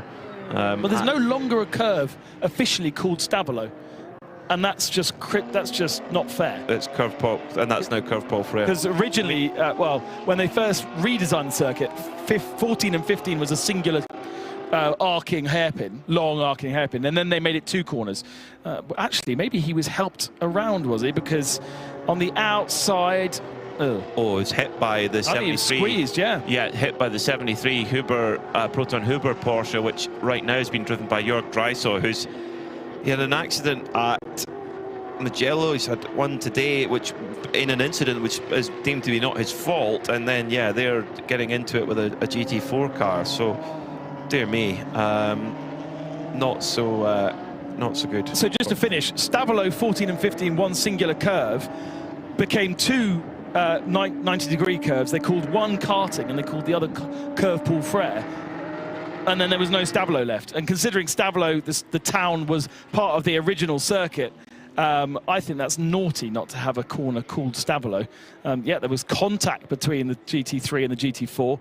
And in trying to recover, I tell you what, actually, wow, the GT4 car did very well. Benito did very well not to go into the barrier there. He's now brought that GT4 Cayman into the pits to get it checked over, but actually he's done quite a lot of the driving. Every time we look up, he seems to be in the car. Yeah, he did well there. There was nothing he could have done there. I mean, if you're going to name a corner, what Paul Frere did for automotive, his career is amazing. I highly recommend his book. It's a great read, actually, of his career and the racing he did back in the 60s. For drove works Ferraris, works Porsches, tested every car you could possibly imagine. Really special man who passed away 17 years ago. We've got Diana Binks back down in the pit lane, and she's got a little update for us. I have him with Kessel Racing and Matt Bell. Well, I know you've on the list it's Matthew Bell, but I know here's Matt Bell, which is something obviously we know very, very similar. So I wasn't sure if it was you till I saw you at the back of the garage. Well, yes, I'm here in a sunny Spa, and it was going rather well. We were, I think we'd just taken P2 in Pro-Am, and after the sort of fracas on the first lap, which put us to the back of the field, we're working our way back through. Cars had great pace. But yeah, it seems like we've got some sort of power steering related issue that's put a bit of a temporary hold on things. So that's obviously going to drop us back a little bit. Just nose is going back on here, which looks good. So yeah, it came in as sort of, I don't know, a couple of minutes ago maximum. So the guys have worked quite swiftly on it, and as you say, they're about to put the bonnet back on it. Hopefully we haven't lost too many laps and we can claw something back. We've had really good pace, as I say, so not many safety cars, no way of getting laps back with these rules. You just got to get it back on pace, so it'll just be head down for the next, well, we got 9.5 hours to go, something like that, and a long way to go yet, see what we can claw back. You've been around Spa a number of times. What does it take to have success in endurance racing? Not be in the pit box like this. Yeah, just being consistent. You know, it's a high commitment track. You've got to have a car that you're comfortable in and drivable. You know, you don't want something that's too edgy around here. It's pretty unpleasant to be trying to do long stints in with all the high-speed stuff. And yeah, staying out of trouble. And unfortunately, we've found a little bit of trouble so far this afternoon. Now, I've got something else to ask you, because I keep getting screamed at from the commentary booth, who are very, very excited. Take you back to Daytona. What was the emotion and the feeling from that success there? Yeah, I mean, you know, it's one of the 4 biggest endurance races in the world. It's one of the biggest races in our sport. It was a pretty good day in the office to cross the line in first place on that one. So, yeah, one of the best moments of my career. Really proud to have won it with the AWA team that I raced for over there in the Corvette GT3. And, yeah, just want to go and win it more now. Winning was really good fun. But how many watches can you have? There's no such thing as too many Daytonas for the race-winning Daytonas, anyway. I mean, that's a really special gift to have, isn't it? Yeah, no, it's, as I say, it's one of the most iconic things you can do in this sport. So, yeah, it was a pretty magic day. We had a great car for the minute we dropped it on the track, and it was just one of those races where everything went our way and great pace. And yeah, had a little bit of work to do in that final double stint, but managed to make it work, managed to claw my way back up to P1 and cross the line. It was crazy to win a 24-hour race by 1.2 seconds, but yeah, that's the way we did it. And I think some of my teammates were a little stressed back in the pit box. But no, yeah, it was an amazing race to win. Well, you've got a big smile on your face, I'm sure it was. Now, I think the car is looking like it's about to be dropped down, so we'll just move our cameraman this way to so he doesn't get run over. Matt, this is a 12-hour race, 5 hours today, 7 hours tomorrow. Do you like that format? I do, yeah. I mean, I'm quite a big fan of the Creventic series, the 24-hour series. You know, I've done Dubai 24 a couple of times, more than a couple of times now. We did it this season, myself and Blake and Dustin all did it with co-driver Patrick Liddy. Finished third in class there after a little bit of early trouble as well. So, you know, we've clawed back positions in the past. We can hopefully do it again. But yeah, I think the 24-hour series runs a great format. And yeah, I hopefully look forward to doing some more of them. Well, it's good to chat to you, Matt. Thanks ever so much. And sorry that we were waiting here for the car to go back out, but hopefully it'll be very soon. Thank you. Thank you very much. Such a shame for Kessel Racing, and but brilliant to hear from Matt Bell there. I mean, I'll never forget seeing the emotion just pouring out of him when he got into the winner's circle at Daytona with the AWA team, who had a horror show the year before, and there was a late full course yellow, and they were really close on fuel, and as the pits were closed, they had to basically somehow get round a lap for the pits to then open to avoid getting a penalty, and they managed to do that. And Matt Bell had to carry that car on his shoulders for the last 45 minutes and won the race for that team. Amazing job, and interesting to see him wearing his winner's watch. Every opportunity for him to show it off. If you've won that race, the Rolex 24 Daytona, you truly deserve it. And of course, well, you'll need to come back to Michelin 24-hour series and come and join us again, because you want to win one of the class winners watches, the Omologato class winners watches we have here in the Michelin 24-hour series. All of the class winners get exclusive to. It's again a little bit like out of Daytona. It's not a watch you can go into the shop and buy. It is a Michelin 24-hour series Omologato winners watch, and that's what they're all chasing here at every round of the championship. Omologato, a new partner this year for the Michelin 24-hour series. Not a very long stint for Kyle Tilley, just 16 laps on the tyre, and he's back in to the pits now. So with an hour and a half to go, I would have thought he could have gone a little bit longer, but with an hour and a half to go, Era Motorsport 81 back into the pit lane, and presuming there's no such issues and this is planned, that car will be handed over to Dwight Merriman, and it will be Dwight who will do. He only needs to do 1 hour, right? Doesn't need to do 2. So it's a little bit complex how it's a combination. He has to do a combination of 6 hours with Kyle.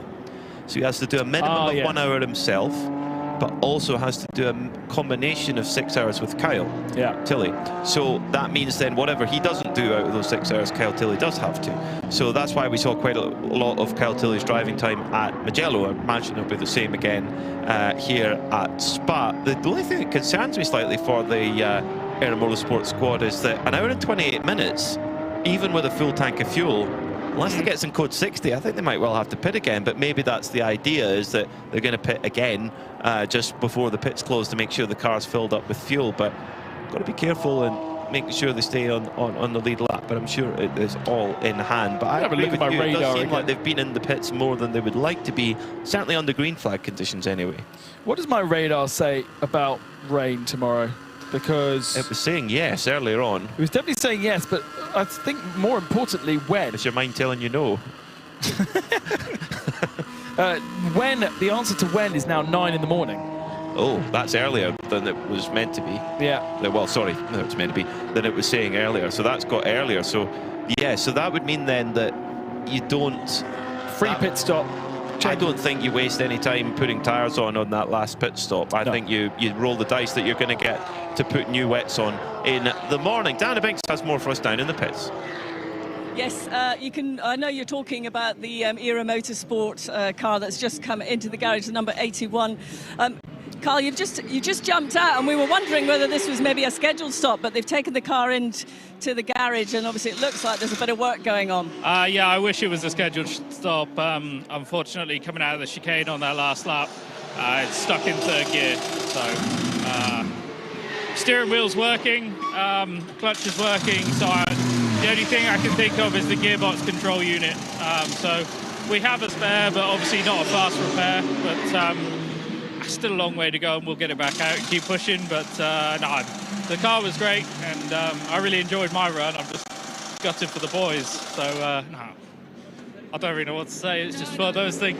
I understand. It's just a bit frustrating at that time. But then, you know, with these endurance races, we've seen a lot go on during today anyway. So I guess you've got to get as much out of the way as possible. Yeah, for sure. You know, the Ferrari's still fairly new to us, and I think they call things like this character building, don't they? So. That's what they say. Yes, so they say. That's a lie, but... Okay, thanks very much. Thanks for giving us that update.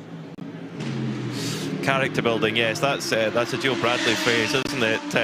That's nice of Kyle Tilley to take the time to speak to us, because they were in such a strong position, and then see the car get wheeled into the garage. And they have a lot of big brains and a lot of very good people that they've hired for this program, and a lot of them, not only they got very good motorsport credentials, they've got Ferrari specific credentials. There's some ex-AF Corsa guys working with them. They've got people from Ferrari looking at the car. They've got people back at Maranello actually monitoring the car, as they do with most 296 GT3s that are running out on track. So that's a pity, but and as Kyle says, that doesn't sound like a fast repair. I love the fact that he's already half diagnosed what the issue might be. He's felt the issue and worked out what it could be by the time he's spoken to Diana. So that is the sign of a man who knows his car and his team very, very well. But that's such a shame, because it was a bit head scratchy why they come into the pits, and now we know. That then hands over the advantage to the 91 of Herbert Motorsport, which we know. Okay, they're not necessarily here to race because they are developing that prototype machine, but at the same time they are going to keep one eye on everything else around them, and they pitted and they are competing in the race and running under the competition rules, so they pitted when they needed to pit, and they missed out on the code 60. Well, they pitted before the code 60, so they got themselves a full tank of fuel. Then they did another little stop in the code 60 to top off, and that meant they could go really long. And so whilst everyone else has been doing pit stops, they have been happily trundling away, and this stint length is nearly an hour for Alfred Renauer. Not dissimilar to Loic Hartog, but Hartog did have to pit under code 60. Such was when that last code 60 fell. So Hartog with 52 minutes to his name. They did a second stop, didn't they? And then Hoffa Racing haven't done a second stop. Michael Kroll aboard that car for the last 51 minutes in third position. So the Hoffa Racing crew, they've done an amazing job cycling through. That's 3 drivers now they've cycled through. Alex Prince kicking off the race, handing over to his wife Chantal, who then handed over to her dad, Michael Crow. I love that. The kids are here as well. It's a full family effort at Hoffa Racing, and they're a part of the... How you end up in this situation? How do you end up... What point at Christmas dinner do you go, fancy doing some car racing? With such a family situation, you know. I think it's something that's developed over time, because they all have done a lot of racing together. They're an ever-present... ever-present entry at the Nürburgring. 24 hours, they've won their class so many times there, running an older spec BMW.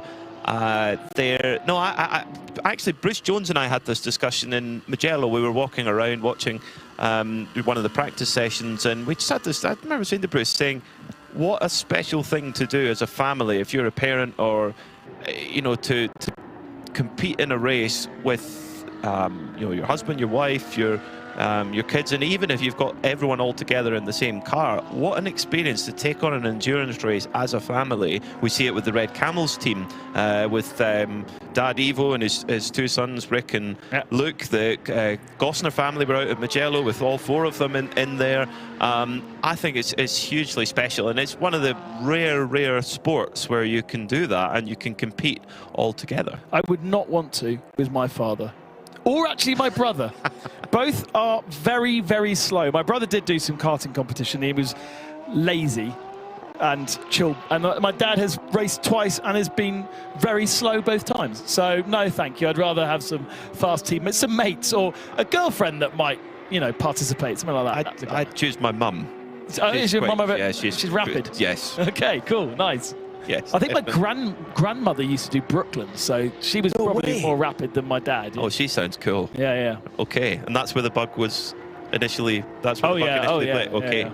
Wow, that's very cool. That's very, very cool. An hour and 21 minutes to go, not in the race total, but in this first part of the Michelin 12 Hours of Spa. 7 hours, of course, on the clock tomorrow. That's really the big chunk of the race, isn't it? That they've got to think about, and staying on that lead lap in your class, so important. Let's have a think about the classes as well, because in fourth overall right now, albeit due a stop, is Fabian Dance for absolutely. Red Camel Jordans.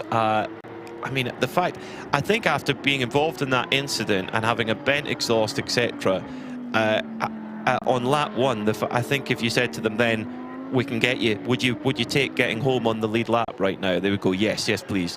They might well be able to put laps on the people chasing them, potentially, depending how it shuffles out. But Red Camel Jordans, they've done a mega job to fight back from that incident. They only owe us a single pit stop in this portion of the race now, don't they? 909 and 902, Holmgar Motorsport first and second in 992. They both owe us one stop. Nicholas Jonsson has just stopped because his tyre age is at 0, so I think he must have just recently stopped in the 907 RPM racing in third spot. And from now on, it's tight. I mean, he would. If he didn't stop again, then he would have a pretty empty car tomorrow morning. But he could come away with the 992 lead if everything stays the same. I guess people will also be counting on a code 60 in the next hour and 21 minutes to rear its ugly head and throw the cat amongst the strategic pigeons. But we don't know when at the moment. So it's Alfred Renauer who leads the motor race then by just looking like a lap at the moment. But let's get down to Dana for more. Yes, I'm with Ajith Kumar, who's racing this weekend. And Ajith, you have a lot of fans here watching and seeing what's going on. But first of all, just tell me, you've had a bit of an interesting weekend so far. You've had to change teams to compete in this 12 Hours of Spa. Tell us what happened. We've been practicing in the wet ever since we came, from day one. And I lost it at Blue Rouge, wrecked the car. And we were lucky that Red Ant managed to find us another car. Been an exciting weekend, and everybody knows Spa is not an easy circuit to get used to. And today happened to be my first day out on the dry, on slicks. The team seems to be pleased with the performance. And yes, there is a lot for me to catch up, but I will get there. Yeah, we chatted to you earlier, didn't we, before the race got underway, and you said, oh, actually, I've not been out here in the dry yet, so you were a little bit apprehensive. What did you learn when you did go out and come back in? It's kind of funny because when we get to a circuit, the weather is normally, good, you're on slick tires, and then when if the weather changes, then we panic to go out on the wet. Here, just the opposite. We were practicing on the wets, getting our wet lines, on wet tires. And then yesterday during qualifying, I didn't get to go out because of the red flags and sessions being cancelled. So there was no way I could get at least maybe 2 or 3 laps on the dry. So it was quite a nervous start in the morning to go out on slicks. But yeah, I found my way, and I know I can be at least a couple of seconds quicker But after the shunt, I think it was sensible to just bring the car back safe and hand it over to Matthew and Fabio. Yeah, just being a little bit cautious. But how much are you enjoying being part of the 24-hour series? Honestly, I'm really pleased, and to be here at Spa is very special, and to be driving here for the first time under such weather conditions, I'm pleased. And the most important thing, I think the team, they seem to be very pleased with the session, so I'm happy. I'm really happy that things are going well for us. That's great to hear, Ajith. Thank you so much for chatting to us. We'll catch up with you surely over the weekend. Thank you very much, and I'm happy to see you all again. Hello, love you all. It's just a delight to have Ajith Kumar here. He is a real megastar. He's a Collywood actor in India, and at the Dubai 24 Hours this year, we just weren't prepared for the level of love and just adoration there was for him from the crowd. And he's such a gentleman to chat to, and taking on a big challenge this year, going to circuits he's never seen before, a car that's relatively new, and it's just taking it all in his stride. It's just wonderful to have him here. Well, I would think at Weissach right now, the team working on the new evolution kit of the Porsche 992 GT3R will be quite pleased. I'm sure they're watching this race with real interest to see how these new improvements are going, because right now they're leading the race quite comfortably. And, you know, we must stress that that car is compared to the existing spec car, is running in 50 kilograms heavier. It's got less fuel that they can put in at the pit stop, and slower fuel filling as well, just to try and balance it away, because of course hopefully for them the new updates will bring more performance, and so therefore the preventing organisers have decided to balance the car back a little bit. But despite that, well, running very, very strongly right now in dazzle camouflage, black and gold dazzle camouflage. Fabian Dance in the pits then, the 909 leading 992 category car, had to do a 10-second penalty as well, so that's been now officially served at the start of pit lane. We just had a quick shot of the penalty zone. That's the first thing to do before then heading towards your pit box. So expecting them to head to the garage, get themselves a new, well, they definitely need a new driver because his driver time will nearly be up. So one of the sons or fathers will be jumping into that car, and then a new set of tyres, definitely, and then a new tank of fuel, definitely, and then that should be good for them for the end of the race. Doing the same at the same time, Holmgar Motorsport second in 992. So I think that's going to put the Nicholas Jonsson RPM Racing Porsche into the lead, but they do owe us a pit stop. So then we have to go down to Marcel Van Berlo, fourth in class. They have only pitted 12 minutes ago, so I reckon they're in a pretty strong position at the moment, although they do have a penalty hanging over their heads. They do, yes. But I would say with all that in mind, the 909 Red Camel Jordan's team are in a great spot.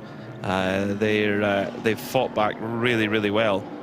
And that we were speaking to Paul Crosswell, their team, earlier, and he was saying, you know, Fabian Dance, who's one of their AM drivers, Luke and Rick Breukers are both semi-pro graded, but Ivo Breukers is AM and Fabian Dance is AM. But Paul Crosswell was saying how strong an AM Fabian Dance is, and how kind of plug and play he is, how strong he is.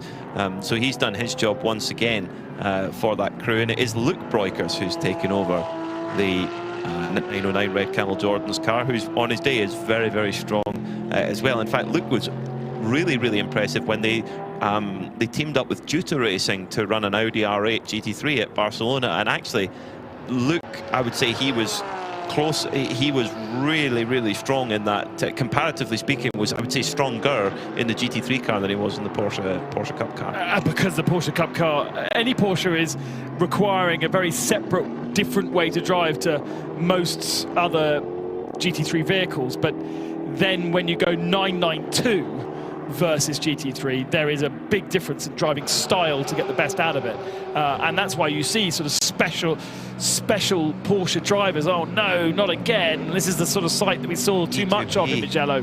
E2P Racing, Aston Martin into the pits with people staring into the engine bay at the front of this car, of course.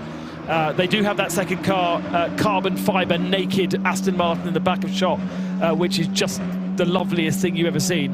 And they've already taken off the rear end of that to fit onto this race chassis, which is the same race chassis as they used in Mugello.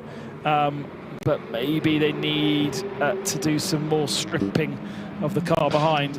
Oh, it's already got a new engine.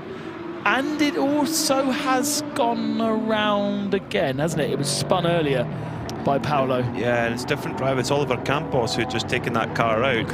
Antonio Cenero, who's in his civvies, in casual clothes, he's actually wafting the door to try and keep Oliver Campos cool in the cockpit. Now that is a teammate right there. Being there just to waft the door, that's a properly close-knit team. Alfred Renauer, one of the Renauer brothers from Herberth Motorsport, at the wheel right now. Still got a good bit of his stint length left if he wants to use it up. And of course, it's an experience for him that, of course, it's not just the driving experience, but also as a customer team looking at this Porsche and how strong it is. But let's get down to Diana, who's got more for us in the pits. ETP Racing number 90 that you were just talking about, it's gone back into the garage. They say they've got an electrical problem, but they don't quite know what it is. The engine just stopped and they were not able to fire it back up, which is why they've had to take it in to have a look around. So I can see they've plugged the laptops in to see what information they've got. And in the meantime, they're just cleaning the windscreen, getting it ready, but the bonnet cover is off and they're still having a conversation. So I think that could be staying in there for a little bit longer, although it's saying that one of the drivers is still behind the wheel. Oh, sometimes the easiest ones are the obvious ones where you've got a wheel hanging off or you've got a radiator leaking water because you know what's happened. When it's like the car's stopped and it won't start again and I've got absolutely no idea. It looks pretty, but it won't start. That are the worst problems to try and diagnose. It's exactly what they had in Mugello. No clue as to why it would run and then not run or not run cleanly. And in the end, it was a damaged engine and an electrical problem down there at E2P that was so strong at the very start of the race in the hands of Cenero. In that little chat that we had about 992, Nicholas Johnson actually brought IRPM into the pits. So we thought they didn't need to pit again, but they do, and they have, and they're in the pits. And so I think the RFID chip was broken on the tyre because it's still saying 0 tyre age. Oh, so I think right. So I think that was maybe one of the problems there, unfortunately. Torsten Kratz. Everything is against us trying to work out what's going on here. It is, yeah, it's working against us. Torsten Kratz, car number 11, Hoffer Racing, the pole-sitting car, of course, now.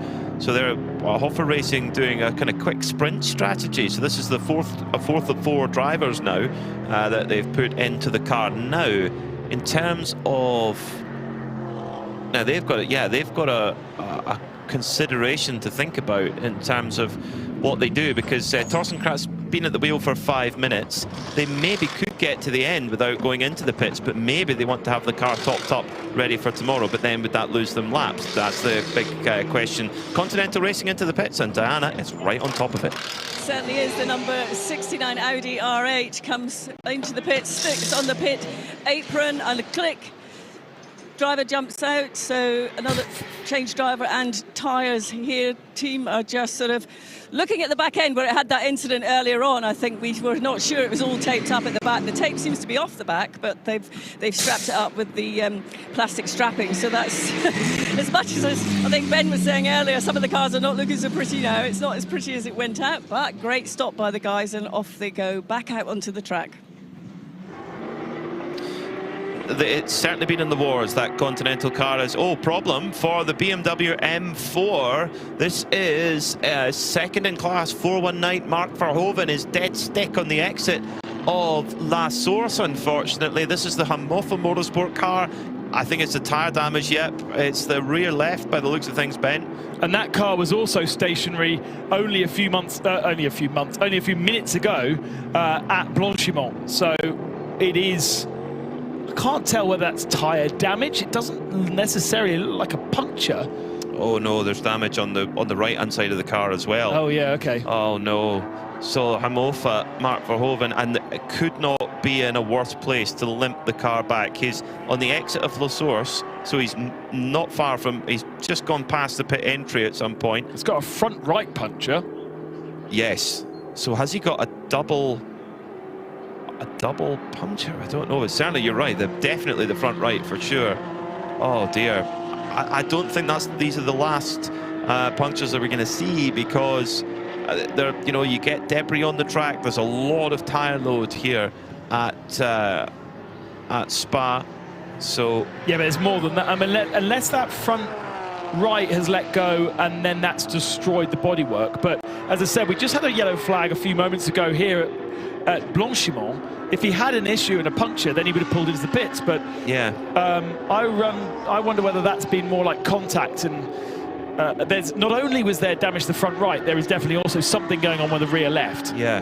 Now what he needs to do is get down to the bottom of the endurance pits, pull off, get himself into the paddock area, and then get a tow up to the back of the garage, rather than desperately trying to get all the way around the circuit. And they are going to go code 60. This is going to change strategy massively with just over an hour remaining. I think you really want to take advantage of this one. If you can, yeah, it could get very busy. So the drivers get a notification, code 60 within 20 seconds. That was about 10 seconds ago. So we'll be straight into code 60 very, very soon, as side by side. Luke Hartog was with the Red Camel Jordan's Porsche Cup car and very wisely backed out of it. Didn't want to overtake on the way into a code 60. So everybody goes down to 60 kph. So before, already, Herbert, they know how to just play these. Okay, maybe a little bit lucky, maybe, but they've been into the pits for 4.5 minutes. So I think they've dived in, they've seen something going on, or maybe just pure luck, I don't know. But anyway, they are already in fuel, and they'll be certainly getting a good amount of fuel into that leading number 91 Herbert Porsche. The 925 Marcel Van Berlo Motorsport Porsche was in the pits for 49 seconds. So that was in the pits before we went to code 60, as was Sebastian Lejeune, actually, in the 888 Porsche 992 car. So that that's not a response to this code 60, but as you say, they've changed that rule where you can, if you preempt a code 60, then you can get a full tank of fuel. They can't do that now. So there's still, I suppose it's still a slight advantage being in the pits under green, knowing it's going to go code 60, because you do make a slight advantage, but it's not the same advantage as it was before. Yeah, so and most of the time we do see teams taking the opportunity to come in under code 60 and putting fuel in, because 25% is still a decent amount of fuel. And when the average speed, if we look at the old lap record, which has now been obliterated, but that is, say, call it 112 miles an hour, 180 kph. So it's a third of the speed that you're going than you are under green flag conditions. I mean, in time-wise, it's taking three times. It's taking 3 times as much to do a lap under code 60 as it is under green. Pit's about to get very busy, Diana. They are, but I'm managing to keep up with some of the drivers. Kenneth Hire has just jumped out of the Red Ant Racing, number 93. Only managed to have a quick drink before I asked him to come back out. Kenneth, you've had a few challenges so far during this race, but you're getting on top of it again. How is it going now? Yeah, the car's really, really good. We are fast, one of the fastest cars on the track, so it's more than a pity that we have the problem at the beginning with the tire puncture. In all my 15 years, I've never had a puncture like that, so destroyed car afterwards. But it is like it is. We take it, and it's endurance racing. So for sure we are far off, but we bring it to the end. The young guys still have to get mileage in the car. So for us, it's more or less training now, but on a high level. So we are comparing and doing our best. You said about that puncture, even when I watched it on the screens on the TV, it looked so dramatic that it looked as if the whole tyre had just sort of come off, but it hadn't, had it? Yeah, it was a big tyre blow. I think he put some spare parts from some accidents on the track, from the circumstances. So it's not about the tire itself. It was some parts into the carcass, or maybe it's a big blow, and then therefore on high speed you have this kind of damage on the car. On the other hand, when it happens 400 meters before in Rouge, for sure, then we have to rebuild the chassis. So for that point, we have to say that we are still lucky with the tire puncture. How much do you enjoy competing here at the Spa-Francorchamps circuit? Yeah, it's the closest track to my hometown, so for me it's the home race, even when I'm German and Nürburgring and everything. But Spa is quite special. As you know, my dad drove the first AMG. I did it 40 years later in 2011, and since then I'm just driving AMG cars here, so I'm just enjoying the brand and life. What is it about the car that you actually love the characteristics of and compete well in? Yeah, the Evo 2 is a very, very competitive car still in today's time. A good car in small tracks, small corners, short corners, mid corners. So it's a good combination from everything, and really reliable normally. So when you don't have a tire puncture, normally you finish every endurance race. So very reliable car. Very, very proud to represent this brand, and long journey until now. Very healthy competition in the 24-hour series. That must also add to the mix for you.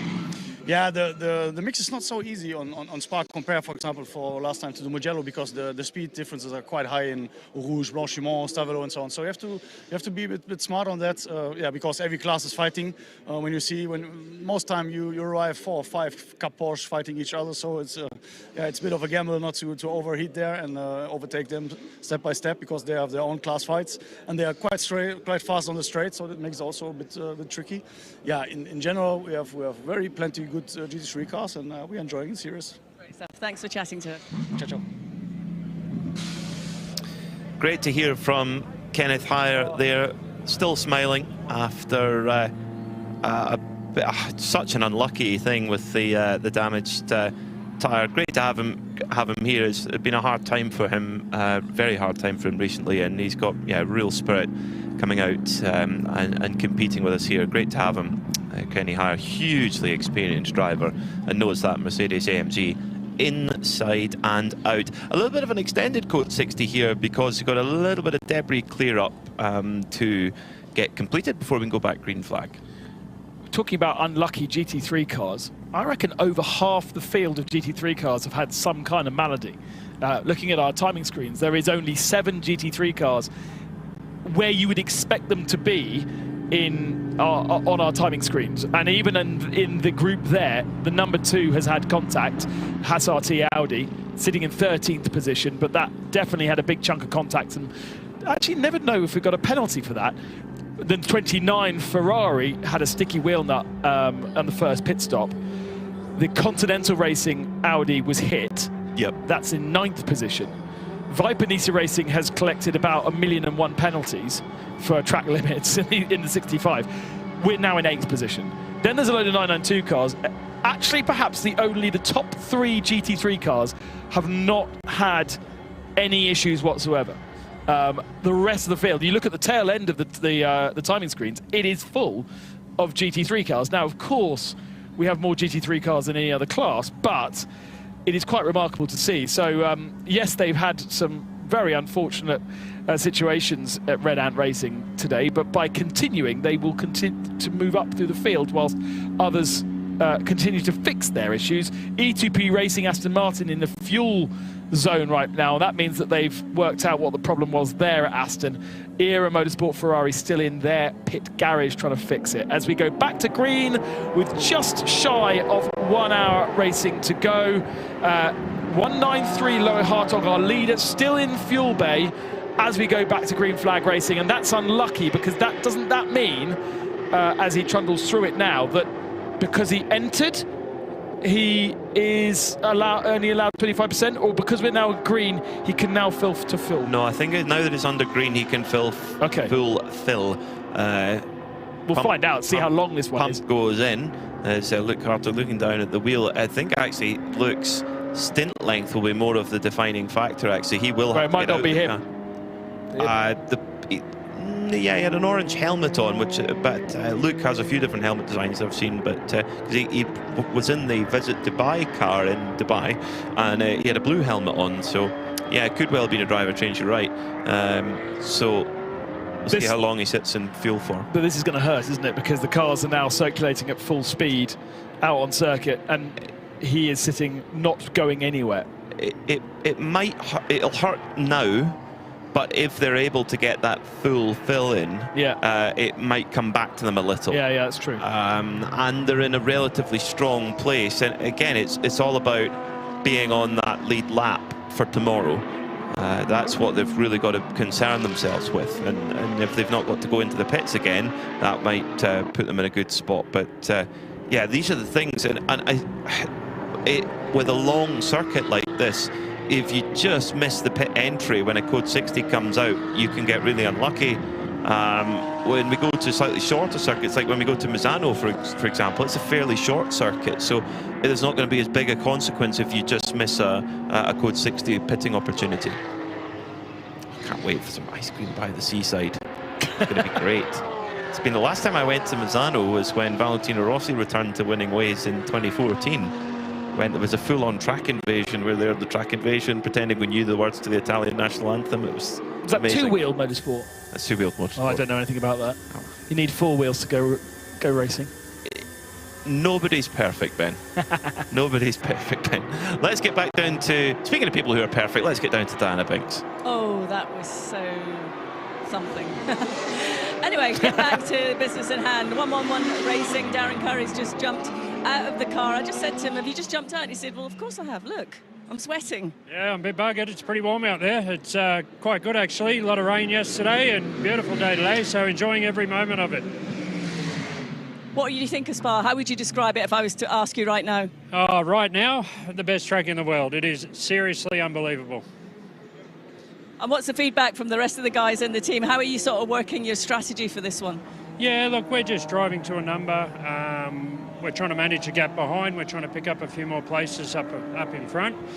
We've managed to do that so far, and we're doing really well. Everybody's happy with the car. Everybody's happy with the track. So far, smooth sailing. How challenging is it managing the traffic? The traffic is quite difficult because not only you've got slower cars in front, but you've got the faster cars behind. So you're trying to look out the front and rear at the same time. It is difficult, but manageable. Thanks, Aaron. Can I just say hello to Axel at home? He couldn't make it here this weekend, so we're doing it for you, buddy. We're having a go, and we'll see you soon. Brilliant. Thanks, Aaron. Thank you. Cheers.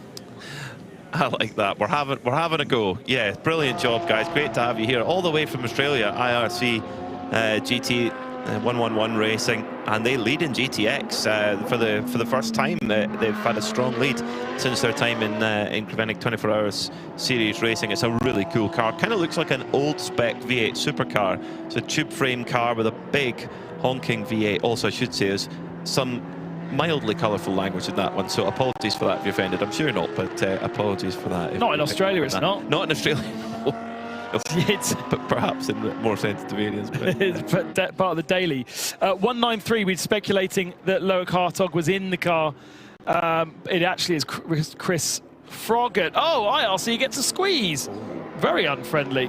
That was Torsten Kratz in the Hofer Mercedes getting up close and personal with that IRC GT. That's no way to welcome our guests from Australia. But Torsten Kratz on a bit of a mission. Clearly 221 last time by. That's it's not quite on the same pace as Alexander Prince was earlier, but picking the pace up well, and they're hoping to try and move up a lap and move up onto the same lap as the 56 Scuderia Praha car, get up there in a good position for tomorrow with 54 minutes left on the clock. Everybody's looking about how they're going to go into the intervention break. Remember, with 10 minutes to go, the pit's closed. So after that, you cannot come in and get more tires or fuel. Up until then you can. But when we close off tonight in 53 minutes and 56 seconds time, the car is parked up in Parc Fermé, cover thrown over it, and then it's brought out in exactly the same condition tomorrow. The only caveat on the track. Parc Fermé is where it's in a Parc Fermé condition, whatever that might be, whether it be in the track or in the car park or whatever. I think we've got racing tomorrow morning, so it won't be. It won't be on the track. It was on the track at Mugello, but it's just whatever that might be. It's a Parc Fermé condition. The only caveat to that is if we come into wet conditions tomorrow, the teams for safety reasons, the teams can fit wet tyres. And of course, that played a huge factor in the strategy at Mugello, because it was unclear whether it was going to be dry or wet, or whether you changed to dry tyres. And Era Motorsport were really clever, because they tried dry tyres and it worked, and it meant that they weren't compromised the next day either, because they could put brand new wet tyres on. So they were in a really good spot. We didn't get a pit stop in that last Code 60 from Scuderia Praha. And that is how they've ended up just 21 seconds off the lead of the race, where we do have, at present, 3 cars on the same lead lap, which is Chris Froggatt in the Ziggo Sport Tempesta Racing Porsche, run by Herbert. Ralph Bon in a Herbert Porsche, so Herbert 1-2, 11 seconds separating the two of them. And then the Scuderia Praha Ferrari is only 21 seconds back from Ralph Bon. So those 3 are on the lead lap. However, the first 2 pitted under Code 60, and Scuderia Praha did not. And therefore, I think...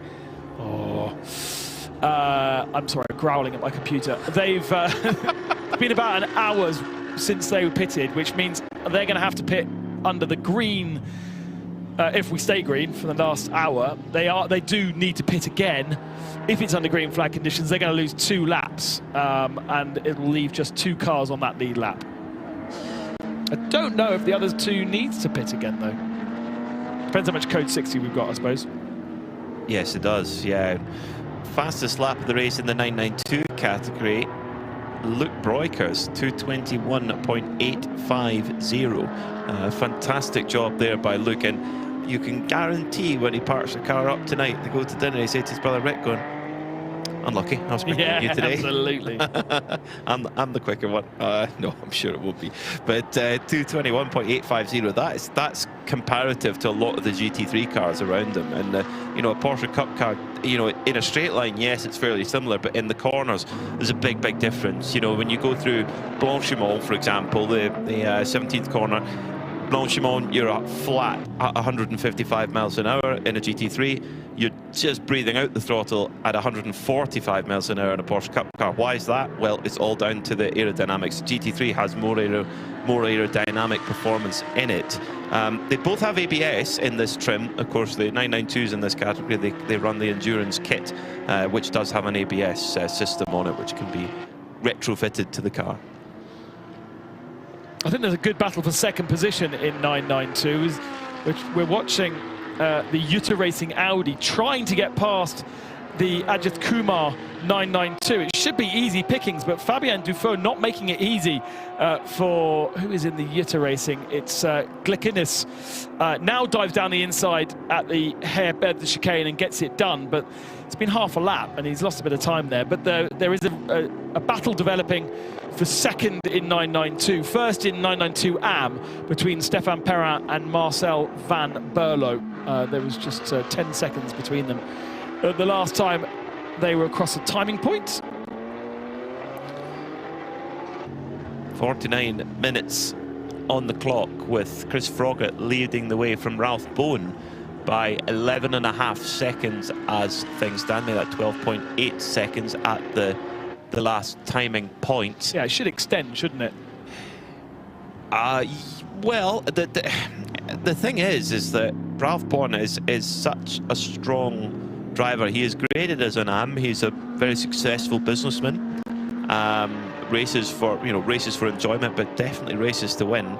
And the pace that he's able to extract, I would say he's the strongest AM driver in Creventic. In fact, in terms of bronze graded drivers worldwide, I would put him up there with the best. He is really, really strong. But yeah, Chris Froggatt, you would think would just pull a little bit of time out, but not enormous amounts. And when you compare Ralph Bowen's pace to the other AM-graded drivers in GT3, he's significantly faster. But yeah, you're right. So we should see Ziggo Sport Tempesta just stretch the gap out a little bit more. And we reckon they did get a fuel fill in because they came into fuel when it went green. So actually, have they ended up being lucky then, because they've been able to do a pit stop under Code 60. They're going down the pit lane, then it goes green, and they go into fuel, and then they've got green flag fueling conditions. So have they got lucky then, or have they got unlucky by it going green while they were still in the pit? We'll have to ask Trussers, because he's the only man that really understands how the good and the bad and the ugly of the strategy here. Interestingly, Ralph Bond's pit stop was also timed at 5 minutes, so he had a very long fuel. They've got a very slow pump, though. Remember? Have they? 70% full fuel flow. Okay. So that's part of the balance of performance. Possibly explains that then. Yeah. Whereas you look at Torsten Kratz in Hoffa Racing, it was only 2 minutes total pit stop, one of which was in his own pit box. So that wasn't a very long pit stop, although he's only been in the stint's only 5 laps long. He had another pit stop 4 laps before, so possibly certainly 2 fuel stops in 10 laps. Quick top-ups. Yeah. Yeah. And they can put in, of course, Hoffa, they can put in 50% under a code 60. Can they? Mm-hmm. Right. So an all-AM car. Just to make life... Exactly. The Hamofa car, almost forgot about this poor car, has finally made its way back after the damage to the front right tyre. We still don't know if that was just it or whether there was other stories to tell. Hopefully Diana will be able to find out what's going on there with that Belgian squad. Their home race, and they were running well. They were up there and fighting in second in category, and that sort of opens GT4 up a little bit. Venture Engineering are looking good. They were holding a strong lead, and it looks like they're actually going to...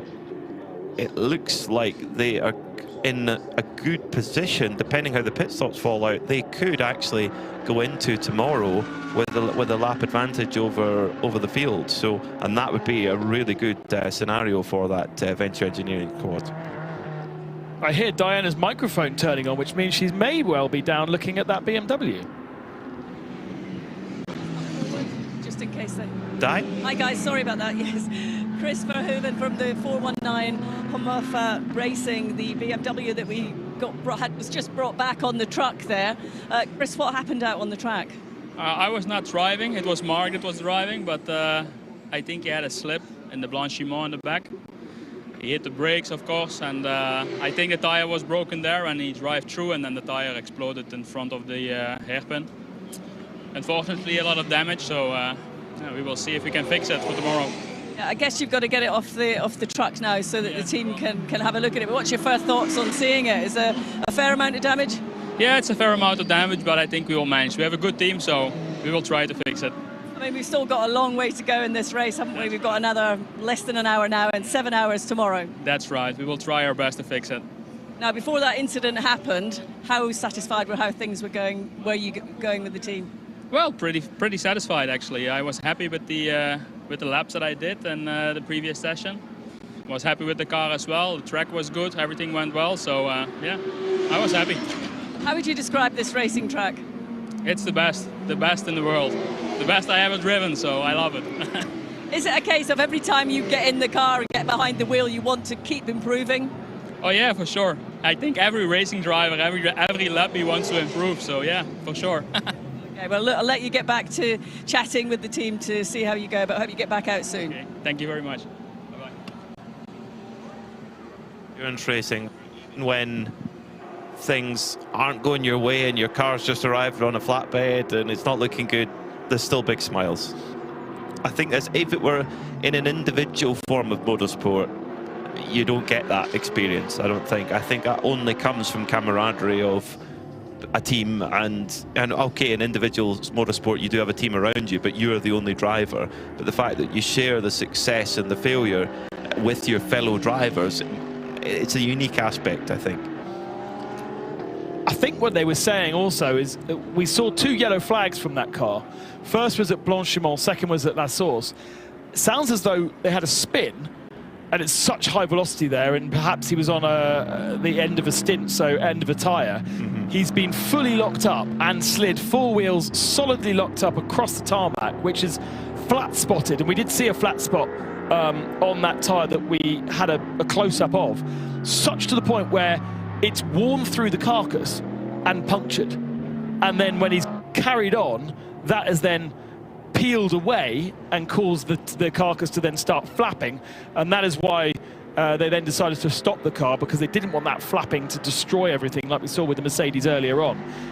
It's an unusual thing to happen, but if you do have a massive high-speed accident and go full on the brakes, then you end up putting holes in your tyres, which means that as long as there's not too much internal damage from the little bit of flapping that was done, that BMW should be happily active and running well tomorrow morning.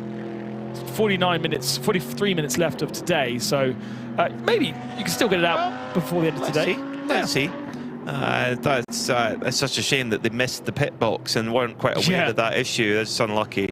So fastest lap of the race is held by Le Cartog, 2:17.247 right now, which is by far and away a new race lap record for a 24-hour series competition.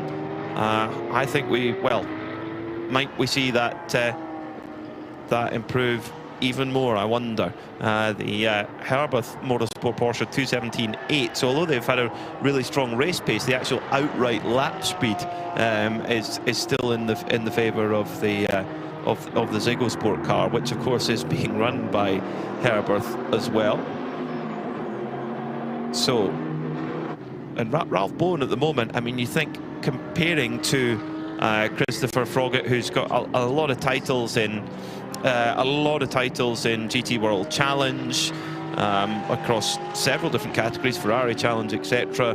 And it's just he's in his early 30s. Ralph Bowen is holding within a second a lap of Christopher Froggatt, which is allowing the gap to not rise up too much. So Ralph Bowen doing exactly his job.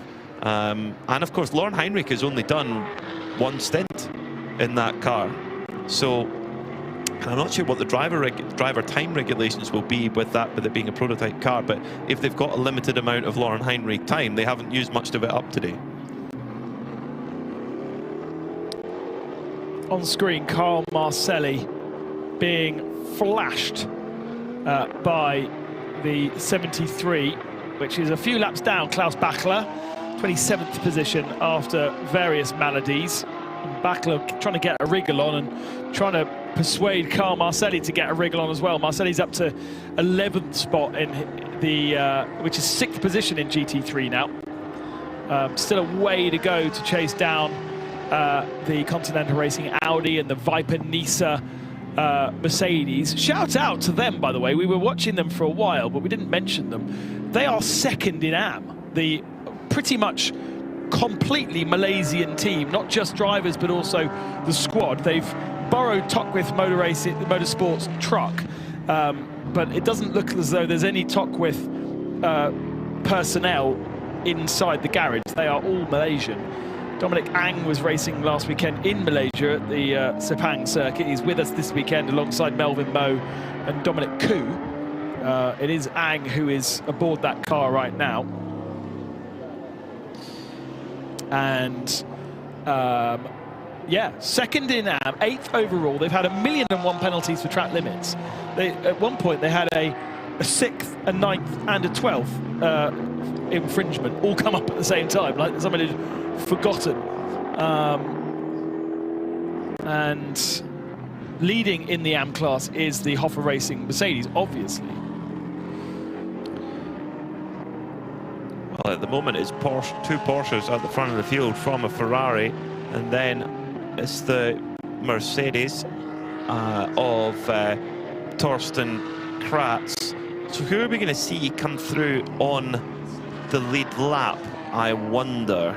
At the moment there's 4 cars, I think, that could finish on the lead lap heading into the intervention break. So that would be the Ziggo Sport Tempesta Porsche, the Herberth 91 Porsche, the Scuderia Praha Ferrari, brilliant run from them, and they've got a lot of Joseph Kral driver time in their pocket too, and the Hoffa Racing Mercedes, I mean, who are an AM class car. So for them to, if they could park up tonight on the lead lap, what a delight that would be for them.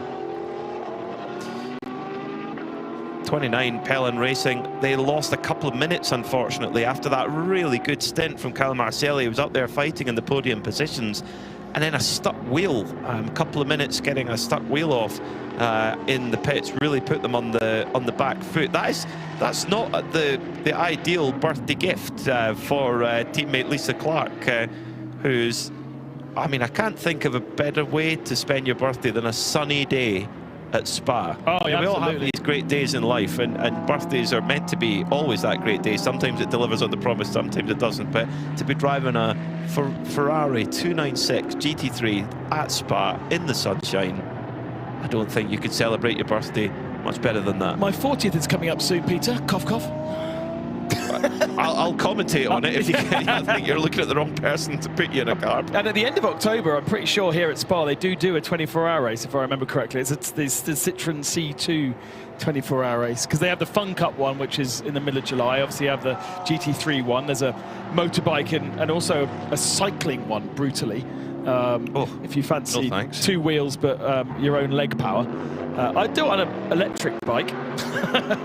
But the last 24-hour race of the season, I believe, is a 2CV race, and it's always held kind of late October, which is my only experience of racing around this circuit. Not in a 2CV, but as a support race to the 2CV, would you believe, was a smart 2.4 race, of which we used to, we used to have a smart in Creventic, but not the 2.4, the 4.4, the bigger one. And that used to race the 24 Hours of Silverstone, and then did a few other Creventic races. We're talking quite a long time ago, when there used to be a Silverstone round of Creventic, which was a 24-hour race. Yeah, a weekend of smart 2.4 racing here at Spa. Did Silverstone and Brands Hatch. Unbelievable. I think that sounds like a good 40th present to me. It took me... Mrs. Constanduros is listening. Yeah, exactly. No, she should be. I told her to stick the kids in front of the action. The lap time was over 4 minutes. Bearing in mind, Henri Pescarolo managed to do double the length 1 minute faster.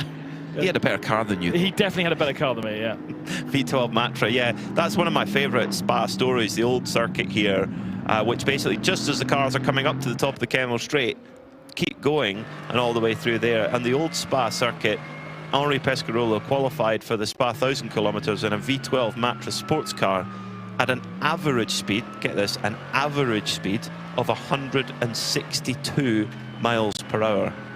It's impossible to fathom in modern context. But having now done the circuit, yes, I can in see our how he trusty Mazda, yeah, you can now see there's not many corners to it. It was like sitting next to Pescarolo. It was great. I thoroughly enjoyed it. Just, you're picturing yourself, imagine being Brian Redman or Joe Siffert in a 917 going round the, what's the really long right-hander? Burnville. Yeah. Oh, my word. Just constantly sliding round. Amazing. Torsten Kratz is doing his job here. He's in fourth right now, but he's lapping significantly faster than the Scuderia Praha Ferrari ahead of him to the tune of 4 seconds. In fact, he was a couple of seconds quicker than Ralph Bohn in second on the previous lap. So Kratz doing a mega job. And Hoffer Racing, they've gone through their full driver lineup although they've only had 5 hours, they've each done a single stint, starting off Alex Prince, then Chantal Prince, then Michael Kroll, and now Torsten Kratz, driver with a lot of experience. They had Maximilian Partel in the car at Mugello, and we're going to see that grey and pink Mercedes all the way through the season.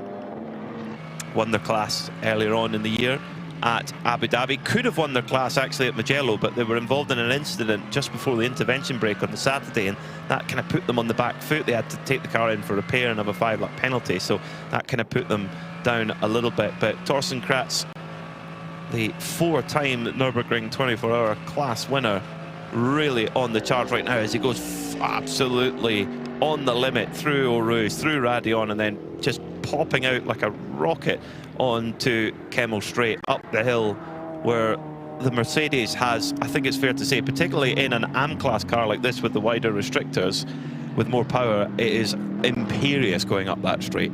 And amazing talking to some of the drivers about the Mercedes versus some of the other GT3 cars. It really is designed to be incredibly forgiving.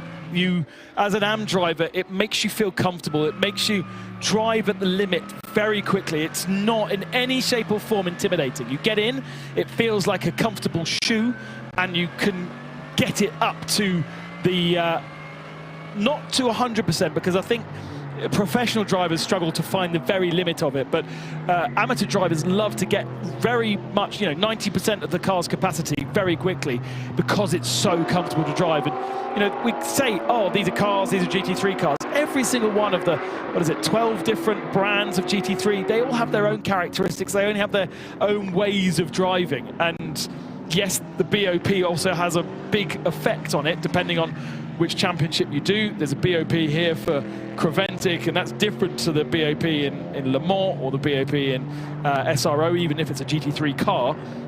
But ultimately, if you are jumping into a car and you're a pretty amateur competitor, you will feel more comfortable in the Mercedes than you will in anything else. And I think that makes a big difference on a track like this or the Nürburgring, where you need something that is forgiving if you do make little errors. It's and I think also as well, emotion is a big part of it. And yes, you want the best tool to win, but when you hear a 6.2 litre V8 AMG Mercedes GT3 fire up, it's one thing. If you've never experienced, get yourself to. Most sports car racing paddocks are pretty open, and you can get very close to the cars and close to the garages. Daytona is a great example. At any IMSA event, actually, you can get really close to the garages, and when you hear an AMG GT3 getting warmed up and they put it through the cycle and it's thumping away and the ground is shaking. I mean, bear in mind, this is an engine that was first put into Mercedes road cars in the late 2000s, 2007, 2008. You could buy a road car, you could buy a C-Class Mercedes with that engine in it. Okay, it's in a slightly different configuration in terms of slightly different parts to it, but it is a 6.2 V8. It's the same base engine, and yet it's still powering race wins. It won at Sebring in the GTD category in the hands of Windward Racing. It's won the championship at IMSA last year, so it's still a winning package. Quite a success story.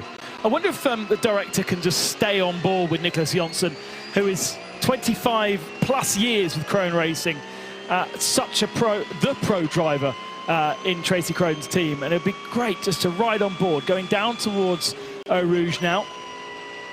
Quite a significant lift there on probably half-used tyres. Keeps it nice and straight, so ends up riding over the curb on the left-hand side at the top of Radiant, and now flat out. You're climbing uphill. It doesn't really look like it on board, but I think maybe the onboard camera doesn't work all the way around the back of the circuit, potentially.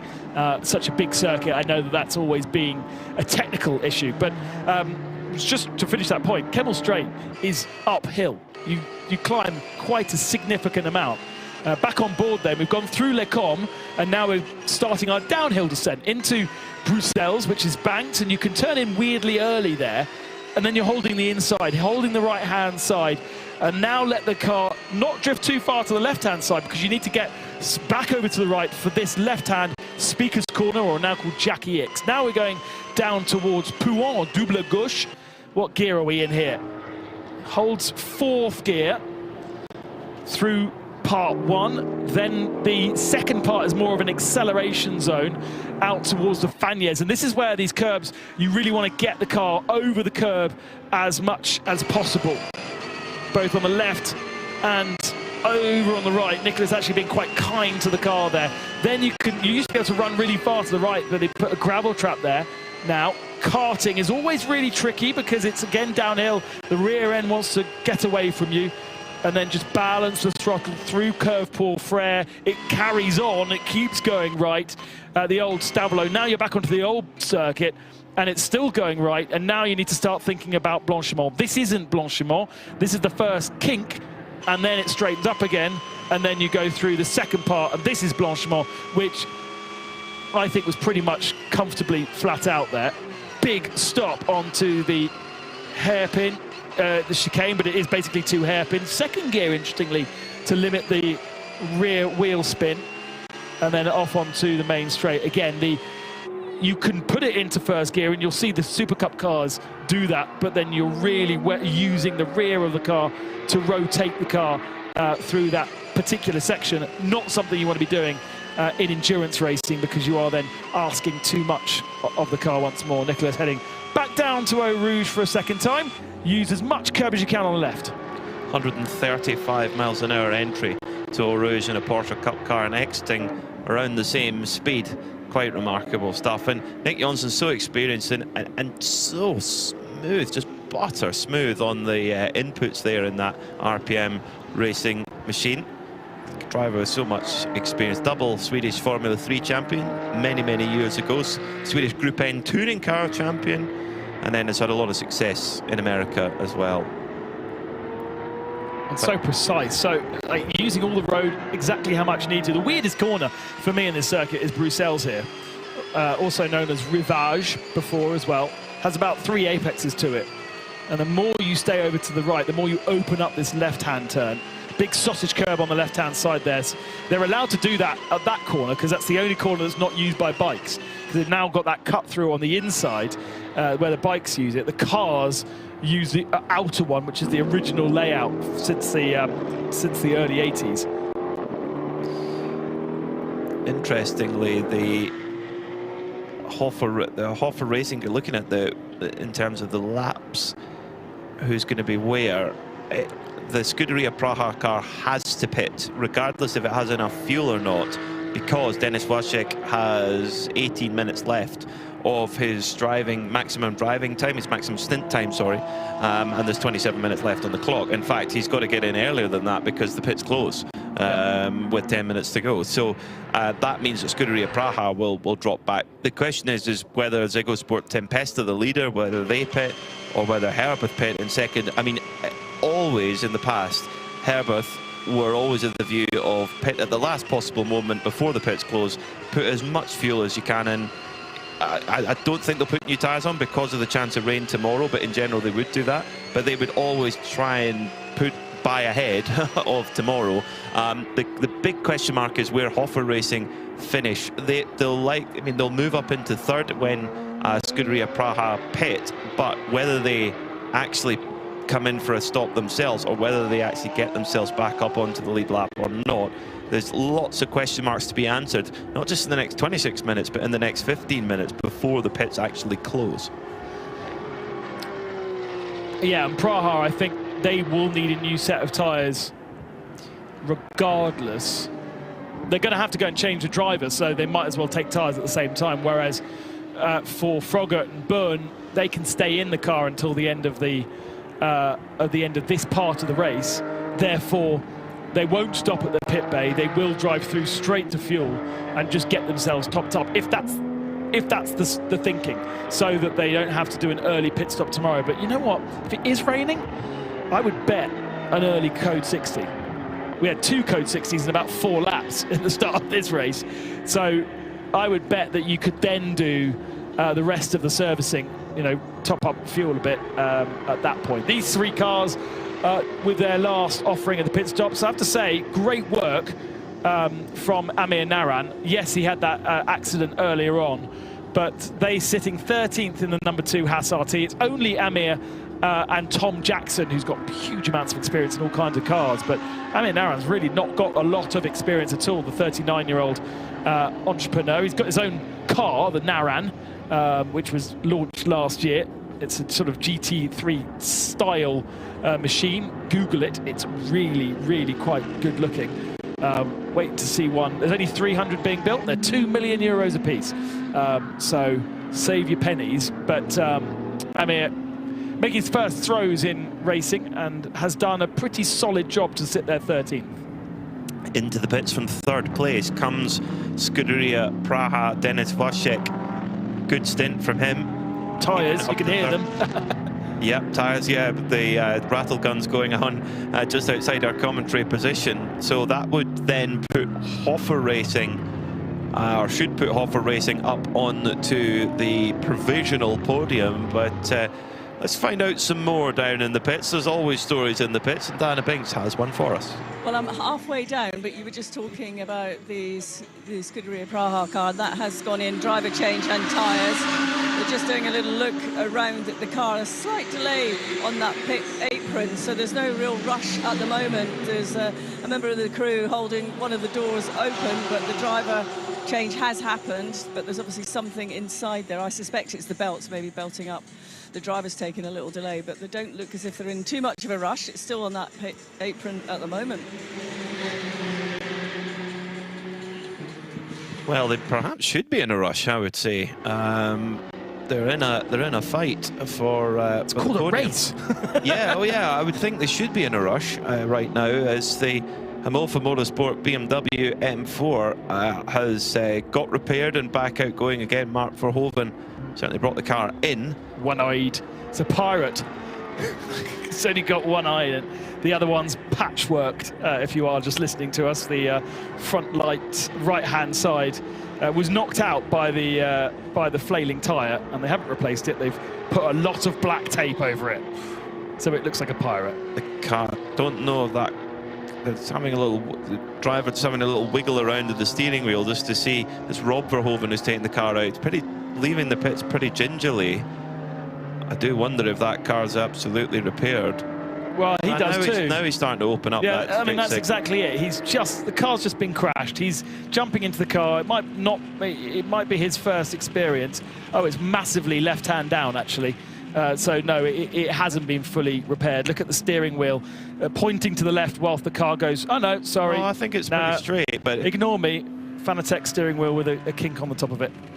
Yes. That steering wheel, by the way, you can take off the BMW M4 and put on your Fanatec sim rig, and with a little bit of an adapter, it will work on both sim rig and in BMW. Very, very cool thing that Thomas Jackemeier did before he ended up leaving the company. The last of the cool things he did many, many cool things, but he is going very gingerly. But I respect that as a driver. You have no idea what's underneath you. Getting up to speed now. I think just left the pits gingerly. That's good. So hopefully the Himolfa can fight on. But it does mean that Venture Engineering, they're in a really good spot in GT4. They've been chased by the SRS team Sorg Rennsport Porsches, the leading of which is the 452 car.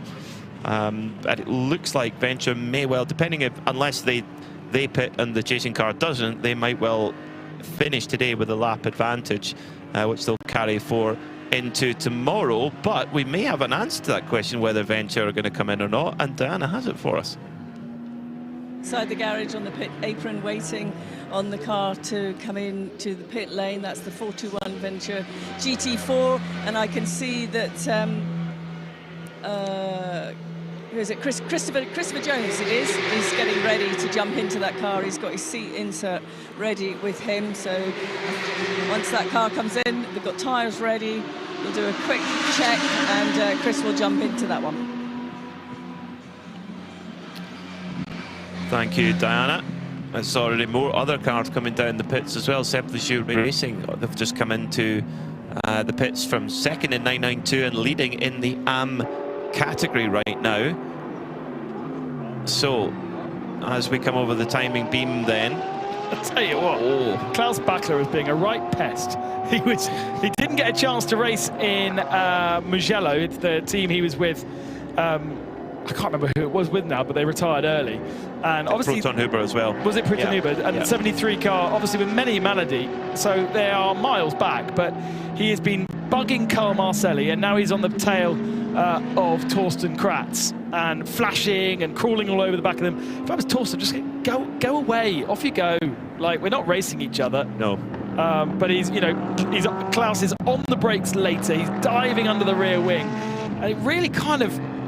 That'd be really putting off if I was Torsten. I'm just going, off you go. Yeah, look, he's already put his indicator on there as Torsten Kratz just puts his left-hand indicator on, says thank you, or after you, sir, and lets him go through. Very, very wise there from Torsten Kratz. Doesn't need to worry about it. He's in a far higher up position as Kratz. Klaus Bachler very much on the fight back after the big delay earlier on for damage to be repaired. Yeah, second in Pro-Am, actually, they are, remarkably, with the Scuderia Praha car, first in Pro-Am, now out of the pits after a 5-minute and 8-second stop. So they have absolutely fully serviced that car. It's Miroslav Weibo who's taken over. That's got new tyres, it's got an absolutely brimmed fuel tank, and they have now 19 minutes to go of this stint, and then at least we know, we can make a note of that for tomorrow, that they are well... They are brimmed. Yeah, they're good to go tomorrow. We're still waiting to see what Herbert will do with their two Porsches that are 1-2. And then the 11 Hofer Racing Mercedes is coming up to an hour on this stint, and they are in 3rd position. Don't have to pit for any reason, but it's going to be tight. They're going to be pretty empty if they don't pit before the end of today's action. And they are 2 laps back on the 2 Herbert Porsches. Well, that's the thing, is time it, and if you don't need to lose, if you're not going to lose any laps, you have to come. You know, you should come in and fill up, because it doesn't matter where on that lap you finish. It's as long as just which lap you're on. So I'm sure they'll be doing all those calculations at the moment to see if it's worth it to come back in or not. I mean, if the 2 Herbert cars pit, then they'll be not only on the lead lap, they'll be leading. So they will go back to the head of the field, but they'll be empty. So then do you risk it? You're starting the race. Hopefully you get a new set of wet tyres because it's raining tomorrow morning. You hope for a code 60, and then you can reset. They can put 50% in on code 60s as well. Ah, yes, of course. So there's so many permutations. This is what Creventic Michelin 24-hour series is all about. It's a cerebral championship. It's a thinking championship. It's all about those different strategical outcomes and cracking that strategical conundrum. Whew, easy for you to say. Yeah, that's a mouth filler, isn't it? But it's Christopher Froggatt right now who leads on speed at the front of the field, 2:18.622 last time by, a little bit, about a second quicker than Ralph Bowen, who, as an AM-graded driver, again, absolutely punching well above his weight. A couple of seconds quicker than Torsten Kratz last time by. But the fastest lap of the race is no longer the Ziggo Sport car at the front. It's actually Mr. Nuisance himself, as you said, Ben Constantinos. Klaus Bachler, 2:17 flat, so we're getting very close to that 2:16 marker now. So that's now and yet another new lap record for 24-hour series competition. I mean, you just touch a Michelin tyre in the pit lane versus a Pirelli tyre in the SRO pits, and you can feel the difference in compound. Like these are endurance hard tyres the Michelin have provided. They are so good. The Pirelli tyre is designed to do a single hour, and it falls apart after anything more than that. So the fact that we're within a second difference is absolutely remarkable. Diana's in the pits. I'm with Venture Racing, the GT4 number 421. Matthew Higgins has just jumped out of the car, so we thought we'd take this opportunity, Matthew, to have a chat with you. First of all, how was Spa for you so far? Yeah, the track is actually unreal. Obviously, it's one of them bucket list tracks for everybody, I think. So, first time here. I mean, that was probably my best experience in a dry then I've had in this car, and yeah, the track's unreal. How would you describe it? Because we talked to a lot of drivers that come into this 24-hour series, and when they've not been to a circuit before, we understand, you know, getting used to the car and the tracks, but how would you describe this one? Yeah, I mean, the track definitely gives you quite a bit of confidence. There's a lot of grip in the track compared to Mugello. I mean, my little experience I've had in cars, every race I've done, I've turned up, and then that's my first time on the track. So learning the track's something I've kind of got used to. I've got good people around me. Luckily, I've got Matt George around me, coaching me along the way. So yeah, he definitely helps a massive amount, and yeah, the team around me give me a good car every time. So yeah, it makes my life as easy as possible. So away from the track, do you do any sim racing to sort of prepare yourself for the new track? Yeah, I definitely try to do a lot of hours on the sim before coming to the tracks. Obviously they have their differences, but at least muscle memory, knowing where I am. But again, speaking with Matt about just the gears for each corner so that I know then what to practice for muscle memory. But yeah, nothing quite compares to real life. What's the biggest thing you've learned so far? I know you say it's early days, but what's the biggest thing that you've learned? There's quite a few things to be fair, but I'd say the biggest thing is tyre management. My first time on brand new slicks was in a race on Mugello, and I took the life out of them pretty quickly, which definitely made the rest of my stint pretty difficult. Whereas then I did 2 hours on the same set of tyres, and yeah, towards the end I felt like the tyre was really good and I could keep going for another hour, so that was a massive step. How do you build the confidence as the weekend goes on? Just build it progressively. Don't need to push it too hard too early, and obviously it's a long race, so that extra 3 tenths isn't really what wins you the race. It's just the consistency of building, doing everything I do on track consistently, so I can do it each lap over and over, and then you can progress slowly as the weekend goes on. Matthew, thank you so much for chatting to us. Thank you very much. Matthew Higgins from the Venture Engineering team, who have really raised, I think it's fair to say they've raised the bar in GT4. We've had it in the last couple of years where it's been a race of attrition. It's who makes the least mistakes, who has the, who spends the least amount of time in the pits. That's changed. Venture Engineering is just running like a steam train. They did so at Barcelona when they won that last year. Likewise, in Mugello about a month ago. They are the gold standard now, I would say, in Creventic in the GT4 class. One fan favourite car, the JMEC Engineering BMW M3, which was driven by Jimmy Broadbent at Barcelona last year. It's at the moment Kevin Clark aboard. They lead in TCE at the moment. This is a car that used to race in Scotland. Scottish Motorsports Championship. It's driven by a guy called Ian Bonthorne, who also raced it in the Scottish Super Lap Championship, which is a time attack championship. I love the fact that the same car has gone from being a one-lap dash car to a 24-hour racing car. Fantastic. Creventic 5-6 years ago had a plethora of these kind of cars that, modified. They would all be in GTX or TCX. Modified, kind of strange. Oh, Vortex goes around. On the brakes, get it going again. It's we haven't seen very many melodies actually for Vortex. This 2.0 is a much stronger car than the 1.0 ever was. But no, it used to be a thing.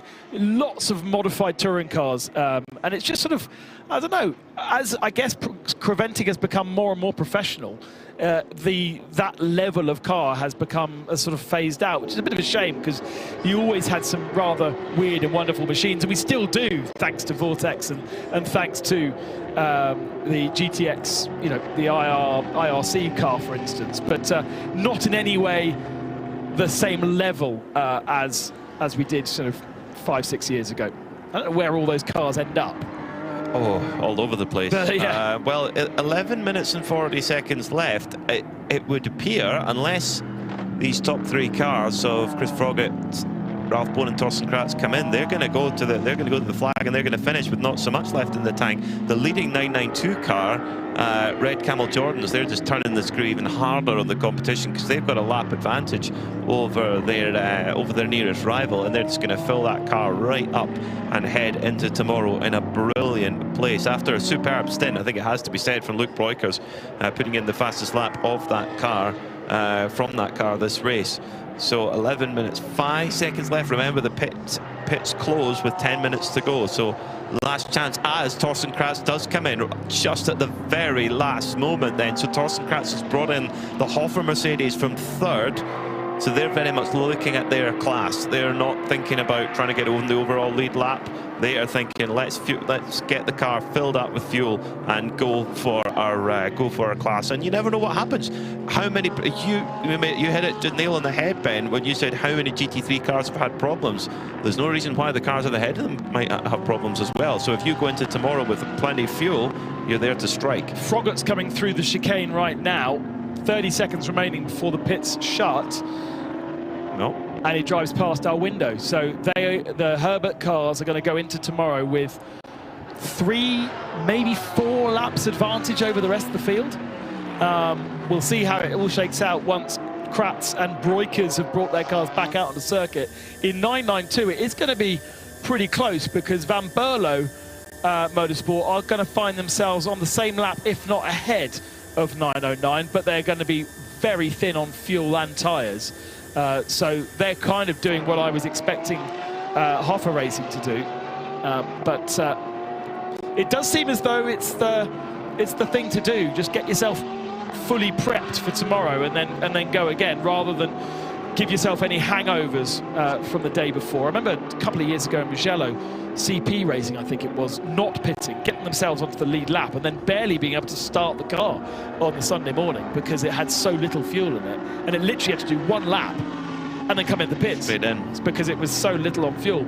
And so what's the point in that? Unless you have a code 60 straight away, which you're bargaining on, it was a bit of it was a sleepless night, hoping they had enough fuel to get round and get to the pits. CP Racing, of course, overall winners here last year. The American squad used to come over, big effort. All the drivers used to come over, all the wives would come over as well, and there's always a fantastic atmosphere in their garage. They're sorely missed in the in the Creventic Michelin 24-hour series in their white, blue and red Mercedes.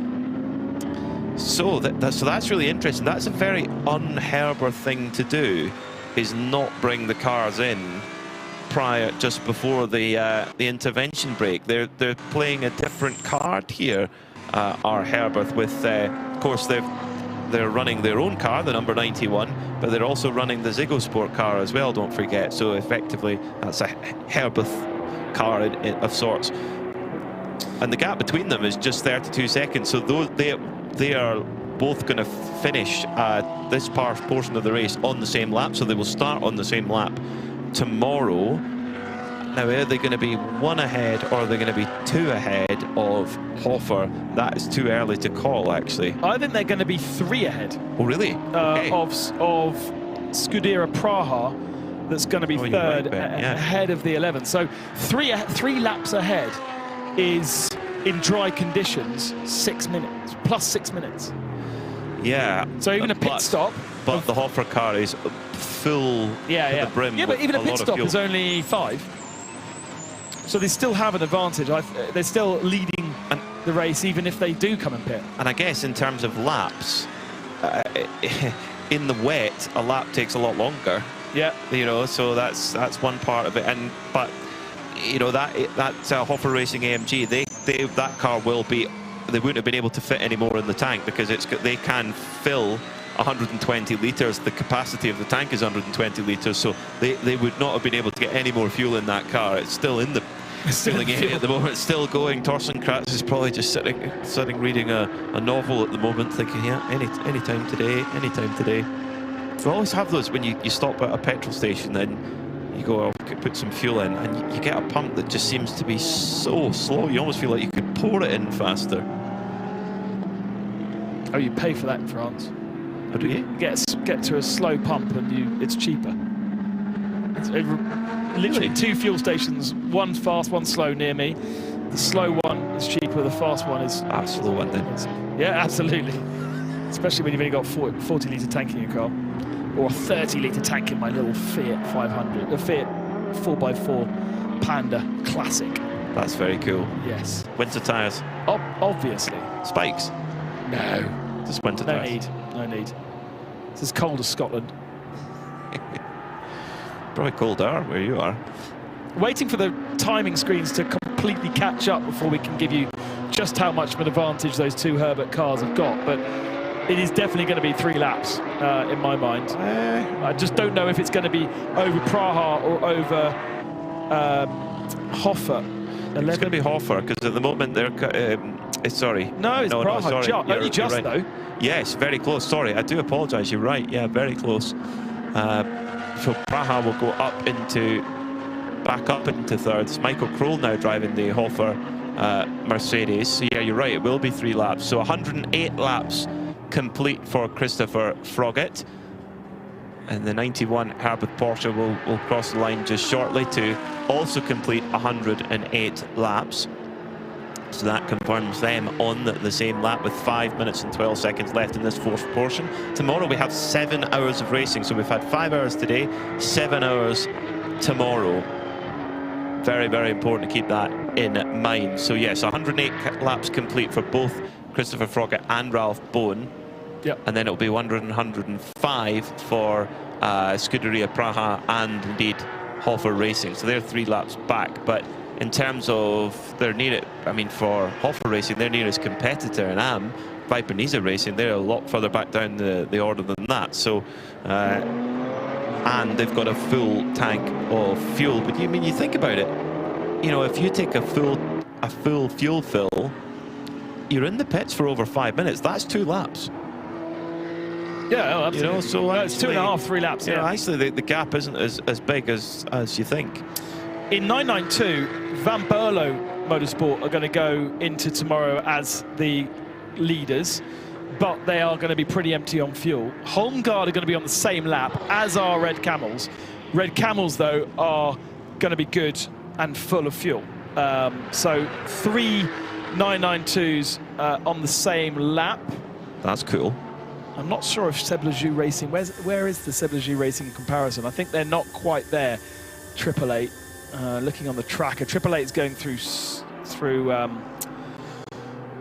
No, I think they're ahead as well, aren't they? No, they're showing us they're 5 minutes 41 behind the Red Camels car. So no, I think you're right. Yeah, three 992s that will start tomorrow on the same lap if everything stays the same for 3.5 minutes.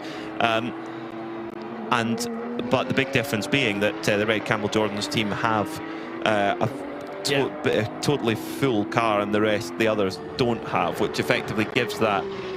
You know, you could have said, well, why didn't they just not pit and put the other cars a lap or two down? Well, the thing is, they'll just have to give that back again, you know, the next day. So just do your homework the night before. Don't cram it on the school bus the next day. You just don't know what tomorrow brings, and that's the interesting one. Is if we do have a code 60 early doors, you then take advantage of that, and potentially that puts you offset, and you don't know how that's then going to affect 7 hours down the line. So it looks good right now, but you know, I would risk it. If I'm Van Berlo, if I'm Holmgaard, I've got a pretty empty car. I haven't got much fuel in it, but I'm risking the fact that I'm going to be able to fill that car up to a degree under code 60 tomorrow morning when somebody slides off the road on either cold tyres or on a wet track. Well, in Mugello, it was like if you were listening to us on RS1, part of the Radio Show Limited network of channels, you would think that the feed was skipping, because it was like, oh, code 60, code 60, code 60, again and again and again, because we saw that coming out of those code 60s, the tyres, the wet tyres were cold, they wouldn't work, and then off the road you went. So it's all to play for tomorrow. Looking at the weather forecast, depends who you speak to, but there is a big threat of rain tomorrow. If the worst can be believed, it's going to be monsoon all day. The best is that it stays dry, and then, you know, there's no problem. But that is how big a variance in the predictions for weather. So in GT4, Venture have a 2-lap advantage over Sorg Rennsport at the head of the GT4 category. 1-lap advantage in GTX between Vortex, who lead that, the 701, and the 111 in the IRC.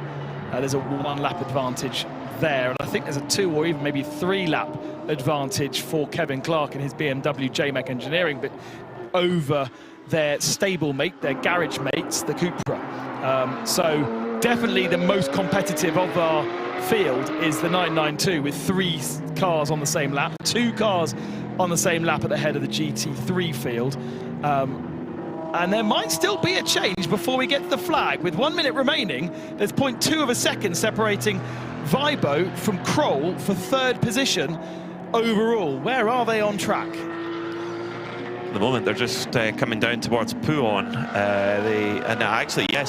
Michael Kroll has got by. He has got by, so Michael Kroll has moved up into 3rd place for Hoffer Racing. So that will change their grid spot as we're on to the last lap of this first part of the 7th Michelin 12 Hours of Spa. A lot of attrition, particularly in the GT3 category, but we head into the real thick of the race tomorrow. 7 hours ahead of us tomorrow, potentially in wet conditions. Kessel got their Ferrari back out on the circuit. The last time we checked in on Matt Bell's Rolex watch, they were still trying to repair that car. That's now back out on track, and I just heard something fire up underneath us. And there's no showing of anybody in the pits that shouldn't be. So one of our 4 cars we thought are retired has just got themselves back out. Don't know what or who that was, but it will show. It's the 81. So it's Era. Yeah. Brilliant work from those boys. Well done. So they will be able to take the starts tomorrow.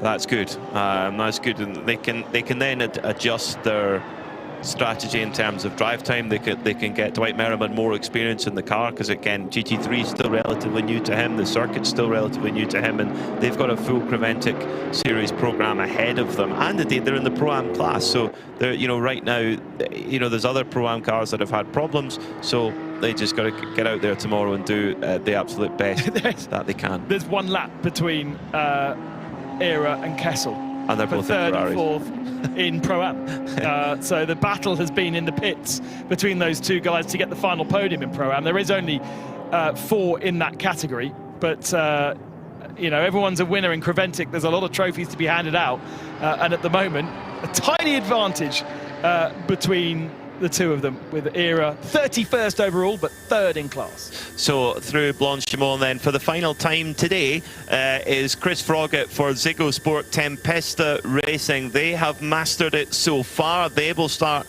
on pole position effectively tomorrow. They come out of the bus stop for the final time. Excellent job so far from Ziggo Sport Tempesta Racing.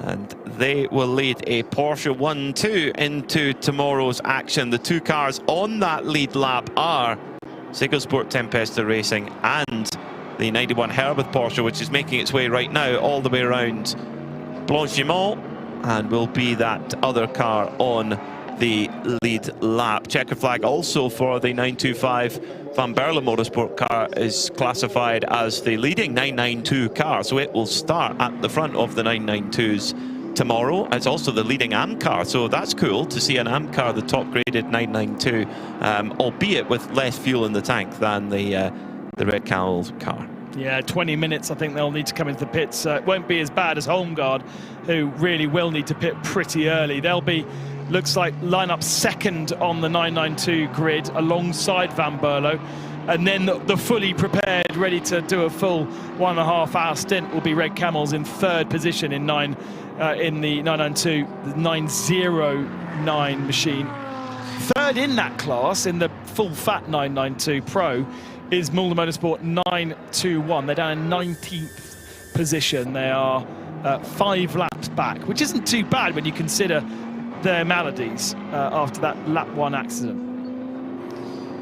So Era Motorsport did get out. They sent Ryan DL out in the car, probably just to do a bit of a systems check and check everything's fixed and repaired and good to go. Ryan knows that 296 GT3 as well as almost anybody outside of the factory. He's raced it a lot in America as well.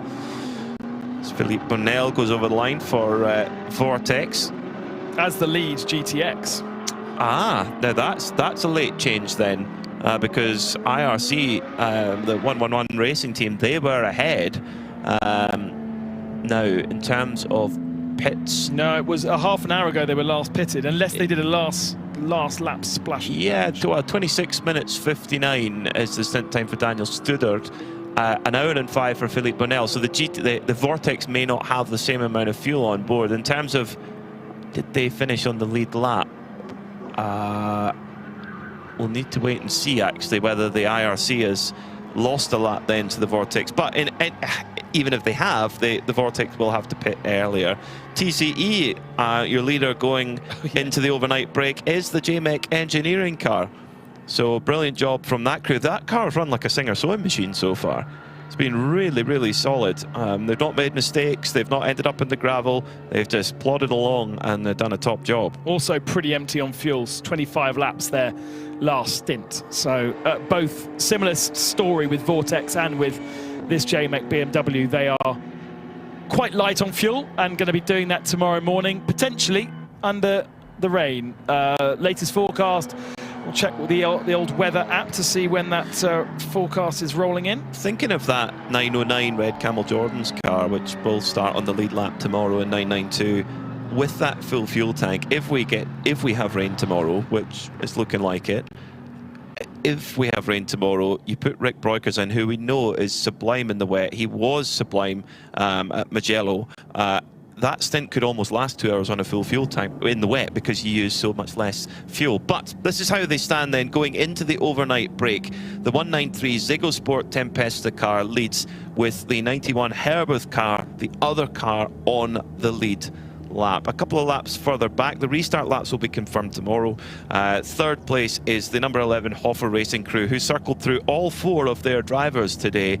Solid performance on pole and have done an amazing job. They sit in 3rd. Scuderia Praha right behind them on the same lap in 4th place. But remember, the 11 Hoffer car has got a very full tank of fuel for tomorrow. Then 992 is very finely poised indeed, with the number 925 Van Berlo Motorsport leading, or will start on pole effectively for that class tomorrow, but will be joined on the lead lap by the 902 Holmgaard Motorsport car and the 909 Red Camel Jordans. The caveat there to remember is the 909 Red Camel Jordans car has filled up right to the brim with fuel. Seb Lejeune Racing also in there as well, 8th overall. 992 is showing very well today. Viper Niza Racing, 9th overall, 2nd in their class as well. And I tell you what, Continental Racing, number 69, they have had everything thrown at them. They had to do an engine change on Thursday night. They had to repair till 2 o'clock in the morning last night. They were hit at La Source today, and yet they're in the overall top 10. Remarkable. Number 29, the Pelin Racing Ferrari had 2 minutes in the pits with a seized wheel, unfortunately. They're there in 11th. Krone Racing, number 907, they are 12th. 13th is Haas RT Audi. They've had a fairly eventful day as well too. Faron Motorsport, they've had a good day. 14th in overall and in 992, the Spanish squad. Ajith Kumar Racing, 15th overall. And then GTX, it looks like the IRC GT will have come home on the same lap. We'll have to just confirm that, but it looks like the two GTX cars will start on the same lap together, but we'll confirm that in the morning. 18th is 9 Elf, then it's 19th. That is the recovering Milner Motorsport team. How far up the order can they go tomorrow with an attrition-rated race in the wet tomorrow? Don't write them off. They've got some great drivers. Leading in GT4, it's the Venture Engineering squad, again, going so strong, really consistent. They lead in GT4 by at least a lap. In 21st, it's the Jutta Racing Audi, number 71, and then the 702, the sister Vortex, the red Vortex. Then it's 452, the second place GT4 car for Sorg Rennsport. The leading TCE car is JMEC Engineering, James Collins and Kevin Clark with their BMW E46. Then it's the sister number 427, Sorg Rennsport Porsche. Unfortunately, E2P Racing spent a bit of time in the garage, unfortunately. They got back out there, but they sit down in 26th. Likewise, Proton Huber Competition, despite holding the best lap of the race so far, they're in 27th. Second in TCE is Asbest Racing, and then it's the 29th place BMW, which had a tyre issue late in the piece today. And then in 30th, Red Ant Racing, who also had a tyre issue which cost them a lot of time. Classified in 31st, then it's Era Motorsport, who managed to get back out on the circuit after some sort of gearbox or shifting issue. Likewise, Kessel Racing managed to get back going again after a lot of problems. And sadly, a few teams which we won't see tomorrow. The number 21 Haas RT Audi, the number 23 Pelin Ferrari, the 44 ARC Bratislava Lamborghini, and the 918 Milner Motorsport Porsche, unfortunately. So, it has been a day of high drama. Let's consider the highlights and potentially the lowlights of the day. Motorsport, they are your leaders, both on the lead lap, going to tomorrow. So tomorrow we'll have all the action for you on Creventic Motorsports TV and indeed on RS1, part of the Radio Show Limited network of channels. We'll be live at 10:35 local time here at Spa. Be sure to join us. But for now, it's goodbye.